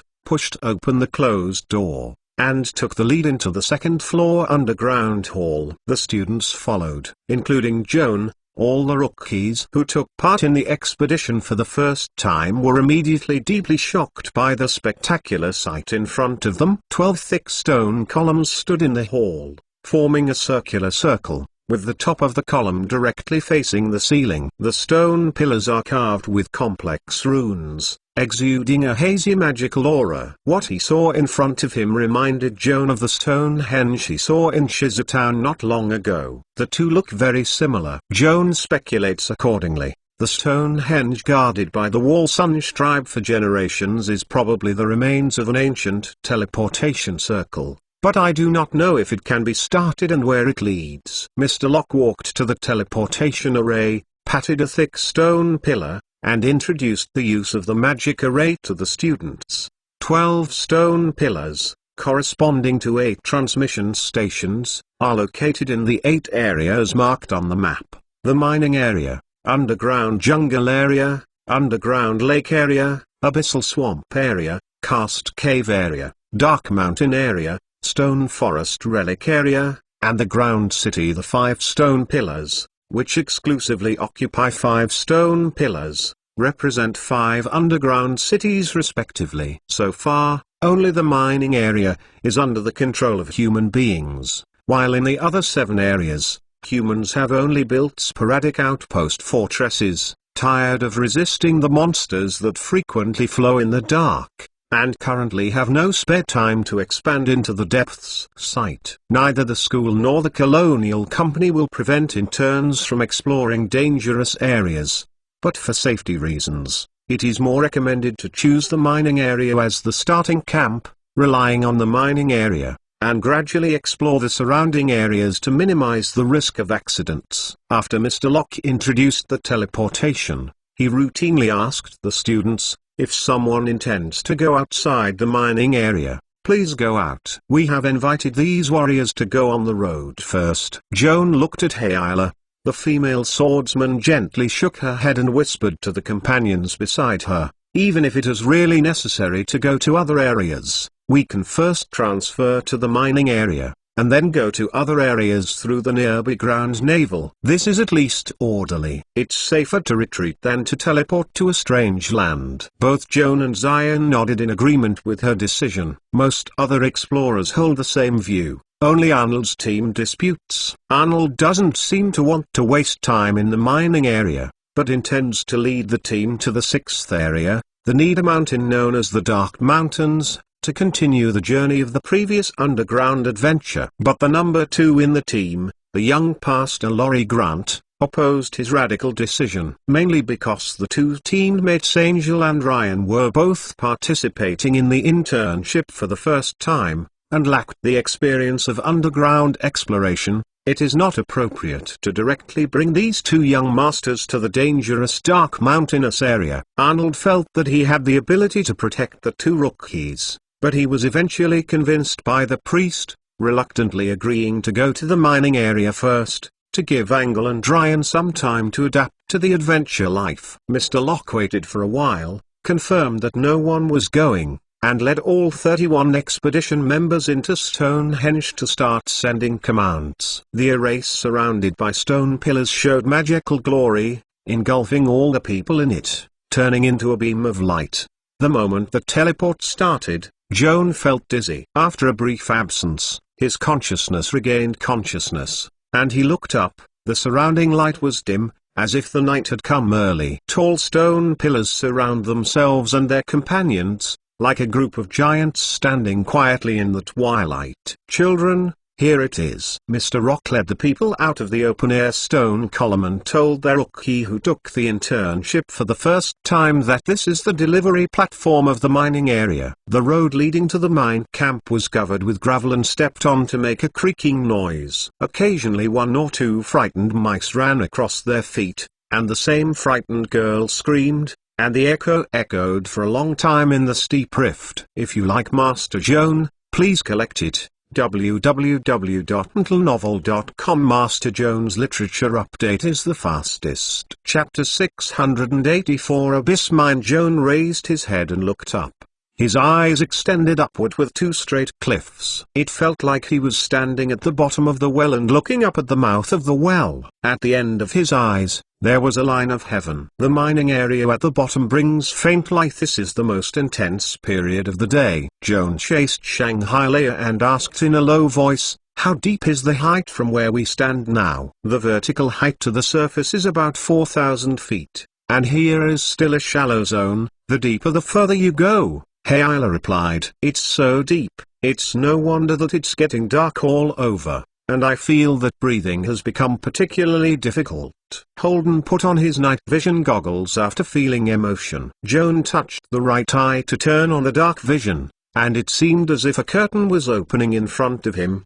The twilight faded, and the vision became wide and clear again. Mine pits and excavation fields can be seen everywhere on both sides of the road. The roar of the magic guide pump reverberates deep in the rift valley where the space is blocked, and it seems to be particularly harsh. At the end of the road is a stone-built house that looks like a miner's dormitory. Joan, when they arrived, a group of slaves in shackles were carrying stones and building a new house. After a little delay, they would be reprimanded by the supervisor and even whipped. Audrey saw this scene, her anger immediately appeared, and her steps stopped. Joan noticed that Her Royal Highness Princess complexion was wrong, and quickly took her hand and motioned her not to be impulsive. He did not know what kind of attitude the Canaanites had towards the slavery system in the New World, but Audrey, as a paladin who believed in the sun god Perot, may not be able to tolerate this behavior. Fortunately,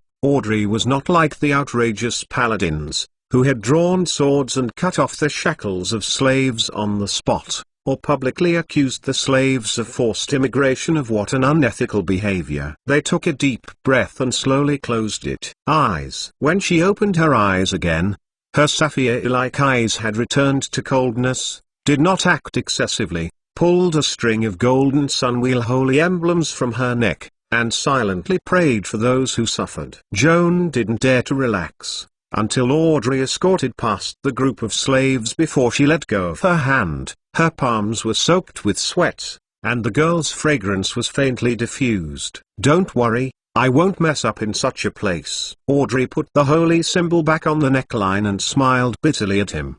Between the overall situation and justice, sometimes we have to make a choice, although this is very difficult. Joan nodded, fully understanding her pains. "It's necessary to take care of the big picture, but your choice is different from the ancient paladins described in the book." "Little fool, after all, it is ancient." Audrey gave him a white look and said helplessly, "The times are evolving, the old days like pastoralism are gone, and the ancient knighthood creed has been unable to adapt to modern society. We have to make changes and be forced to lower our moral bottom line, otherwise we can only be eliminated by the times." Joan sighed, inexplicably sad. A table was propped up in the middle of the miners' camp, and a group of shirtless men were playing cards. One of the bald men heard the noisy footsteps, glanced back, then dropped the cards in his hand, opened his arms, and greeted Mr. Rock with a big smile. "Hey, Brother Rock, have you lived quite comfortably in recent days? Look at your corrupt stomach. It's more roily than the last time I met, like a pregnant mother-in-law." "Come on, Big Ben. I'm so busy these days." "It's like you. The days are free and easy. In addition to feeding the animals every day, the rest of the time is either playing cards or sleeping." Mr. Locke said angrily. "Idleness is idleness. It's just too boring.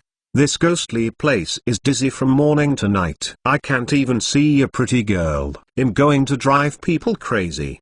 The bald-headed man named Big Ben shook his head and sighed. His gaze whirled around girls like Audrey and Hayla, causing a glare. "Big Ben, take care of your eyes. These girls are talented students at Mage University. Anyone is a lady of the rich and rich family. Don't cause me trouble." Mr. Locke warned sharply. "Bah." Really disappointed, Daben turned his head and spit. "Less nonsense. Please take me to see your cattle." Mr. Locke scolded. Big Ben snorted and turned to walk deep into the mining area. Mr. Locke turned back and waved. beckoning the students to follow. Passing through the miners' dormitory area, in front of the corral, there are two kinds of walking animals most commonly used in dark areas. One of them looks like a lizard, and is as big as a foal, with reins and saddles on it. It stalks around in the corral, and even sticks to a fence perpendicular to the ground like a gecko, twisting its flexible neck through the gap between the fences.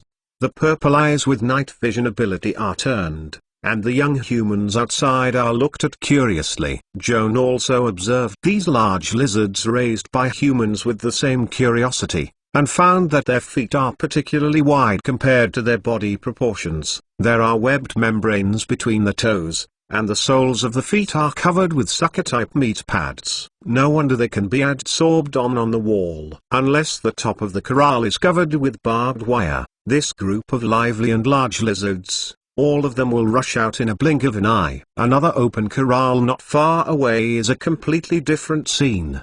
The animals in captivity are like elephants and look like yaks, with a pair of horns circling on the forehead and a pair of humps on the back. Although he is strong, his temperament is very gentle, and he lies in the corral, chewing moss leisurely, and is indifferent to the outside world. Joan saw the huge herd of animals and immediately remembered that when he met the Logan family in the Fang Mountains, he had seen similar creatures and remembered them as Highland lost beasts. The giant beasts in the corral are obviously close relatives of the Highland lost beasts, but their manes are not as lush as the former, and they have grey skin and night vision, which is more suitable for survival in dark areas lacking light. Children, when you are about to embark on an adventure, Uncle Rock will finally give you two gifts. These huge animals, called underground beasts, rented one to carry on the road for riding or carrying luggage, which can save you valuable physical strength during the journey. Don't be afraid,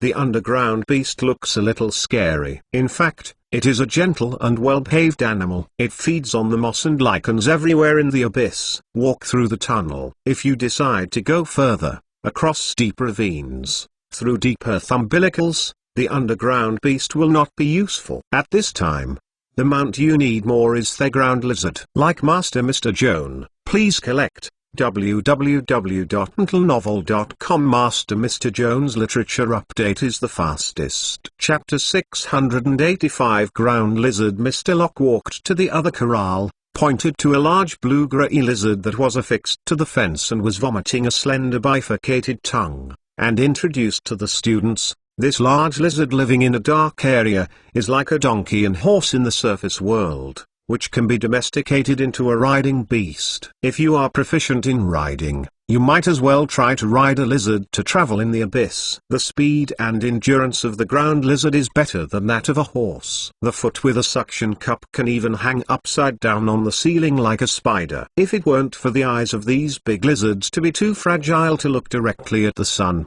I'm afraid they would have replaced the status of war horses. Mr. Locke found that the young people were eager to try the feeling of riding a lizard on the ground, converging his smile, and giving a warning. Children, listen. The ground lizards are not as good-tempered as the lost beasts. They are omnivorous animals that mainly feed on moss, lichens, mushrooms, mice and snakes. Although they usually do not actively attack humans, if you have no control, annoy them, and you can't be guaranteed to be bitten. Look at this guy's sharp teeth. It's not a joke to get a bite. If riding is not precise, or lack of patience, it is best to dispel the idea of riding a lizard as soon as possible. I say this, but it is all for your sake. After listening to Mr. Locke's warning, most students gave up their plans to ride lizards and went back to rent a safer underground beast. Their expedition plan is mainly based on stability, and there is no idea of crossing the abyss or diving into the ground navel, and it is enough to have the underground beast. Arnold cast a despising glance at the retreating people, walked to the corral, and said to Mr. Locke, "Our team rented 4 heads of lizards. Of course, you and Lowry are okay. Those 2 mage can do it too?" Mr. Locke was a little worried. "Don't underestimate Angel and Ryan, they are a lot stronger than other rookies in terms of guts and riding. Moreover, with Lowry and I instructing them, they can adapt to a maximum of 1 or 2 days, and they will be able to master the way. Lizard, Arnold said confidently. Mr. Locke nodded and waved to Big Ben to open the door of the corral, and pulled out 4 heads of lizards. Arnold selected the strongest lizard, flew up straddlingly skillfully, swayed the reins. The lizard flew off his legs, and jumped into the air, his feet flat against the steep cliff. Arnold clamped the crotch lizard with his legs, and sat firmly on the saddle, his waist straight. Seeing this scene, the students watching around couldn't help but applaud Arnold's superb riding. There are also girls shouting very handsome, full of worship in their eyes. This bastard, he's really handsome. Holden smirked and turned to the corral. What are you doing? Joan asked. Of course I'm going to rent a lizard. Do you want to pick one for you? Joan found that the young poet's turquoise eyes seemed to be fighting, and he swallowed the dissuasion back into his stomach and nodded gently. Holden, the 4-headed lizard. Hey, Isla and I wanted to, Audrey said to her brother. Holden hasn't ridden the ground lizard before? Hey, Isla felt a little worried. We'd better watch the past to avoid accidents. Relax. There is one lower reptile such as a lizard. One is all tamed like a sheep in front of Holden. I don't believe you. Wait and see. Audrey's lips slightly raised. Joan listened slightly, and looked up at Holden. The young poet had walked to the corral. Boy, don't run around. It's dangerous. The bald man raised his hand and stopped Holden, trying to stop him from entering the corral. Holden's footsteps swayed, like a phantom bypassing the large body, his hands in his trouser pockets, whistling straight into the corral. Everyone, including Arnold, noticed Holden's unusual behavior at this time. All eyes immediately gathered on him, and the atmosphere became extremely tense. As soon as Holden walked into the corral, the ground lizards became alert and turned their heads around, sending out a slight scream, as if to warn the stranger to withdraw from his territory, as if it was a prelude to an attack. Just when people were worried that Holden was under siege by the lizard, the young poet opened his mouth and let out a deep roar from the deep throat. Joan frowned, and vaguely heard the peculiar rhythm of ancient dragon language, but could not discern any substantive meaning. Holden's growl seemed to be just a demonstration. Under the circumstance of large groups of lizards, this kind of provocative behavior seems very unwise, but what happened next is greatly unexpected. The lizards in the corral all shuddered when they heard Holden's growl, and surrounded them next to him, prostrate, looking respectful. Holden smiled faintly, pointed out the 4 strongest ground lizards, snapped his fingers, and turned towards the corral door. Somehow, the 4-headed lizard seemed to be able to communicate with his soul, all trailing behind him out of the corral. After the last lizard went out, he flicked his flexible tail and closed the corral door. What kind of monster has this kid changed? It's easy to tame the lizard. Big Ben was shocked. As an animal trainer hired by the company, his main job is to domesticate lizards. As a professional, he certainly knows how difficult this job is. Who knows this? Mr. Rock shrugged. The boy named Holden, as well as his sister, are all students named and focused on. They have a very deep background. We better inquire. Big Ben nodded thoughtfully and changed to a less sensitive topic. Recently the mining area is not very flat, and there are often kobold gangsters coming out to make trouble, causing us to lose a lot of animals. You have to remind students to pay more attention to it. It would be better if the group of kobolds could be eliminated along the way. Of course it's fine, but you have to tell me where the kobold is hiding. If I knew where the scumbag villains were hiding, I would have cleaned them up a long time ago, and I still need to ask you for help. Daben spread his hands, his face full of frustration. There is no light in this ghost place. Potholes and tunnels are too unfriendly to us humans. Makes sense. Mr. Locke sighed and turned back to the students, reminding them to pay attention to safety, especially to guard against the kobold gangsters lurking nearby, so as not to be attacked by this cunning and cruel little monster. Children, it's time to say goodbye, and the next adventure will be on your own. As an employee of the company, Uncle certainly hopes that you can go as far as possible. After all, What you gained during the adventure is directly linked to my bonus. But to be honest, I hope that all of you can keep that principle in mind. Your best. Safety first. Mr. Locke took off his bowler hat, waved goodbye to the young man who was about to embark on an adventure, and sent his last emotional blessing. Brave children, may the gods be with you and protect you from your return. Like Master Mr. Joan, please collect www.mentalnovel.com. Master Mr. Joan's literature update is the fastest. Chapter 686 Underground Adventure. The ancient abyss Jinlungo is like a huge bridge, connecting the surface world and dark area. Inside this long and narrow rift valley between light and darkness, giant bone fossils of ancient creatures can be seen everywhere. There are also hills, rivers and calm lakes in the abyss, but more are huge caves. The tunnels connecting these huge caves often stretch for tens of miles. Some roads are wide enough for giant dragons to walk, and some are so narrow that it is difficult for even lizards to pass through the ground. The entrances of some of the tunnels are shaped like navel eyes, and people call them ground navels, leading to a more ancient and mysterious underground world. Be drow and demon, devilfish, dark areas ruled by evil and strange monsters such as demons. In the abyss where the ravines crisscross, dots of light form a zigzag-long dragon, winding forward toward the north. If you zoom in, you will find that this luminous queue is an expedition team, and the light source comes from the magic miner's lamp installed on the helmets of the expedition members. 13 people, including 6 female students, all graduate students from various branches of Mage Joan University,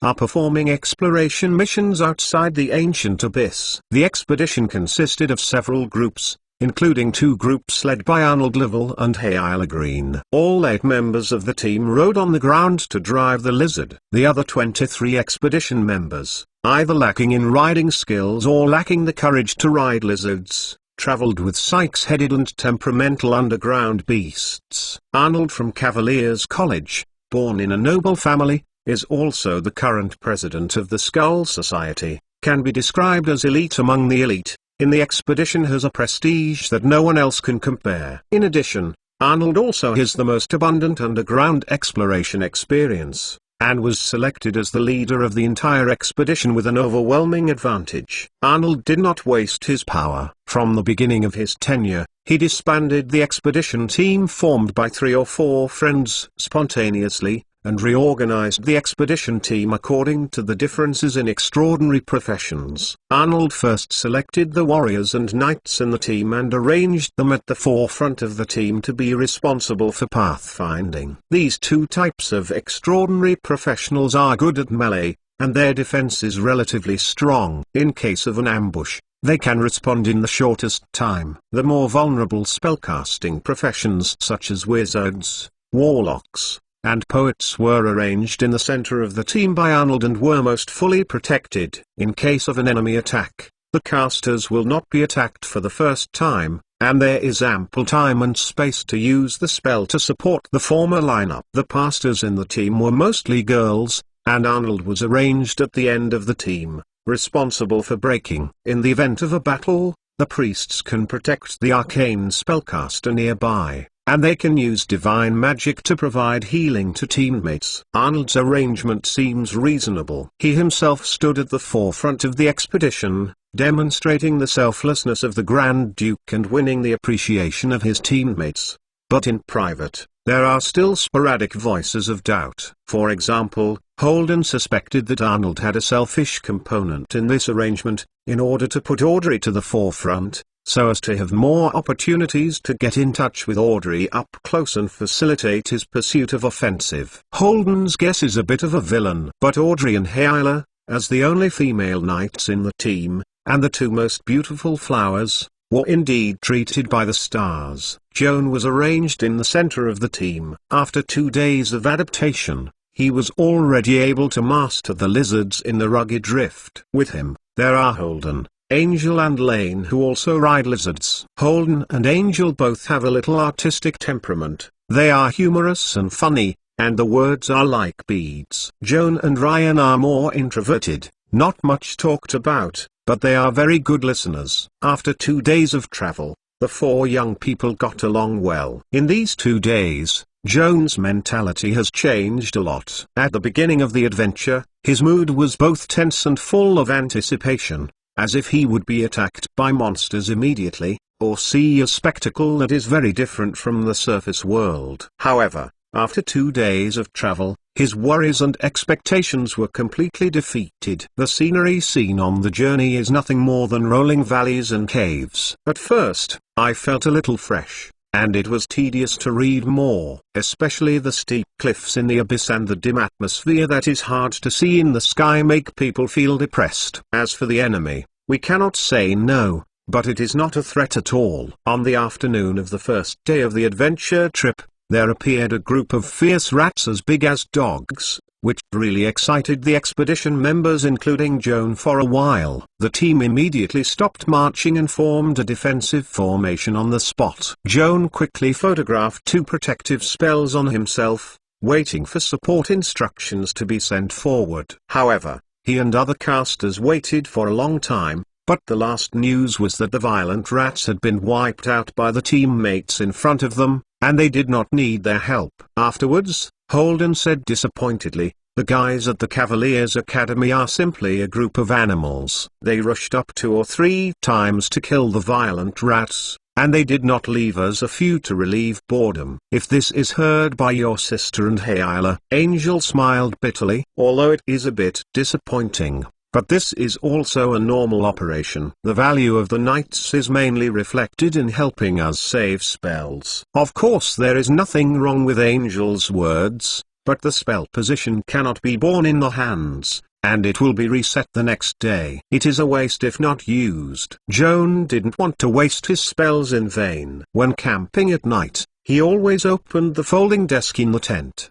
spread out the spell books, parchment and ink bottles, and then took out the automatic quill pen he made, set up the automatic transcription process, which will be today. The remaining spell slots, mythical power, and Sid mana are all transcribed into arcane scrolls. Automatic quill pen jumped into the ink bottle, dipped in the ink and swayed at the mouth of the bottle, and immediately jumped on the parchment paper, and copied the arcane diligently according to Joan's instructions. At the same time, Joan sits on a blanket and begins his regular meditation homework every night, shaping the spiritual power into a probe, exploring the mysteries of the 3rd layer of the magic net, and deepening the understanding of the essence of magic. After an hour of meditation, Joan opened his eyes and took out the navigation compass to view the map data collected today. Touching the compass with your fingertips, meditation to start the spell. Magical aura emerged on the surface of the compass,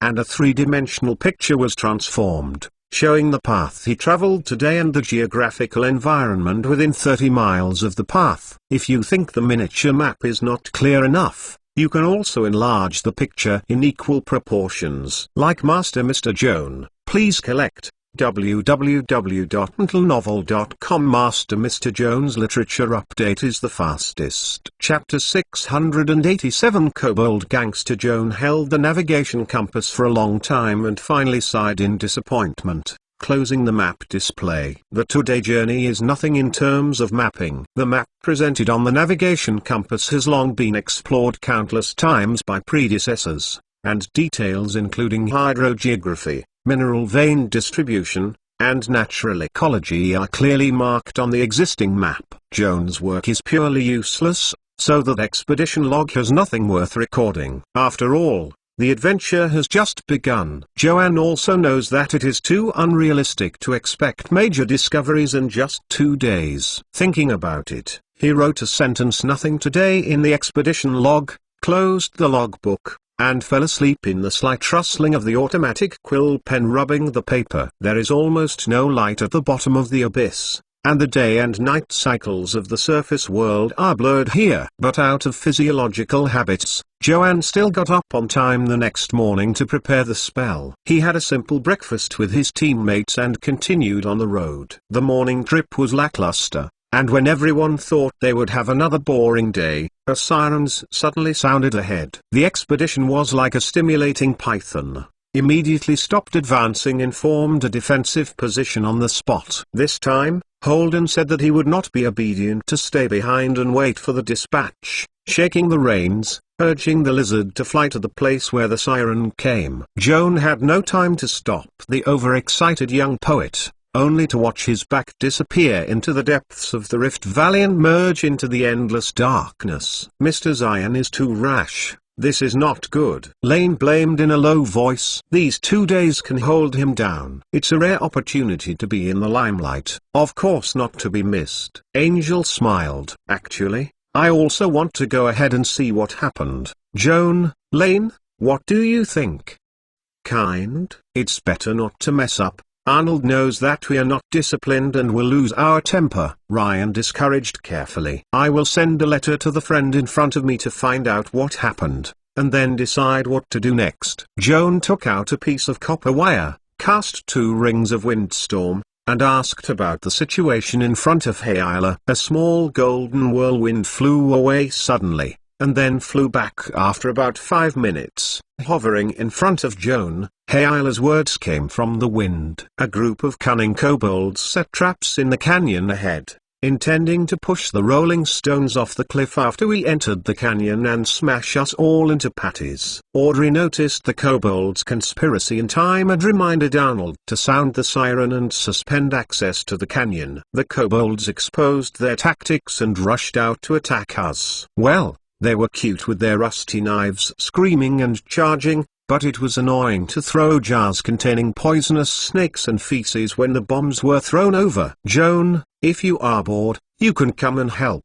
"Don't say it. I'm going to kill the who used a large slingshot to shoot me a honeycomb." Angel and Ryan were surrounded by Joan, and they both heard Hayla's complaints and laughed at each other. "Kobolds are like this, they don't have much skill, but they are very good at playing smart in the field of crooked ways," Lane said with a smile. "My honeycomb or something is really a problem for the knights wearing heavy armor. Let's hurry and help." Angel pointed to his ear. "Listen, it's a siren. It's more urgent than before. Arnold is in calling us.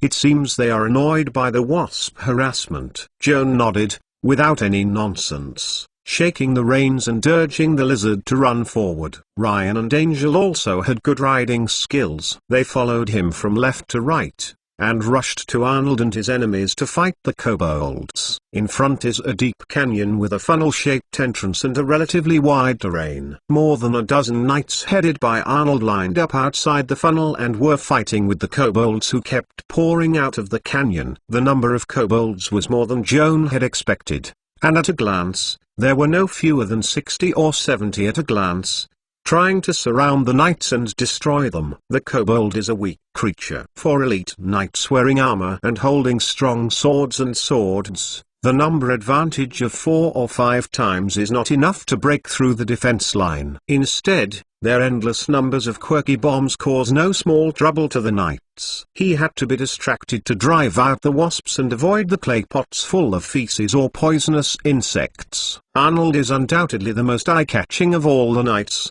holding a magical sword that exudes frost and coldness, and kills the enemy alone. The giant sword waved into a whirlwind, and the kobolds flew everywhere, like the wheat being harvested, and the pieces were swept down by the giant sword. Even the kobold who was far away from Arnold was shaken by the strange cold airflow lifted by his great sword named Shuang Ming. Panicking and fleeing, Joan retracted his sight from Arnold, who was killed by the massacre, and found Holden, who had arrived first on the other side of the battlefield. Mr. Poet, standing not far behind Audrey and Hayla, is singing an inspiring war song loudly. Hearing the magical song of Holden, his own knight doubled his courage. His fighting spirit was high, and his fighting power was significantly improved. Audrey was wearing heavy silver armor, her left hand was wearing the knight shield with the emblem of anemone, and she held a shining sword in her right hand,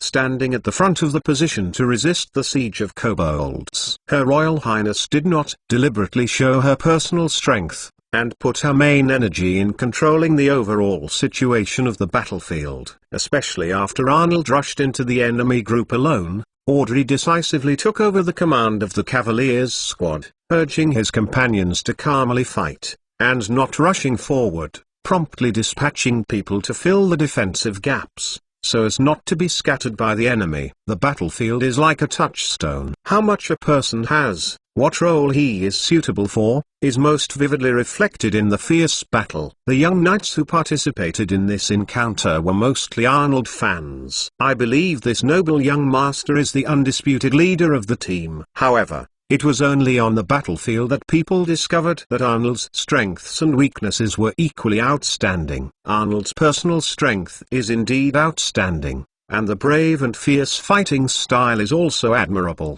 But his shortcomings are that he is too brave, only single-handedly fighting, slamming, but ignoring the strength, guts and even actual combat experience behind him are far inferior to his companions. Not capable of controlling the overall situation. In contrast, Audrey, who is a woman, is more commanding on the battlefield and looks more general. Every decision made in the battle has been proved to be a wise move afterwards, and won the young knight indifferently. Our trust replaced Arnold as the real commander on the battlefield. Like Master Mr. Joan, please collect www.mentalnovel.com. Master Mr. Joan's literature update is the fastest. Chapter 688 Battle Mutation. Hyla's attitude towards Audrey has always been a bit subtle. Both admit that the other party is excellent, but still somewhat dissatisfied. Witnessing Audrey's battle at the moment, Hyla had to admit that he really did not compare with Her Royal Highness in leadership.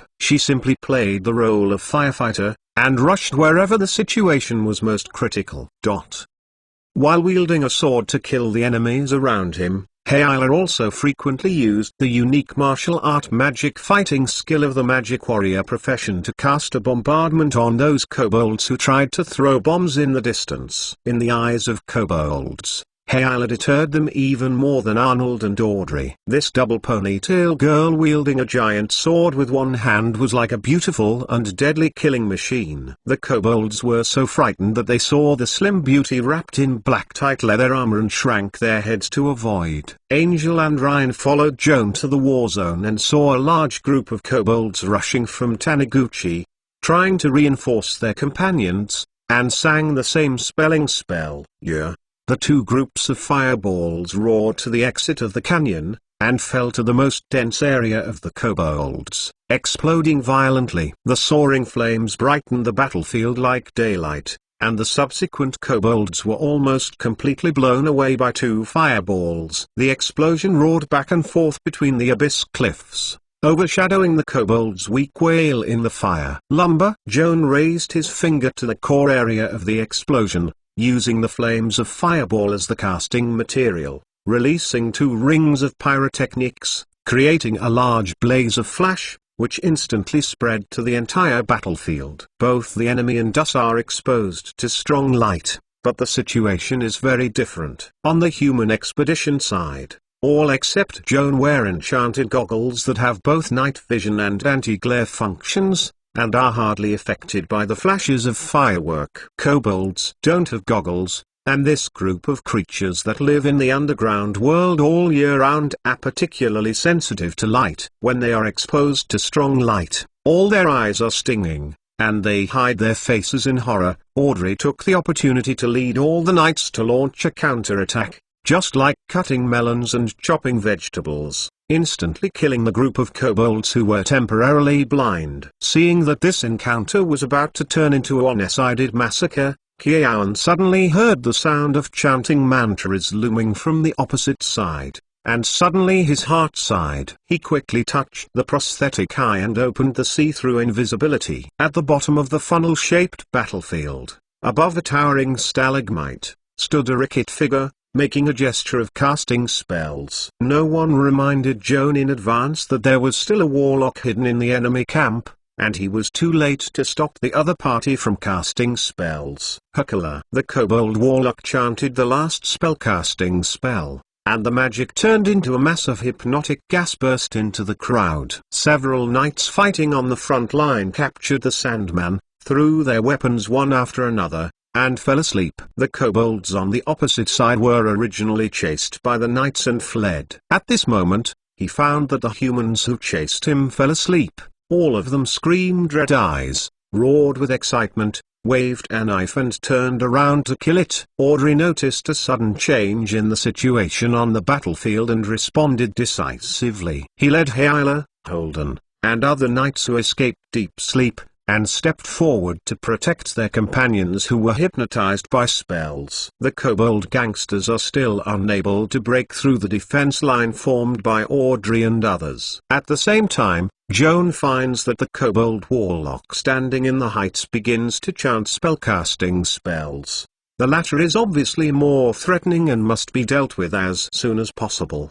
Prevent. No matter how fast the cast is, it will be faster than a bullet. Joan quickly pulled out the revolver and aimed at the figure above the stalagmite to pull the trigger. Bang bang bang. Joan fired 3 shots in a row. The first 2 bullets missed, and the third bullet hit the kobold warlock chest. Unfortunately, he failed to interrupt the opponent's casting process as he wished. The kobold warlock seems to have blessed Antizord enchantment in advance. When he was shot, a translucent magic shield appeared on his chest to block the roaring bullets. The short body was hit by a bullet, and the kobold warlock almost fell from the top of the stalagmite. However, he finally settled on his heels, successfully released the second spell, and waved to create a large yellow cloud.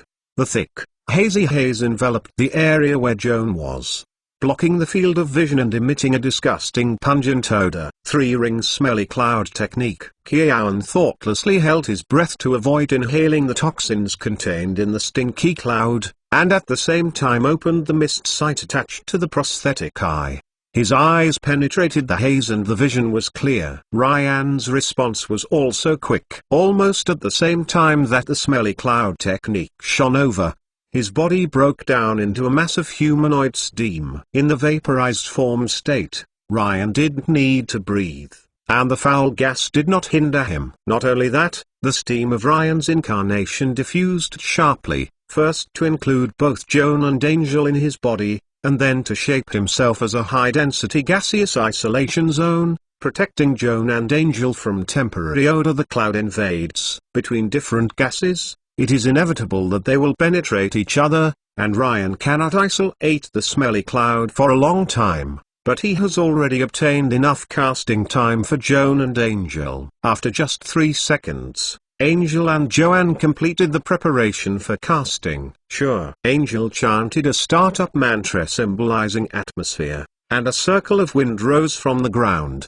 surrounding Ryan, Joan, and himself inside the ring wall, and at the same time blowing a screaming wind to the outside of the ring wall. Blinking in the meantime, the smelly clouds that enveloped all around were blown away. Newcomer. Joan held a piece of black agate in his left hand, and pointed at the kobold warlock standing on top of the stalagmites in his right hand, using his own 2 rings of aphasia. A cold negative energy was injected into the kobold warlock, as if the invisible big hand tightly choked his throat. The vocal cords were dry and stiff, and even a syllable could not be pronounced. The spelling spell was forced to be interrupted. Failure to cast the spell caused the magic power to bite back, and the kobold warlock felt a whirl of the sky, staggering down from the top of the stalagmite, and breaking his head. Arnold had been searching for the leader of the enemy. When he saw the kobold warlock, he fell not far in front of him. He held up the great sword Frostming and screamed and rushed up. Hyla's reaction was quicker, dragging a string of afterimages past Arnold and rushed to the kobold warlock, piercing his thin and shriveled chest with a sword. The head of the ambition was robbed by a girl, and Arnold felt very faceless. However, it is up to him to kill the enemy on the battlefield. He has no reason to blame Hyla for taking the initiative and had to use his sword to kill other kobolds to vent his anger. Like Master Mr. Joan, please collect www.mentalnovel.com. Master Mr. Joan's literature update is the fastest. Chapter 689 Metamorphosis. As soon as the kobold warlock died, the remaining gangsters also lost their fighting spirit, and they fled in a blink of an eye. Audrey blew her horn and greeted her companions to withdraw to the position, warning them that there was no need to kill those kobolds who had fled the desert. lest they be caught in ambush or get lost. Arnold brandished a sword and cut down the last kobold in sight, looking back in the direction of the horn sound, and found that everyone was responding to Audrey's call, abandoning the pursuit of the kobold, and gathering to her side. Quite not in my heart taste. Arnold's character is a little impulsive and radical, but he is not stupid, and vaguely finds himself as an expedition leader. The ambitionist who seized his power indifferently, was still the woman he was pursuing. This kind of depressed feeling could hardly be said. Arnold hesitated for a long time, and found that there was only one person left on the battlefield. He had to endure embarrassment, pretending to be casual, and walked towards Audrey. Hat. Joan cast 3 rings of dispelling technique, waved a green light curtain, decomposed the stinky cloud remaining in the air into disordered magic threads, returned to the embrace of the magic net, and then walked to the corpse opposite. The kobold warlock was pierced by Hyla's sword, and he lay face down in the pool of blood, and his breath was gone. Joan chanted the mantra, and remotely controlled the High Master's hand to reach the pool of blood, turning the body over. A shocking giant wound pierced the kobold warlock's chest and gushed blood. Joan frowned, regretting not being able to promptly remind Hyla to be gentle, and wasting so much precious warlock blood in vain. In order to stop the loss in time, Joan telepathically called out Tears of Gods, dipped it in a water bag, and used mythic energy to create a healing potion, which was poured on the body. The potion certainly cannot resurrect the dead, nor is Joan's purpose. The kobold warlock has just died, the body is not stiff, and the fresh flesh still has a little vitality. Joan poured a healing potion on the body, stimulating the remaining vitality, so that the sword wound in the chest healed quickly and stopped bleeding. At the moment in Joan's eyes, this body was like a skin sack that kept fresh blood. With a smile of satisfaction, Joan put away the Tears of Gods and remotely controlled the hands of the higher mages to pick up the corpses of kobold warlocks and drag them back to the campsites established by the explorers. Even if the wound is sealed to prevent blood loss, the plasma inside the corpse cannot be kept fresh for a long time, and it will coagulate soon. In order to fully squeeze the value of this corpse, Joan ignored the surprised eyes of the students and silently dragged the corpse through the busy camp to find a secluded and flat area, put down the corpse, and quickly put up a tent. Joan set up a folding desk in the tent, spread out pen and ink and spell books, and turned back to drag the body into the tent. When he did these things, he didn't care about the curious or frightened eyes cast around him. When he hung down the curtain of the tent and took the kobold warlock's body to hide in a small world isolated from the world, there was an immediate sound of discussion outside the tent. What is Mr. Vader doing?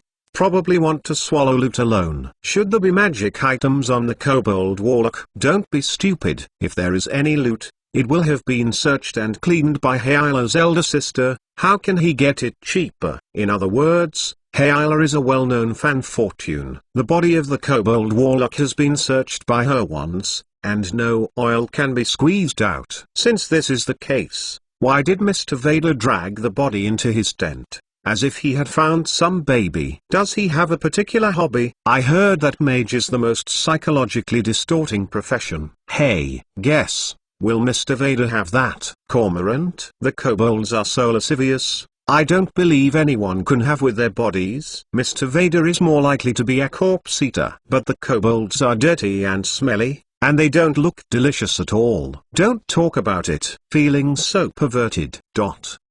Joan doesn't know that he has become a perverted demon in the eyes of his classmates. In fact, he did not have any perverted desire for the kobold warlock's body. What he really valued was the fresh blood stored in the body. As early as more than 3 months ago, Joan learned a very bizarre 2-ring necromantic spell from the spell book of Mad Master Felg, called Blood Interpretation. Using this spell, Joan can interpret the magic the opponent is good at from the blood of the arcane caster. Each time a blood interpretation is performed, at least 1 pint of fresh plasma is required. Generally speaking, No spellcaster is willing to harm their own health without justification and provide so much blood for human interpretation. Although Joan had already learned this spell, he had no chance to practice it. Now with the body of this kobold warlock, there are still at least 8 pints of fresh blood stored in the body, which undoubtedly provides Joan with excellent materials for the experimental blood interpretation. Joan rubbed his hands, took a glass syringe of the largest size from the storage bag,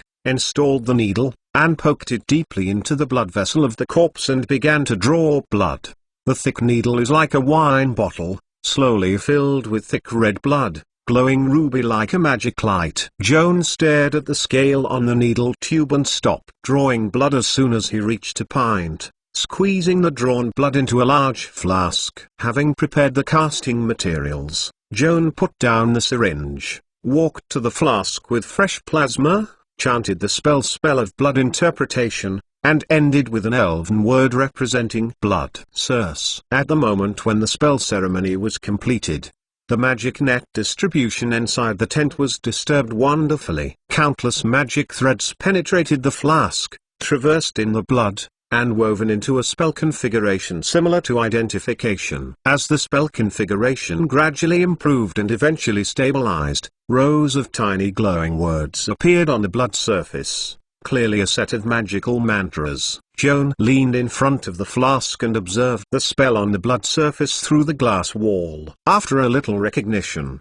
he recognized that it was a Turing invisibility technique, which was very disappointing. Joan waved his hand to cancel the blood interpretation, the magical aura in the flask disappeared, and the blood in the flask became turbid and black, obviously corrupted and unusable. The experiment just showed that blood interpretation can indeed extract the spell configuration from the blood of the caster, but this extraction is very random. If you are unlucky, as Joan just said, the only thing you can read is a spell that you already master, which is equivalent to a busy day. Like Master Mr. Joan, please collect www.mentalnovel.com. Master Mr. Joan's literature update is the fastest. Chapter 690 Blood Interpretation. Joan sat at the desk with both hands on his cheeks, staring at the empty flask and thinking. The blood stored in the kobold warlock is enough for him to perform 7 more blood interpretations, which is like having 7 chances to touch the prize. The prize that can be touched in the end depends largely on luck. Of course, Joan can cast spells repeatedly until the blood of the kobold warlock is drained and squeezed out. Unless bad luck is reached, he will always get 1 or 2 useful spells. However, he hated this kind of fatalistic approach and hated the randomness that he could not control. So, is there a way to rule out random interference, and only need to perform a blood interpretation to resolve all spells? After all, blood interpretation is just a tuned level spell. The magic energy level is too low. No matter how optimized, it is impossible to achieve the goal of once and for all. In addition to optimizing the spell configuration, Joan has another idea, which is to use the number 4 rune answers with blood interpretation to enhance the effectiveness of spell interpretation. The answers rune, which symbolizes revealing mysteries, can be used as an appraisal technique in its own right. It has a high degree of agreement with blood interpretation and is worth trying. Thinking so, Joan decided to immediately verify this idea. He first drained away the corrupt blood in the flask, used magic tricks to clean it, and then used a quill pen to draw the number 4 rune answers on the inner wall of the flask. The next experimental procedure was similar to the one just now. Joan took a pint of fresh blood from the kobold warlock's body, poured it into the flask, and shaken it evenly to ensure that the blood was in full contact with the answers rune. Next, Joan cast a spell on the blood in the flask again. The spellcasting ceremony of blood interpretation was successfully completed, and Joan stared at the flask with a trace of tension and expectation. Perhaps due to the influence of Ansuz's rune, the blood in the flask was gurgling out of bubbles,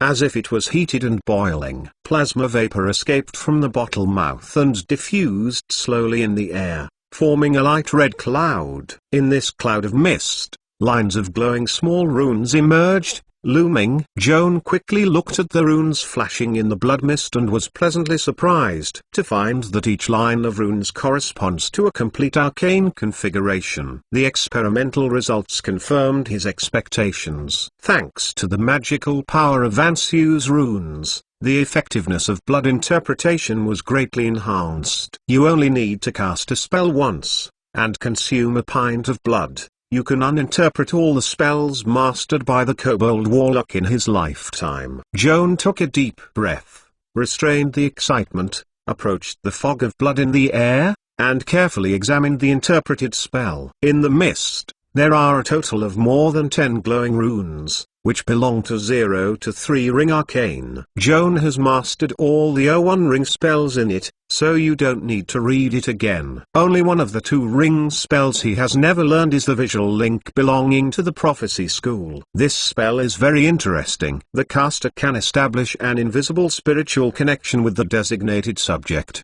During the duration of the spell, no matter where the subject is, the caster can borrow the opponent's eyes for observation. Using this spell, the caster can see things that are usually not directly observable. For example, casting a visual link on a mouse, and then throwing the mouse into the cave. The caster is outside the cave, and can switch his perspective to the mouse at any time, borrowing the eyes of the mouse to observe the deep environment of the cave. In addition to the visual link, Joan also passed out 2 3-ring spells from the blood of the Kobold Warlock, that is, the Deep Sleep and Smelly Cloud that the Kobold Warlock had just played in the battle. Deep Sleep is an enhanced version of the sleep technique of the first ring. The upper limit of the magic power can enable more and stronger creatures to be captured for tiredness. If the willpower is not firm enough, it will fall asleep in the middle of the stroke. Smelly Cloud technique is an upgraded version of the 2-ring Cloud Mist technique. The spell configuration is similar to that of Cloud Mist technique. The only difference is that the cloud created is toxic and smells very strange. Creatures that are not strong enough can breathe nausea and vomit as long as they breathe the bad smell cloud. In this extremely painful state,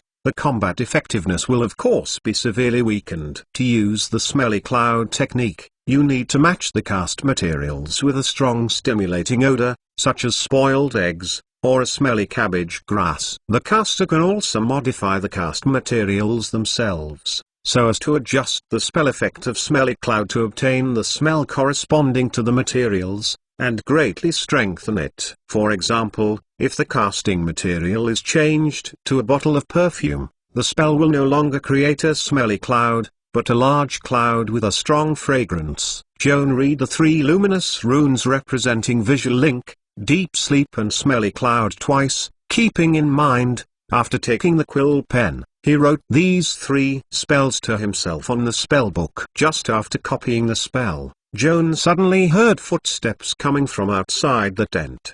From far and near, it seemed to be coming straight to his side. He immediately put away the spellbook and waved his hand to cancel the blood interpretation. Before Joan could clean up the flask with blood, Angel's call came from outside the tent. "Joan, is it convenient now? Ryan and I want to talk to you." Joan got up and lifted the tent, beckoning Angel and Ryan to come in and sit. Angel and Ryan just got close to the tent, and immediately smelled the blood coming from their faces. They couldn't help but looked at each other and entered the tent with confusion. "Joan, since everyone is a friend, I'll just say that if you hide the body of the Kobold Warlock in your tent, wouldn't it be a special hobby as others have said?" Angel came to the ground.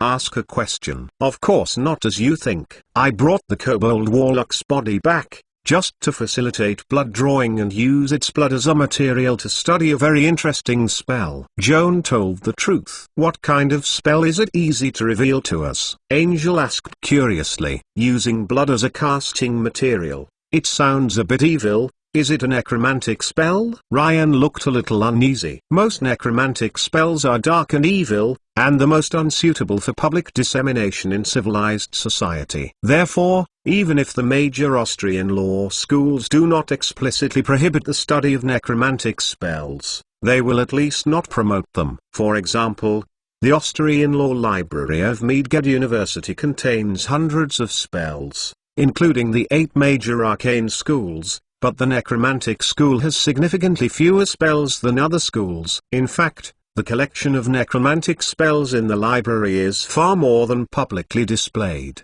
but each necromantic spell has to be reviewed by the collection committee, and if it is slightly improper, it will be shelved and not open to students. Like Master Mr. Joan, please collect. www.mentalnovel.com. Master Mr. Joan's literature update is the fastest. Chapter 691 Touch Prize. Ryan is a well-behaved child. Hearing that Joan's spells need to use fresh blood as material, he is worried that he will study the illegal necromantic spells in private. This spell is indeed part of the necromantic school, and it is very rare. It is not included in the school library, but it is not evil. In order to dispel Ryan's doubts, Joan briefly introduced the function and usage of the spell blood interpretation. There is no clear standard for judging whether a necromantic spell is prohibited. If it is measured from the perspective of endangering public security, then almost all the school's spells are likely to cause harm. How about necromantic spells? People's dislike of necromantic spells is mainly due to religious beliefs. Most mainstream religions respect life, and believe that after a person dies, the soul will go to the corresponding kingdom of God to have a peaceful sleep according to the beliefs of his life. Those necromantic spells that cause undeads and obstruct the sleeping of the dead will of course be considered evil, immoral, and condemned by the public. Blood interpretation is not a spell of the type of the undead. Although the spell requires fresh blood as a material, drawing a pint of blood usually does not pose a threat to the life of the blood loss party. It is no more cruel than the use of a sword to hurt people. After listening to Joan's explanation, Angel and Ryan felt relieved and were also interested in this magical spell, hoping that Joan could further explain the mystery of blood interpretation for them. I want to learn blood interpretation. Of course I can't let you have with you. How about exchanging it with you with a 3-ring arcane scroll? Angel looked at Joan, his eyes full of expectation. Joan thought for a while and nodded. It just happens that I am very interested in the wind wall technique you have played in combat today. Let's exchange that spell. No problem. Angel's face blossomed, immediately opened the storage bag, and pulled out a wind wall technique scroll to Joan. Wind wall technique is a 3-ring plastic energy spell, which is used to exchange 2-ring spells. On the surface, Angel appears to be at a disadvantage, but Angel is aware that he actually takes a big advantage. Although wind wall technique is of a higher level, as long as Joan is willing, he can spend money to copy at the school library at any time. Blood interpretation is the only one. If Joan refuses to teach, he can learn elsewhere! Masters have a strong desire for knowledge, and Ryan is no exception. Seeing Joan agree to teach Angel the blood interpretation, Ryan couldn't hold back the desire in his heart and blushed and asked Joan, "Mr. Vader, I want to exchange that spell with you, too?" Joan had a good impression of Ryan, especially when he saw the embarrassed look of this thin and introverted young mage.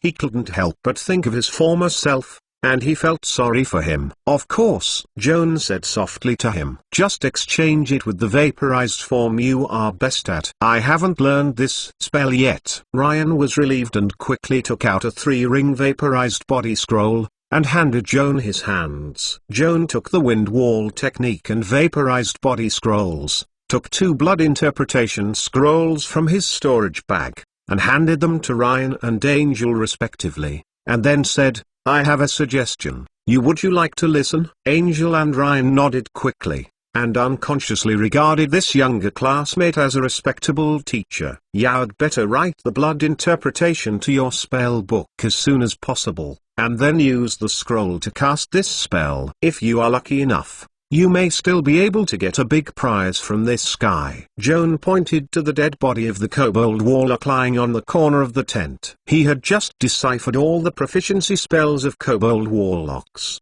and this corpse is now useless to him. Considering that there is still a lot of fresh blood left in the body, instead of wasting it, let Angel and Ryan try their luck. Of course, Joan's generosity is also limited. He does not mind sharing the blood of kobold warlocks with these two classmates, but he does not intend to tell them that the rune can greatly enhance the efficiency of blood interpretation and turn the random draw into a I want it all. Angel and Ryan listened to his suggestion, and they all met with joy, and immediately copied the scroll at the desk in Joan's tent. Joan was not idle, and took out a large flask and placed it on the ground side by side with the original one. Afterwards, he took out a thick syringe and plunged it into the body of the kobold warlock. He drew 2 tubes of blood and poured them into 2 flasks. After Angel and Ryan copied the blood interpretation, Joanne had prepared the material for them to cast spells. The two unfolded the scroll with a sense of suffering and loss,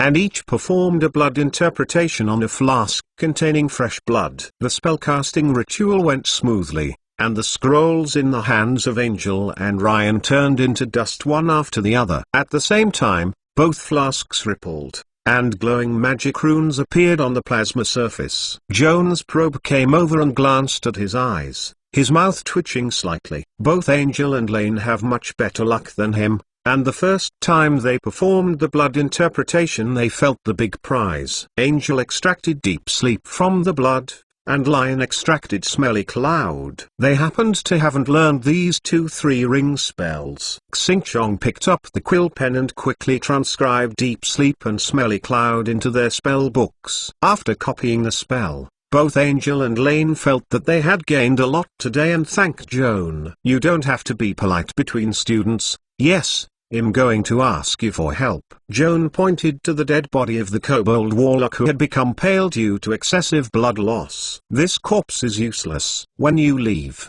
you can drag it out, dig the pit and bury it, or throw it directly into the deep ditch. Both Angel and Lane are grateful for Joan, and of course they don't mind the effort. They each pull the kobold warlock one leg and drag the body out of Joan's tent. Angel and Lane exchanged spells with Joan today, and they were very productive. They were only happy, but they didn't realize that many eyes in the camp were looking at them with horrified suspicion. They watched them dragging the body away, and immediately talked about each other. On this night, horror rumors about Joan, Angel and Ryan's meta-manager trio spread. Many people in the expedition are suspecting that the 3 young wizards known as geniuses seem to have the same quirk. Otherwise they cannot explain why they are all obsessed with the corpses of kobold warlocks. Like Master Mr. Joan, please collect www.mentalnovel.com. Master Mr. Joan's literature update is the fastest. Chapter 692 Break up the aura of genius. On the contrary, further spurred doubts about Joan, Angel and Ryan. In the public's impression, genius characters are mostly eccentric in character, thinking in a very different way from ordinary people, and even doing crazy or even perverted behavior in the eyes of ordinary people. Joan, Angel and Lane, 3 people huddled in a tent and spent 2 full hours. During this period, what heinous atrocities they committed against the poor corpse are still unknown. However,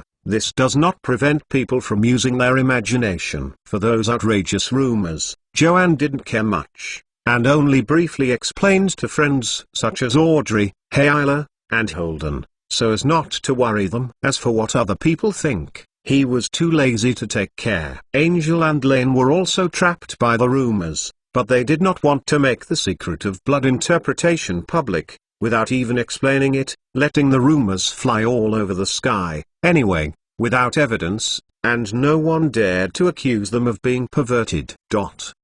Today's encounter was very beautiful. The expedition members who participated in the battle were not killed, and there were only a few injured. Most of them were light wounds such as wasp bites, knives piercing the butt, and smelly cloud vomiting. After receiving divine treatment, they all recovered on the same day. When camping that night, the young people were surrounded by the bonfire and talked about the battle they had just experienced. They were very excited. Everyone believes that this battle marks the official start of a wonderful and exciting adventure. In the next days, they will face more challenges, and their courage and wisdom will also face a more severe test. However, Contrary to expectations, the expedition did not encounter any challenges worth mentioning for the next 3 days. The deep Rift Valley is like a desert without color. Every day's journey is the same, dull and boring, and the blood in people's hearts gradually returns to silence. Many people are too lazy to write even the expedition log. On this piece of land that has been trodden on by countless predecessors, any new discovery is unlikely. The planned expedition schedule is almost half, and most expedition members are tired of boring travels, and even have the idea of returning to the transfer station. On the morning of the 7th day, when the expedition was assembled and ready to go, some people couldn't help but make it clear. Mr. Lovell, we have been out for a week. If we turn back now, we will have time to return to school before the end of the month. Turn back the same way? Arnold stared at the student who made the suggestion and asked coldly, you come and tell me, what's the point of going back now? Mr. Lovell, don't be angry, I mean. The boy tried to justify, but was interrupted by Arnold's series of stern questions. During these 7 days, have you discovered valuable new mineral veins and collected special biological specimens, or have you mapped out even an inch of a new map? Sorry, we didn't. The boy lowered his head in shame. Since there is nothing to gain, then I really don't understand. Why do you feel so embarrassed that it's time to look back? Going back now is not a trip to nothing. Arnold's reprimand silenced the camp. In this depressed atmosphere, someone whispered, we eliminated the kobold bandits who harassed the mining area, and we can earn at least 1 or 2 internship points. You can be satisfied with 1 or 2 internship points? Then you are really aspiring. You deserve to be a top student at Mage University. Arnold smiled angrily, with sarcasm. Okay Arnold, take control of your temper. Arnold's teammate, young Pastor Laurie Grant, patted his shoulder and calmed his friend. Most of the younger students and girls participating in the internship task are the first time they have entered the Taiku Abyss in their lifetime. As a newcomer, it is already good to have such a performance. You cannot use your own standards to ask others. Arnold took a deep breath and barely restrained his anger and said to the priest, Laurie, the reason why I am angry is not all because of their lack of ambition,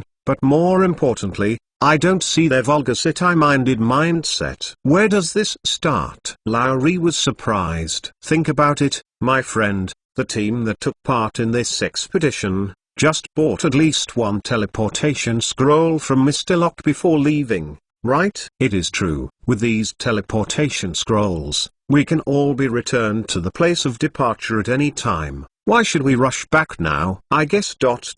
they probably don't want to use that expensive scroll. Lowry sighed softly, already guessing why Arnold was so angry. A teleportation reel is worth 1,200 gold dugger, and the average share of the 4 people is only 300 gold dugger. If you have to pay attention to this amount of money, it shows that they have determined in their hearts that even if they spend an extra week for adventure, what's new? I can't earn the 300 gold duggers capital, so I would rather give up the expedition, and now return to the same path, at least save a teleportation reel, am I right? After hearing Arnold's analysis, some people in the camp protested in a low voice, but more people bowed their heads in shame, as if they had been exposed. Arnold sighed, turned his back, and whispered to the priest, Laurie, you know, I never show my aristocratic background in front of others, but I have to say that in the young people born in the so-called little bourgeois family,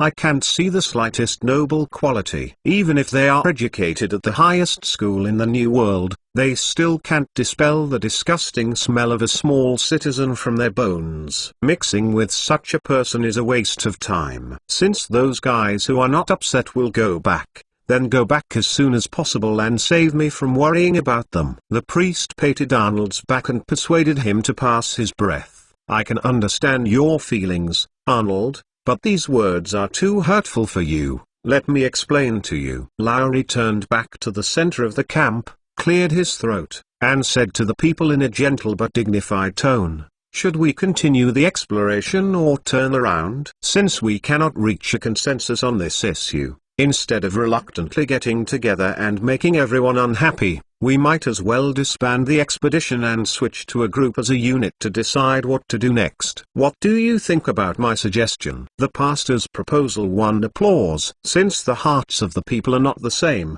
each has their own plans, and the disengagement in the middle has become the inevitable ending of this adventure team. Like Master Mr. Joan, please collect www.mentalnovel.com. Master Mr. Joan's literature update is the fastest. Chapter 693 Umbilical Cord. Arnold, Angel, and Ryan, I plan to cross the navel to explore the unknown zone in the dark area. This is indeed very risky, but the return is also greater. Is anyone willing to follow us? Pierre Lowry looked around the crowd and saw no one responding to his invitation. It was not surprising that he turned back to Arnold, Angle and Ryan, and said softly, "It's not too late. Let's go on the road." Arnold rolled over to ride the lizard, gathered the reins, and after a little hesitation, turned back to look at Audrey in the crowd. "Miss Zion, are you going to take the rest to the transfer station?" "No one here needs me to lead, and each of us has the right to decide our own itinerary." Audrey smiled faintly. "As for me, I am more willing to move on. Since you don't plan to look back now, just walk with us. I'll take care of protecting you." Arnold's eyes were burning and expectant. "Thank you for your care, Mr. Lovell, but it seems to me that instead of accepting the protection of others, the sword in my hand is more reliable, and there are 3 trusted teammates around me, so you don't bother." Audrey's refusal was firm and polite. Arnold's face stiffened slightly, but he refused to give up. "Your teammates can also walk with us." "Sorry, we plan to go the other way." "This is not a smart decision. Miss Zion, you lack the experience of taking risks in the underground world. It will be safer and more rewarding to walk with us." "Why not ask for bitterness for your face?" Arnold suspected that Audrey was deliberately hiding from herself, and she couldn't help but express her anger. "Are you saying ask yourself for bitterness?" "This is not always possible." Audrey's lips still had an elegant and moving smile, but her eyes became cold and sharp. "Our captain, Hayla, has enough exploration experience, and our team also has a mage who is good at surveying the terrain." Audrey glanced at Joan, her eyes full of trust. "He will lead us to choose a passage to the deep area, and the final gain is not necessarily less than your team." "Just the little mage who took the adventure for the first time?" Arnold smiled disapprovingly. "Miss Zion, if you are really confident in your team, would you dare to bet me how to gamble?" "It depends on who can earn more internship points during this expedition." "How?" "What about the bet?" "If I win, I hope to be honored to have dinner with you." "If you win, what are the conditions, even if you open it?" Arnold crossed his arms across his chest, looking confident. Joan's heartstrings could not help tightening. Listening to Arnold's meaning, it seems that he wants to win Audrey's recognition through this gamble and accept his pursuit, which is not surprising. So what kind of bet will Audrey make? Common sense. Would Arnold be asked not to entangle her again after losing? In fact, Joan is even more strange about his mentality than the two bet. He often encounters such things that have nothing to do with him. He is too lazy to ignore it. Why is he inexplicably nervous today, and is struck by his heart for what decision Audrey will make? Joanne couldn't tell why he had such a weird mentality, but one thing he was very sure. Even if there is no personal grievance between him and Arnold, deep down he still does not want Audrey to lose to Arnold. "If I win." Audrey rolled her sapphire-clear eyes and smiled slightly. "I hope Holden, Joan and Hayla can all receive the invitation letter from the Skull Society." "Of course, there is no problem. Good luck." Arnold shook the reins and drove the lizard away. "Hello, Audrey, how can you make your own claims? I never said I wanted to join the Skull Club." Hayla is a little emotional. Audrey hugged the female swordsman's waist and smiled sweetly, revealing the temptation that Hayla couldn't resist. "If you really don't like it, just quit after joining. In this way, you will become the first girl in the history of Mage University to voluntarily quit the Skeleton Society." "It makes sense." Hayla nodded deeply.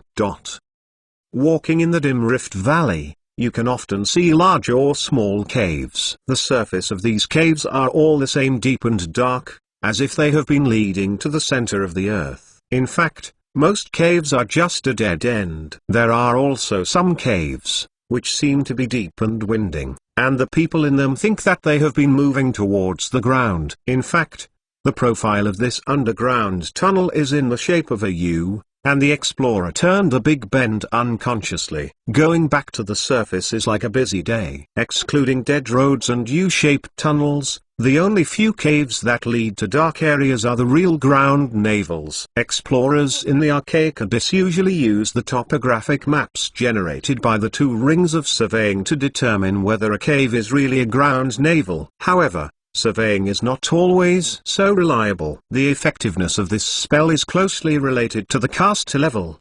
The higher the caster level, the greater the range of mapping. For a 5th level wizard, a map with a radius of at most 5 miles can be mapped. If the length of a tunnel exceeds 5 miles, it cannot be displayed on the map completely, and no one knows whether it will hit a dead end if you continue to walk. In addition, surveying also has a shortcoming. That is, it can only generate a less accurate plan, and can barely see the general outline of the tunnel. As for whether the tunnel will cross waters or quagmire, can the narrowest zone allow humans to pass? These details are not visible on the floor plan. Finding a safe and reliable ground navel through a map depends largely on personal experience and constant trial and error. Of all the participants in this internship, Arnold has the most expedition experience. In contrast, only Hyla in Audrey's team has expedition experience, but it is far from Arnold. In this situation, Audrey still accepts the gambling game proposed by Arnold and believes that he has a chance to win. The confidence mainly comes from Joan. Joan can also perform surveying and mapping,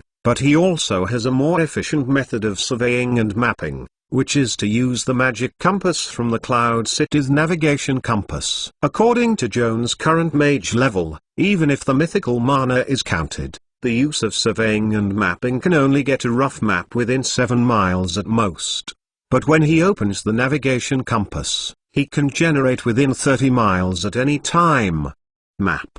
The bigger difference is that the navigation compass generates a stereoscopic view that can be zoomed, showing more detailed and vivid details than the two-dimensional plan. If you like Master Joan, please collect it. www.mentalnovel.com. Master Joan's literature update is the fastest. Chapter 694. Tremor in the dark. Shortly after Arnold and others left the camp, Joan, Hyla, Audrey, and Holden also broke away from the big force that was about to return, and continued to explore. Joan used the navigation compass to survey the surrounding terrain. Within half an hour, he found 3 tunnels leading to the deep underground space near the camp. According to the 3-dimensional picture displayed by the navigation compass, Joan carefully compared the 3 tunnels, and finally chose the one with fewer twists and the safest appearance, and led his teammates to drill down from their corresponding ground navel and embark on an underground exploration journey of. In the early stage of the ground navel, the tunnel space is still relatively wide, allowing 4 people to walk side by side. As it continues to go deeper into the ground, the tunnel gradually narrows, and many places are barely accessible to one person. For safety reasons, Hyla walked at the forefront, Holden followed, Joan walked in the middle of the team, and Audrey was responsible for breaking the four-eyed the lizard on the ground and walk through the dark tunnel. The area outside the miner's lamp shines completely covered by darkness, making people gradually forget the passage of time. The tunnel is like a necklace, linking countless high and low underground caves in series. Flocks of bats hung upside down on the cave dome, disturbed by the light from the miner's lamp, sometimes flapping their wings and swooping down, flying back around the dome in a circle above Joan. Joan led the reins and drove the lizard slowly through the rugged tunnel, sometimes looking up at the cave dome. Among the 4-person team, only the magic miner's lamp was not installed on his helmet. With the dark vision enchanted by the prosthetic eye, He can see the scene in the cave clearly without lighting. The trajectory of the bat caused Joan's curiosity. These nocturnal people who live in the dark have poor eyesight and very sharp hearing. Joan had seen such a statement in a book. When flying, the bat will continue to make a sharp cry, and then collect the echo through the ear, according to the echo, to determine the location and size of nearby objects, and whether the object is moving. With echo positioning, bats can fly at high speed in the dark without hitting any obstacles. If this statement is true, Joan naturally has an association. As long as the mouth of the bat is blocked so that they cannot make a sound, they will lose the ability to discern the direction. Just as Joan thought, a bat flew past him. Joan raised his ears and listened carefully. It's a pity that there are only the sounds of bats flapping their wings, but they can't hear the tweets they rely on for positioning. Joan frowned and could only think that his hearing was not sensitive enough. Fortunately, he knows that a spell can make the senses, including hearing, particularly sensitive. Thinking about it this way, Joan chanted a startup spell symbolizing the horn softly. Roma. The 3-ring prophecy spell attached to the prosthetic eye, tremor perception, quietly turned on, and Joan's skin and senses immediately became very sensitive, and he could clearly sense the slight ripples in the surrounding air. When the bat flew past him again, a miracle appeared. Joan actually heard high-frequency sound waves emitted from the mouth of the bat under normal circumstances. Human ears cannot hear sound waves at such a high frequency. Joan simply closed her eyes and felt the outside world through her ears and skin. After closing your eyes, the outside world loses its color and becomes clearer and more vivid. All creatures in bats,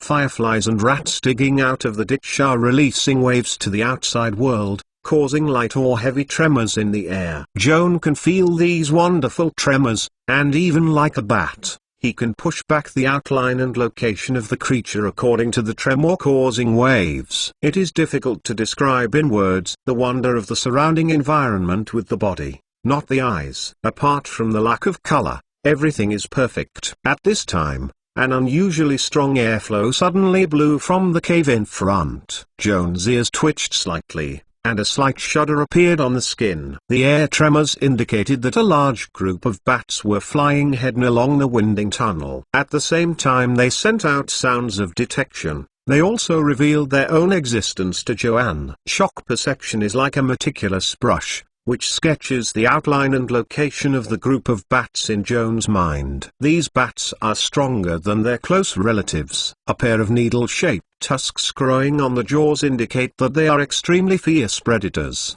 Beware. Joan opened his eyes suddenly, and reminded his companions with a deep voice. At 60 yards in front of the tunnel, a large group of vampire bats are approaching us. Hayla, who was at the forefront, stopped immediately, staring at the front alertly, and he heard the sound of flapping his wings. Just a few seconds later, a group of dark-eyed bats rushed out of the darkness, screamed into the search range of the miner's lamp, like a circling blood cloud, flew against the light. Hayla, who had already been guarded, chanted spellcasting spells and raised a colorful cone of light. The narrow tunnel was almost completely filled with colorful jets from Hayla's palm in an instant. The vampire bat hit the colorful cone of light head and, before being exposed to fangs, it was deterred by the spell, and it rained and fell into the sky. At the same time when Hayla cast his spell, Holden, not far behind, pulled out his sword, like a ray of light smoke drifting past her, wielding his sword in a row. Several cold lights suddenly flashed in the dim tunnel. Those blood-sucking bats in midair who had just been shocked by the colorful jet were cut in half by the fast-paced dagger before they landed. Little hooligan, your swordsmanship is not bad. Hayla glanced at Holden. Unfortunately gorgeous, but not practical. I don't like to hear your words. Swordsmanship is also an art. In my opinion, gorgeous and practical do not conflict. Holden retorted rhetorically. The pretty words on the bare mouth are useless. Just a big bat came across from the other side. Let me show you what is really suitable for actual combat. Hayla held the wave-bladed sword behind his back with his backhand, illuminating the tunnel with the light beam projected by the miner's lamp. An extraordinarily large black bat was fast approaching, and half of his mouth flashed his fangs. "Treasure fan sister, be careful. It seems to be a violent bat." Holden's face slightly changed. Hyla smiled confidently, calmly drawn his sword, and struggling towards the fierce bat that was rushing towards him. In her expectation, this sword was enough to split the ferocious bat in half, but did not pay attention to the terrain restrictions. The giant sword just stuck to the top of the head and was stuck by the stone crack. If you like Master Joan, please collect it. www.mentalnovel.com. Master Joan's literature update is the fastest. Chapter 695. Funny gun. Ha! This is the real combat swordsmanship you want to show me? Well, it really opened my eyes. Holden did not miss a good chance to mock Hyla, while shaking his wrist and throwing out a string of beautiful sword flowers, stabbing the fierce bat with a very chic gesture.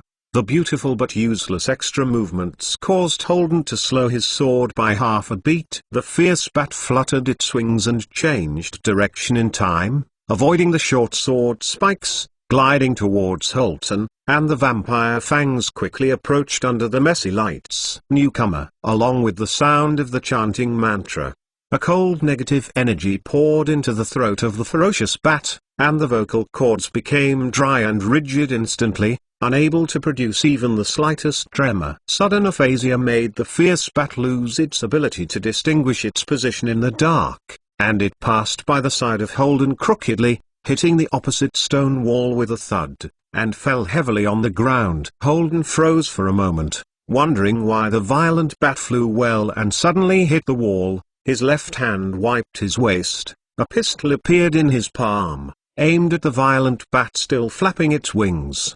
Trying to take off again, decisively detained trigger. Boom! Gunshots echoed in the closed tunnel for a long time. The blood of the gun shot in the fierce bat, the body quickly became grey and hard, and within a few seconds it became a grey stone statue. Quick footsteps came from behind the tunnel. Audrey hurried over, seeing that her brother and Hyla were safe, and her nervous face eased. "You are all right. What monster did you fly over just now?" A fierce bat was not difficult to solve, but something unexpected happened. Hyla pointed to the top of his head slightly awkwardly. "My sword was stuck in the stone," and Holden proved his sword skills were flashy. "In the end, thanks to Joan, the spell helped us get rid of the siege." Audrey was so angry and funny that she didn't know what to say to these two treasures. Holden touched his head to Joan, thanking him with fear. "Fortunately, you shot just in time, otherwise I will leave a terrible kiss mark on my neck." Joan and Holden rented an apartment together for so many days,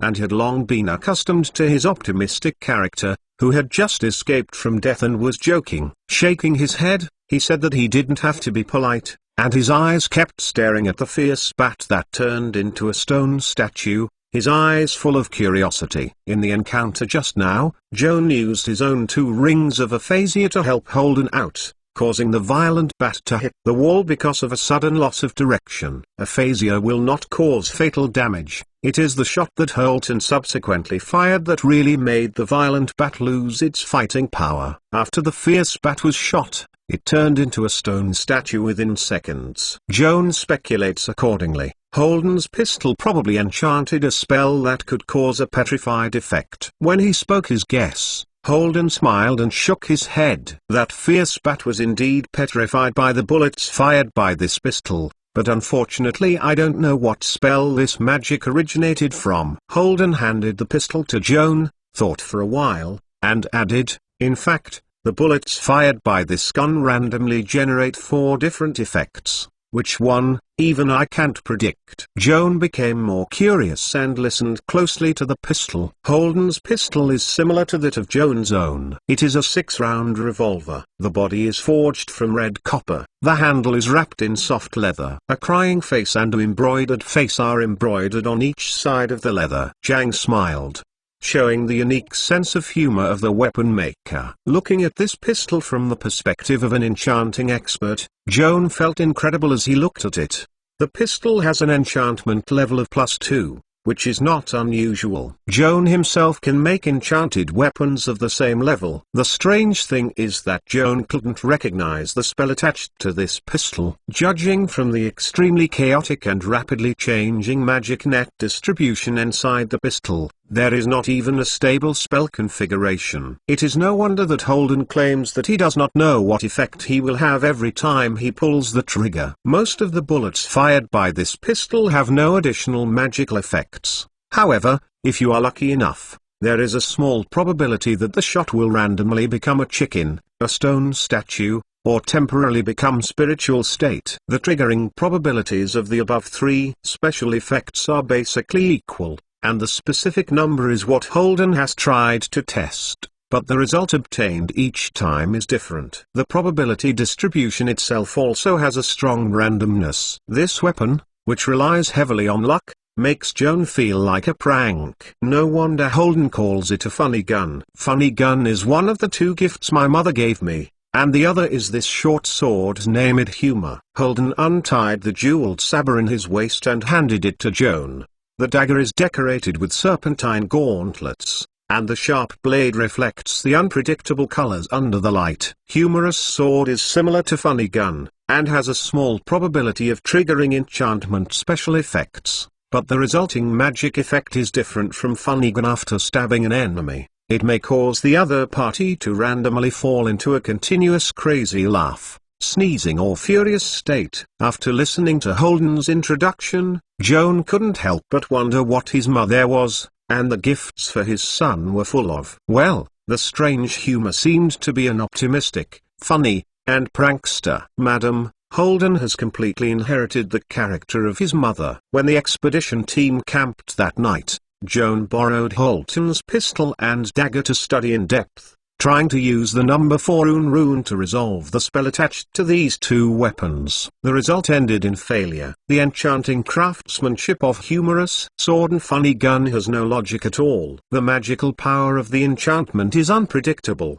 and it is impossible to obtain a stable spell configuration. Of all the magic items handled by Joan, only one has qualities similar to humorous swords and funny guns, which cannot be passed by rune number 4, which was originally found in the depths of the mythical Owlbear Cave, the bag of magic beans. Joan still remembers that when a magic bean is planted in the soil, what will eventually grow out is simply unpredictable. This unpredictable randomness is similar to humorous sword and funny gun. Any magic device with such chaotic properties is doomed to not have a stable spell configuration, and therefore cannot be accurately identified or resolved. Like Master Mr. Joan, please collect www.mentalnovel.com. Master Mr. Joan's literature update is the fastest. Chapter 696, Chaos Magic. The chaos phenomenon shown by humorous swords and funny guns is a long-standing problem that often causes problems for those who are used to linear thinking. Joanne remembers that Master Rawls once described to him a vivid example of chaos. A child is building sand at the beach,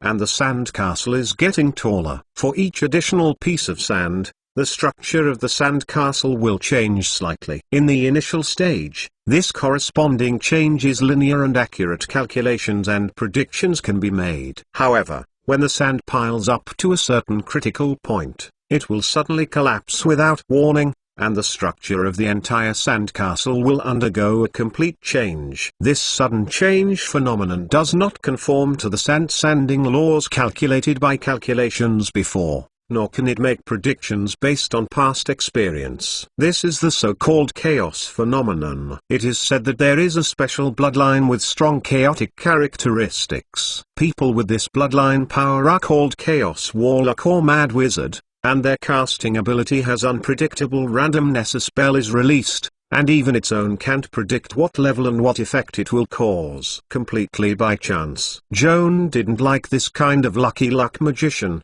but the humorous sword and funny gun still gave him some inspiration and decided to save money to upgrade his revolver to an enchanted weapon. Early the next morning, Joan returned the humorous sword and funny gun to Holden. After simply eating dry food, The four went on the road. The following day, Joan, Hayla and Zion all traveled through the winding underground tunnels. As the tunnel gradually penetrated into the stratum, the surrounding landform also changed. Perhaps there was a dark river near the tunnel, the air humidity increased significantly, and the empty underground cave looked like a dark cathedral. As they walked by, Joan, footnotes and whispers echoed in the cave for a long time. Water droplets sometimes fell on the top of the head, hitting a cold face. Joan stopped and looked up at the cave dome. With the dark vision enchanted by the prosthetic eye, he saw countless dense stalactites, like a cluster of spears hanging over his head,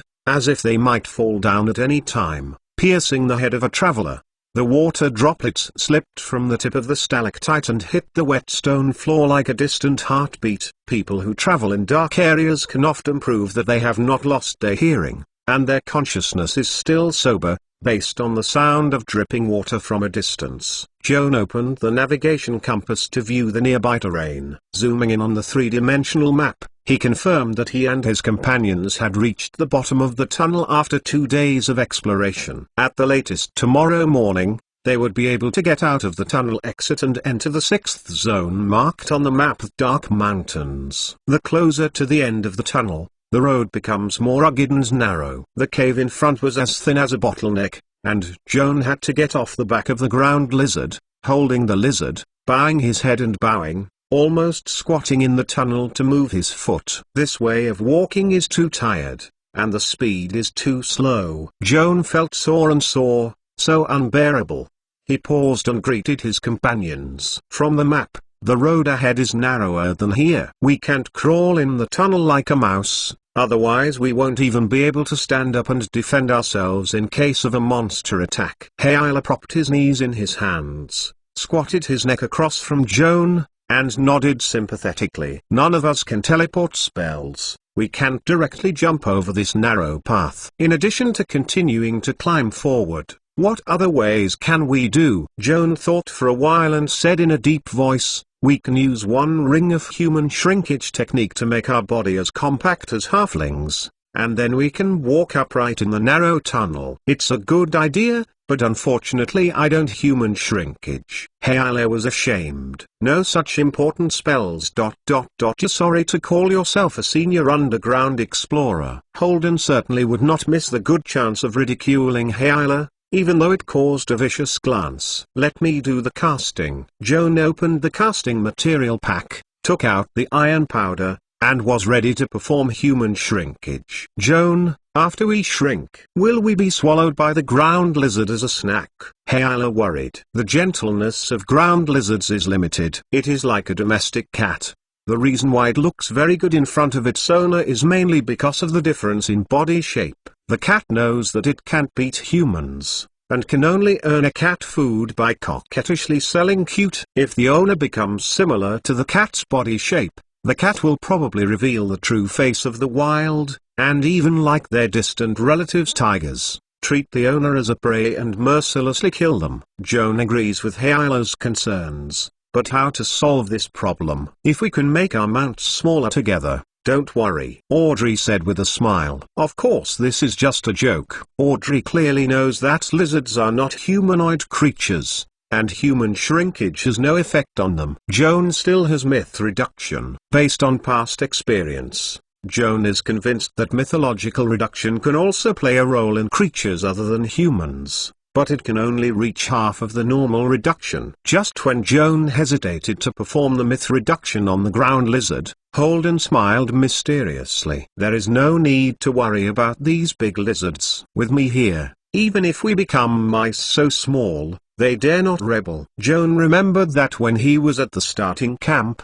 Holden had surrendered to a full little ground lizard. This young poet seems to be able to exude a special breath, forcing reptiles to bow their heads. Joan had no intention of investigating Holden's secret, as long as he could guarantee that the lizard would obey obediently. A six-pointed star array suddenly rose at his feet, and Joan inspired the Sidmana stored in his body, blessing human shrinkage for sisters Hayla and Zion. Joan himself did not shrink, but blessed the 2 rings of transfiguration to become a group of round eyes of insight, floating in a narrow tunnel. In order to ensure foolproofness, Joan turned on the dark vision, fog sight, seeing invisibility and tremor perception attached to the prosthetic eye, twisting 4 flexible eye stems to alert the surroundings. Floating through a narrow tunnel, an empty stalactite cave appeared in front. Just in the background sound of dripping water, Joan felt a strange tremor. It seemed that there was some kind of creature, and was quickly approaching the cave dome towards this side. Joan is still not sure whether the visitors in the dark are aggressive, so he adjusts the angle of the eye stem and looks upwards along the trajectory of tremor. If you like Master Joan, please collect it. www.mentalnovel.com. Master Joan's literature update is the fastest. Chapter 697 Vault of Shadows. Joan raised an eye stem and twisted the searchlight-like eyeball at the top to scan the suspicious area. It didn't take long for him to find a quietly crouching creature in the crack above his head. The monster is about 2 feet tall, with grey skin dotted with countless dark spots, and its smooth body exhibits a rubber-like texture, which looks like a dysplasia. This strange creature has not yet discovered that it has been exposed. Hiding in the cracks of the rock, glaring a pair of eyes with night vision ability,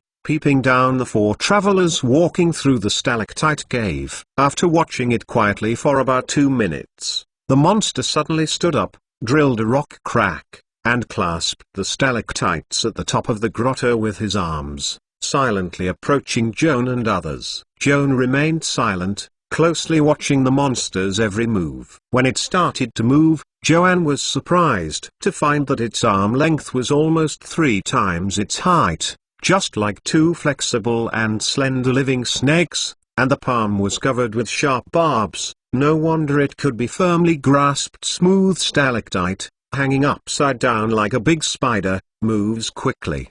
The long-armed monster stopped, holding a thick stone stalactite in his hands and feet, and the probe peered down. Neither Joan nor Holden noticed that this monster lurking in the dome of the cave led the ground lizard to walk under it, and his back disappeared at the corner of the tunnel. The monster stretched his neck, motionless, as if waiting patiently for something. Soon after, Joan's eye of insight drifted under it. The long-armed monster widened its eyes, silently staring at the huge eyeballs waving 4 streamer-like stalks below, and a gloomy color appeared on the grey face, seeming to mistake the eye of insight as a giant-eyed tyrant. The atmosphere is too dare to come out. It wasn't until Joan floated underneath him that the figure disappeared at the corner of the tunnel. He took a breath and leaned down to stare at the female knight who landed at the end of the line. Audrey seemed to perceive something and looked up at the cave. The miner's lamp mounted in front of the helmet projected a straight beam of light, sweeping back and forth towards the dome. The long-armed monster knew he couldn't wait any longer, and suddenly jumped down, protruding his claws and grabbing the girl's slender white neck. However, at the same time when it launched the attack, the girl's figure suddenly disappeared. At the place where she originally stood, a huge eyeball dragging 4 tentacles appeared, staring coldly at the long-armed monster. The long-armed monster suddenly felt bad things. However, in the air, it had no retreat, only to daringly slammed at the gloomy eye demon's laugh. Joan's huge main eye gleamed a pale beam of light, hitting the long-armed monster falling down in the middle of the sky.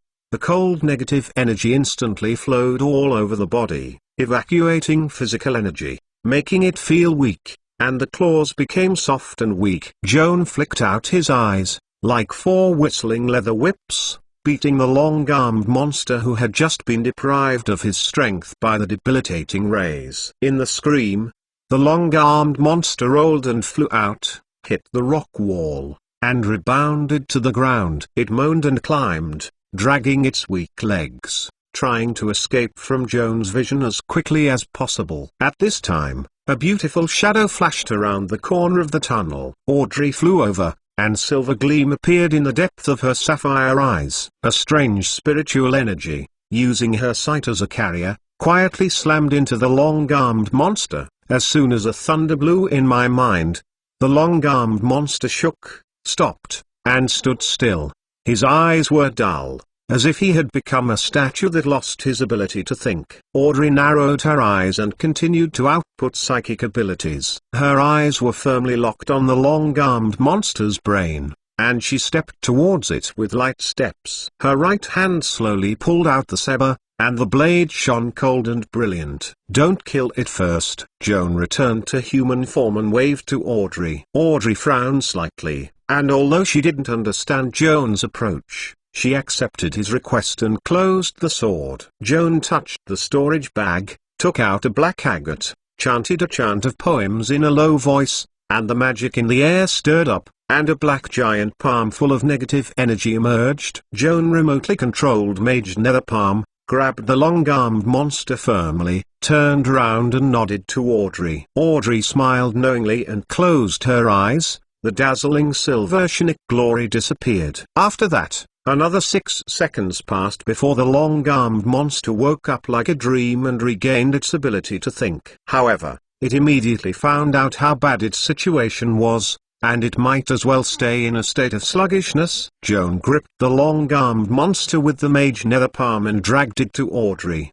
"Did you just cast a Shinic power?" Audrey nodded with a smile. "I've seen Holden show psychic powers, but it's not the same as the one you just showed. Holden will only have a psychic power, that is, manipulate the airflow, and in addition to manipulating the airflow, I will also brain lock. This is a psychic enchantment level 2 ability. Locked creatures are unable to perform any mental activities, and they seem to be in a daze." Audrey explained. "There is a clear gap between the performance levels of your sisters and brothers." "Is it because of the different bloodlines of one parent?" Kiaun tentatively asked. "You guessed it. My mother was born in an ancient Shinic family. The brain lock is the lineage of this family. Controlling the airflow is the lineage of my father. As for Holden, his mother is not a Shinicist." Seemingly afraid of Joan misunderstanding, Audrey quickly added, "I don't mean to disparage Holden's mother. In fact, she is a very powerful lady. The blood power that Holden inherited from her is no worse than my Shinic blood,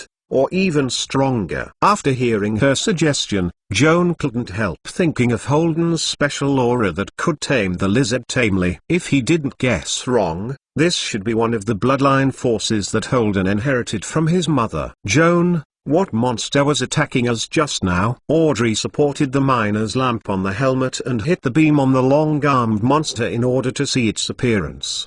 The strong light made the monster panic and uneasy. However, under the grip of Mage Nether Palm, it could not hide into the area where it was avoiding light, so it had to turn its head to close its eyes and groan painfully. Joan controlled the giant palm remotely, grabbed the monster and handed it to Audrey, so that she could see clearly. "This guy looks like a lockthroat monster." Joan recalled the related illustrations and text on the Vare's monster book, and then said, "The lockthroat monster is a low-level strange monster that is relatively common in dark areas. It is good at sneaking prey under the cover of darkness. Once it succeeds, it will use strong claws to twist the neck of the prey." Like Master Mr. Joan, please collect www.mentalnovel.com. Master Mr. Joan's literature update is the fastest. Chapter 698. Grunt. After hearing Joan's introduction, Audrey naturally turned her eyes to the larynx's slender arms with nearly deformed arms and barbed arms and legs. "Look at its prickly claws.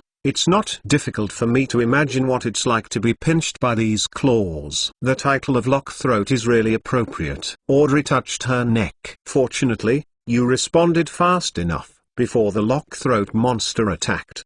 He cast a spell and exchanged positions with me." "Thank you very much." Kiaun gathers the cloak with the second ring of arcane transformation and whispers, "You don't have to be so polite between friends. Let's go quickly, so as not to worry about Hayla and your brother. You still have to rush along with this laryngeal monster?" Audrey looked at him puzzlingly. "What use is it to keep this evil monster?" Joan looked back at the horrified throat monster, and said to Audrey, "This is the first time I have caught a living monster, and I want to study its body structure." "Weird addiction." Audrey shrugged and marveled. "But that's fine. Anyway, our task includes collecting abnormal biological specimens, hoping this guy can help us earn 1 or 2 credits." Joan nodded, dragging the throat monster, and followed Audrey silently. Not far away, he encountered Hyla and Holden, who turned back to find them. Knowing that they had just encountered an attack and had still captured the attacker, both Hyla and Holden felt incredible, and came over to look at the lock-throat monster. The four of them drilled the tunnel for a whole day and were exhausted.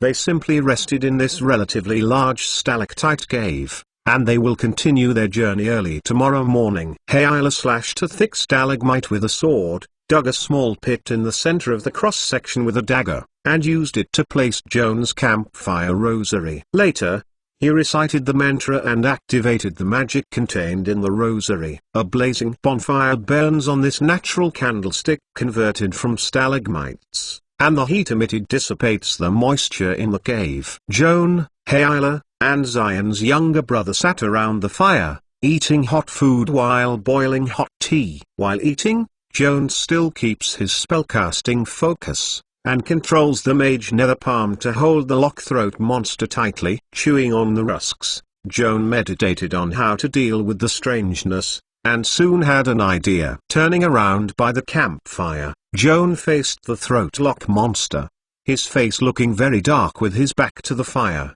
The laryngeal monster raised his head hard from the giant palm, and when he looked at the young mage, he could not help but shivered. Fear and pleading alternately appeared on its face. Joan looked at it expressionlessly for a few seconds, then chanted the mantra, blessed himself with 2 rings of higher endoscopy to check his physical condition.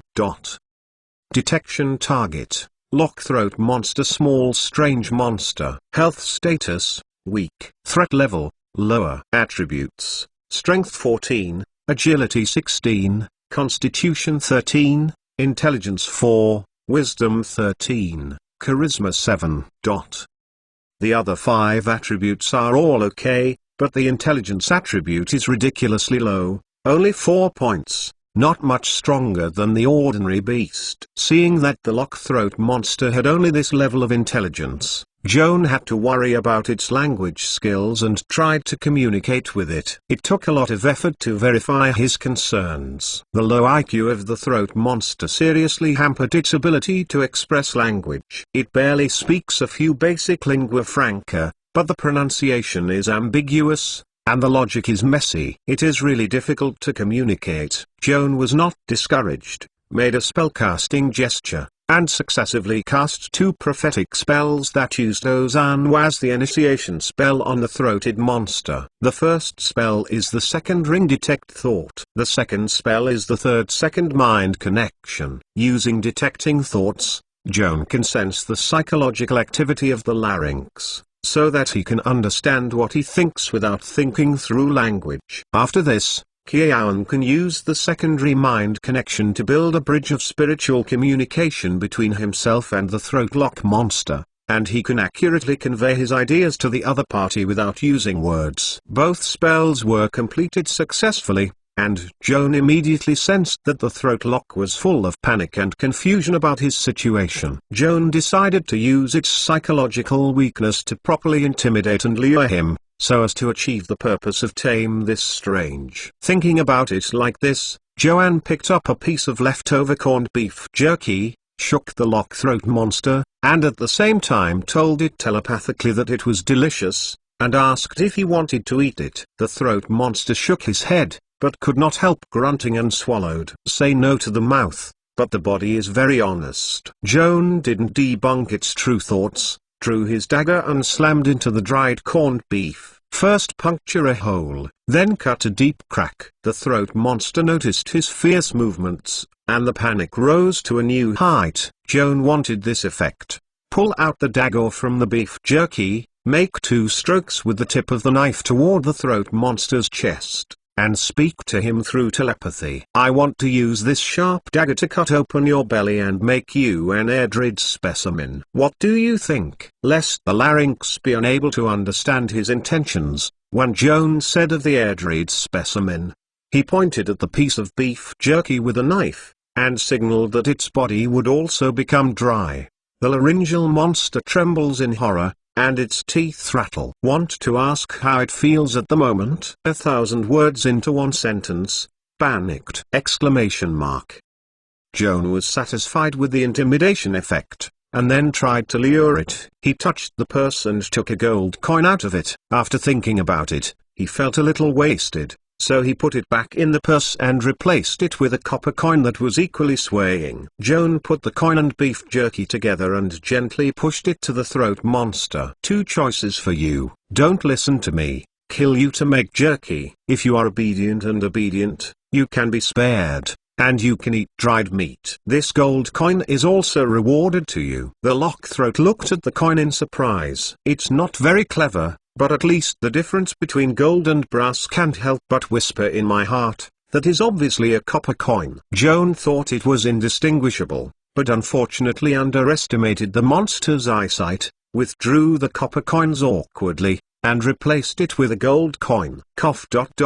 Just made a mistake. This time it's real gold. There are two ways of life and death. The throat lock monster does not need to hesitate, and decisively chooses to turn to Joan. As long as you can get a living, even being a slave is better than being slaughtered and made into jerky. Very good. Now answer me a question. Are there any other laryngeal monsters perching near here? The throat lock pondered for a few seconds and nodded in affirmative reply. Like Master Mr. Joan, please collect www.mentalnovel.com. Master Mr. Joan's literature update is the fastest. Chapter 699. Watching you. Joan was satisfied with the response of the larynx. I want to do some research on strange monsters. I need a lockthroat monster as a sample and dissect it. If you don't want to dedicate your life to my research, grab a similar kind instead. The throat monster was stunned by Joan's terrible request. For a long time, it nodded awkwardly. Joan remotely controlled the mage ghost palm, pulled it to his front, raised his hand and patted it on the head, and chanted an elven spell spelling insight to establish between himself and the throat monster visual link. Through this invisible link, in the next 7 hours, Joan can share the vision of the lockthroat monster at any time and use his eyes to observe the outside world. After casting the spell, Joan remotely controlled the mage ghost palm, slowly released his finger, and released the lockthroat monster. As soon as the monster's feet touched the ground, he dived into the shadows away from the fire, and moved to the distance tremblingly. At this moment, Joan's mental induction came to his mind. You can't run away. No matter where you hide, I am watching you, and I can communicate my will to your mind at any time. The throat monster's eyes widened in horror and stopped. On this unlucky day, it has suffered too much shock and has been unable to withstand more mental stress. The magical spells displayed by Joan, as well as his cruel and vicious research, have made the throat monster increasingly inclined to believe that the human form at this moment is actually just Joan's disguise. Most of his true form is at the first sight. The eye demons. The life of the throat monster is not rich, but in the dark area to discuss life, at least you should know which creatures you can't afford. On this list, the eye demons can definitely be at the forefront. Recalling Joan's eerie temperament and ruthless threat, as well as his obsession with anatomical lockthroat monsters, reflects an incomprehensible, almost crazy way of thinking. Madness is precisely the most well-known personality trait of the eye demons. The throat monster is becoming more and more convinced that the person who captured himself, although it appears to be a human teenager, in fact this is just disguise, and his true identity should be a big-eyed tyrant with an extremely distorted, crazy, and perverted character. Don't ask him why he wants to be human. If there is a reasonable explanation, can it be considered crazy? The throat monster decided to sweep away the thought of running away from his mind. If a giant-eyed tyrant no longer restricts the freedom of slaves,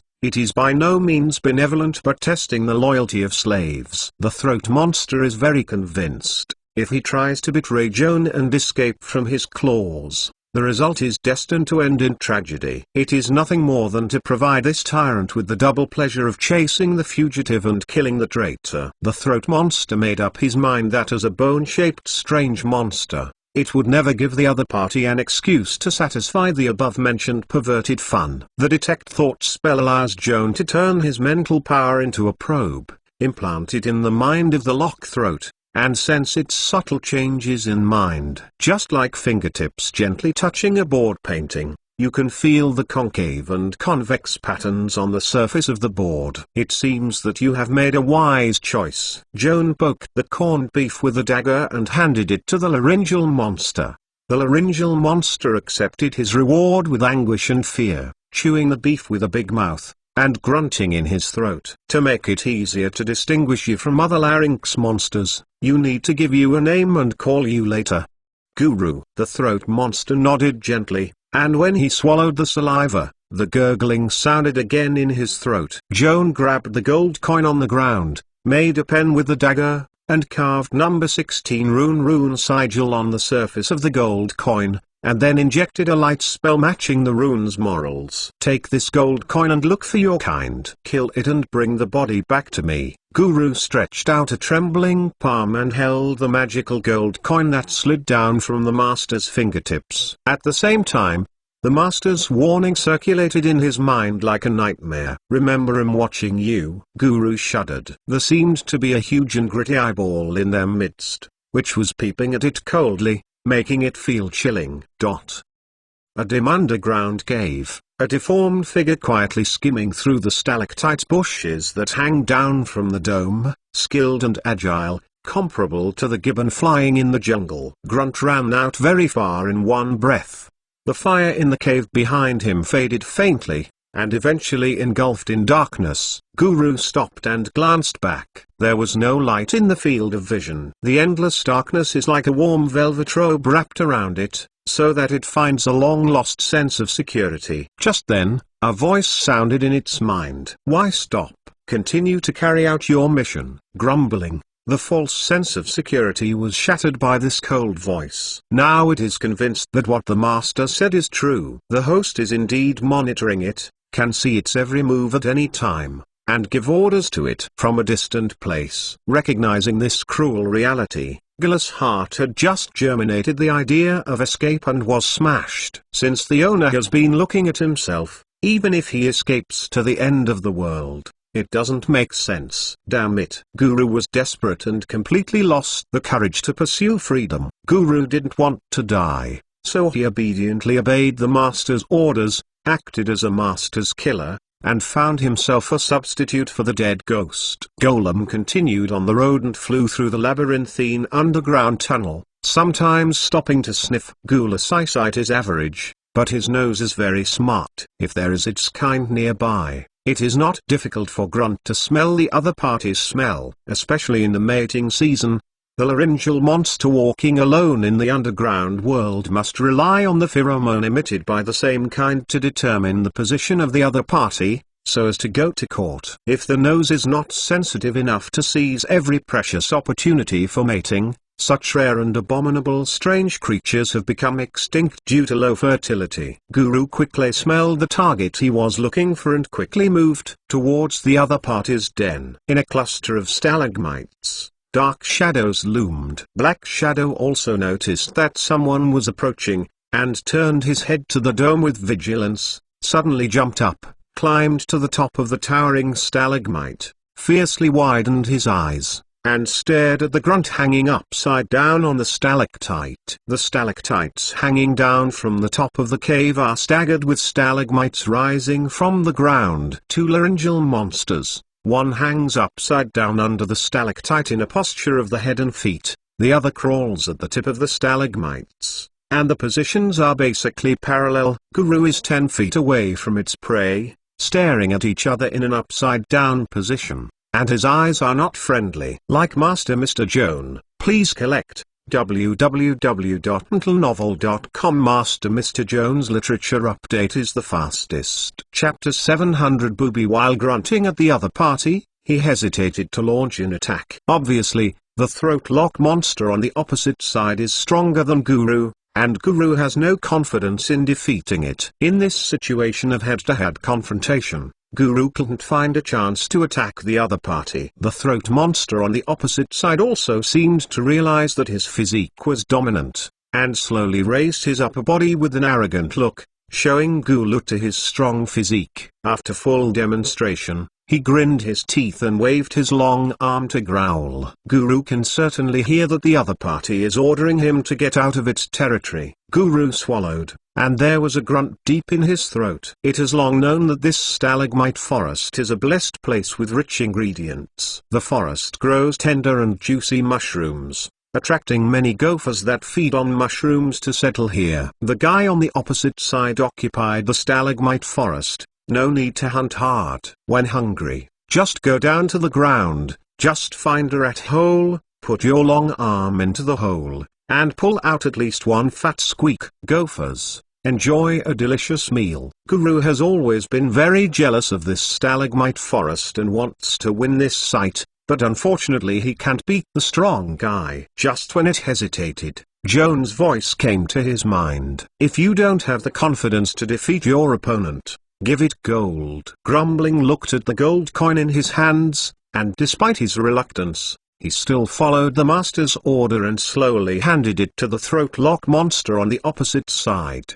The laryngeal monster shrank back cautiously until it was confirmed that Guru had no intention of attacking, and suddenly reached out to grab the golden coin in its palm. The gold coin was enchanted, and still glowed dimly in the dark, fascinating the lock-throat monster. Guru likes this gold coin very much. Seeing his beloved things fall into the palms of others, Guru grows strong resentment in his heart. But now is not the time to do it.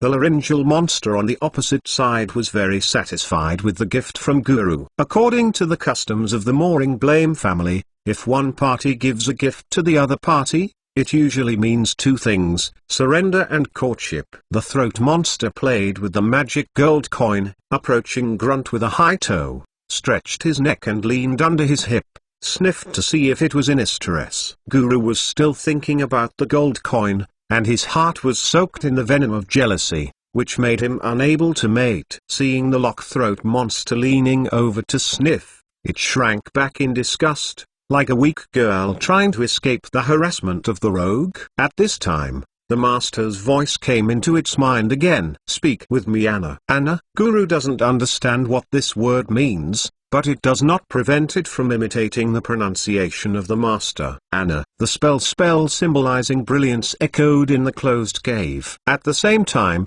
Joan's flash technique blessed on the gold coin in advance was activated by the spell, and suddenly burst into a strong light, like a golden sword, stabbing the lock-throat monster who was examining the gold coin.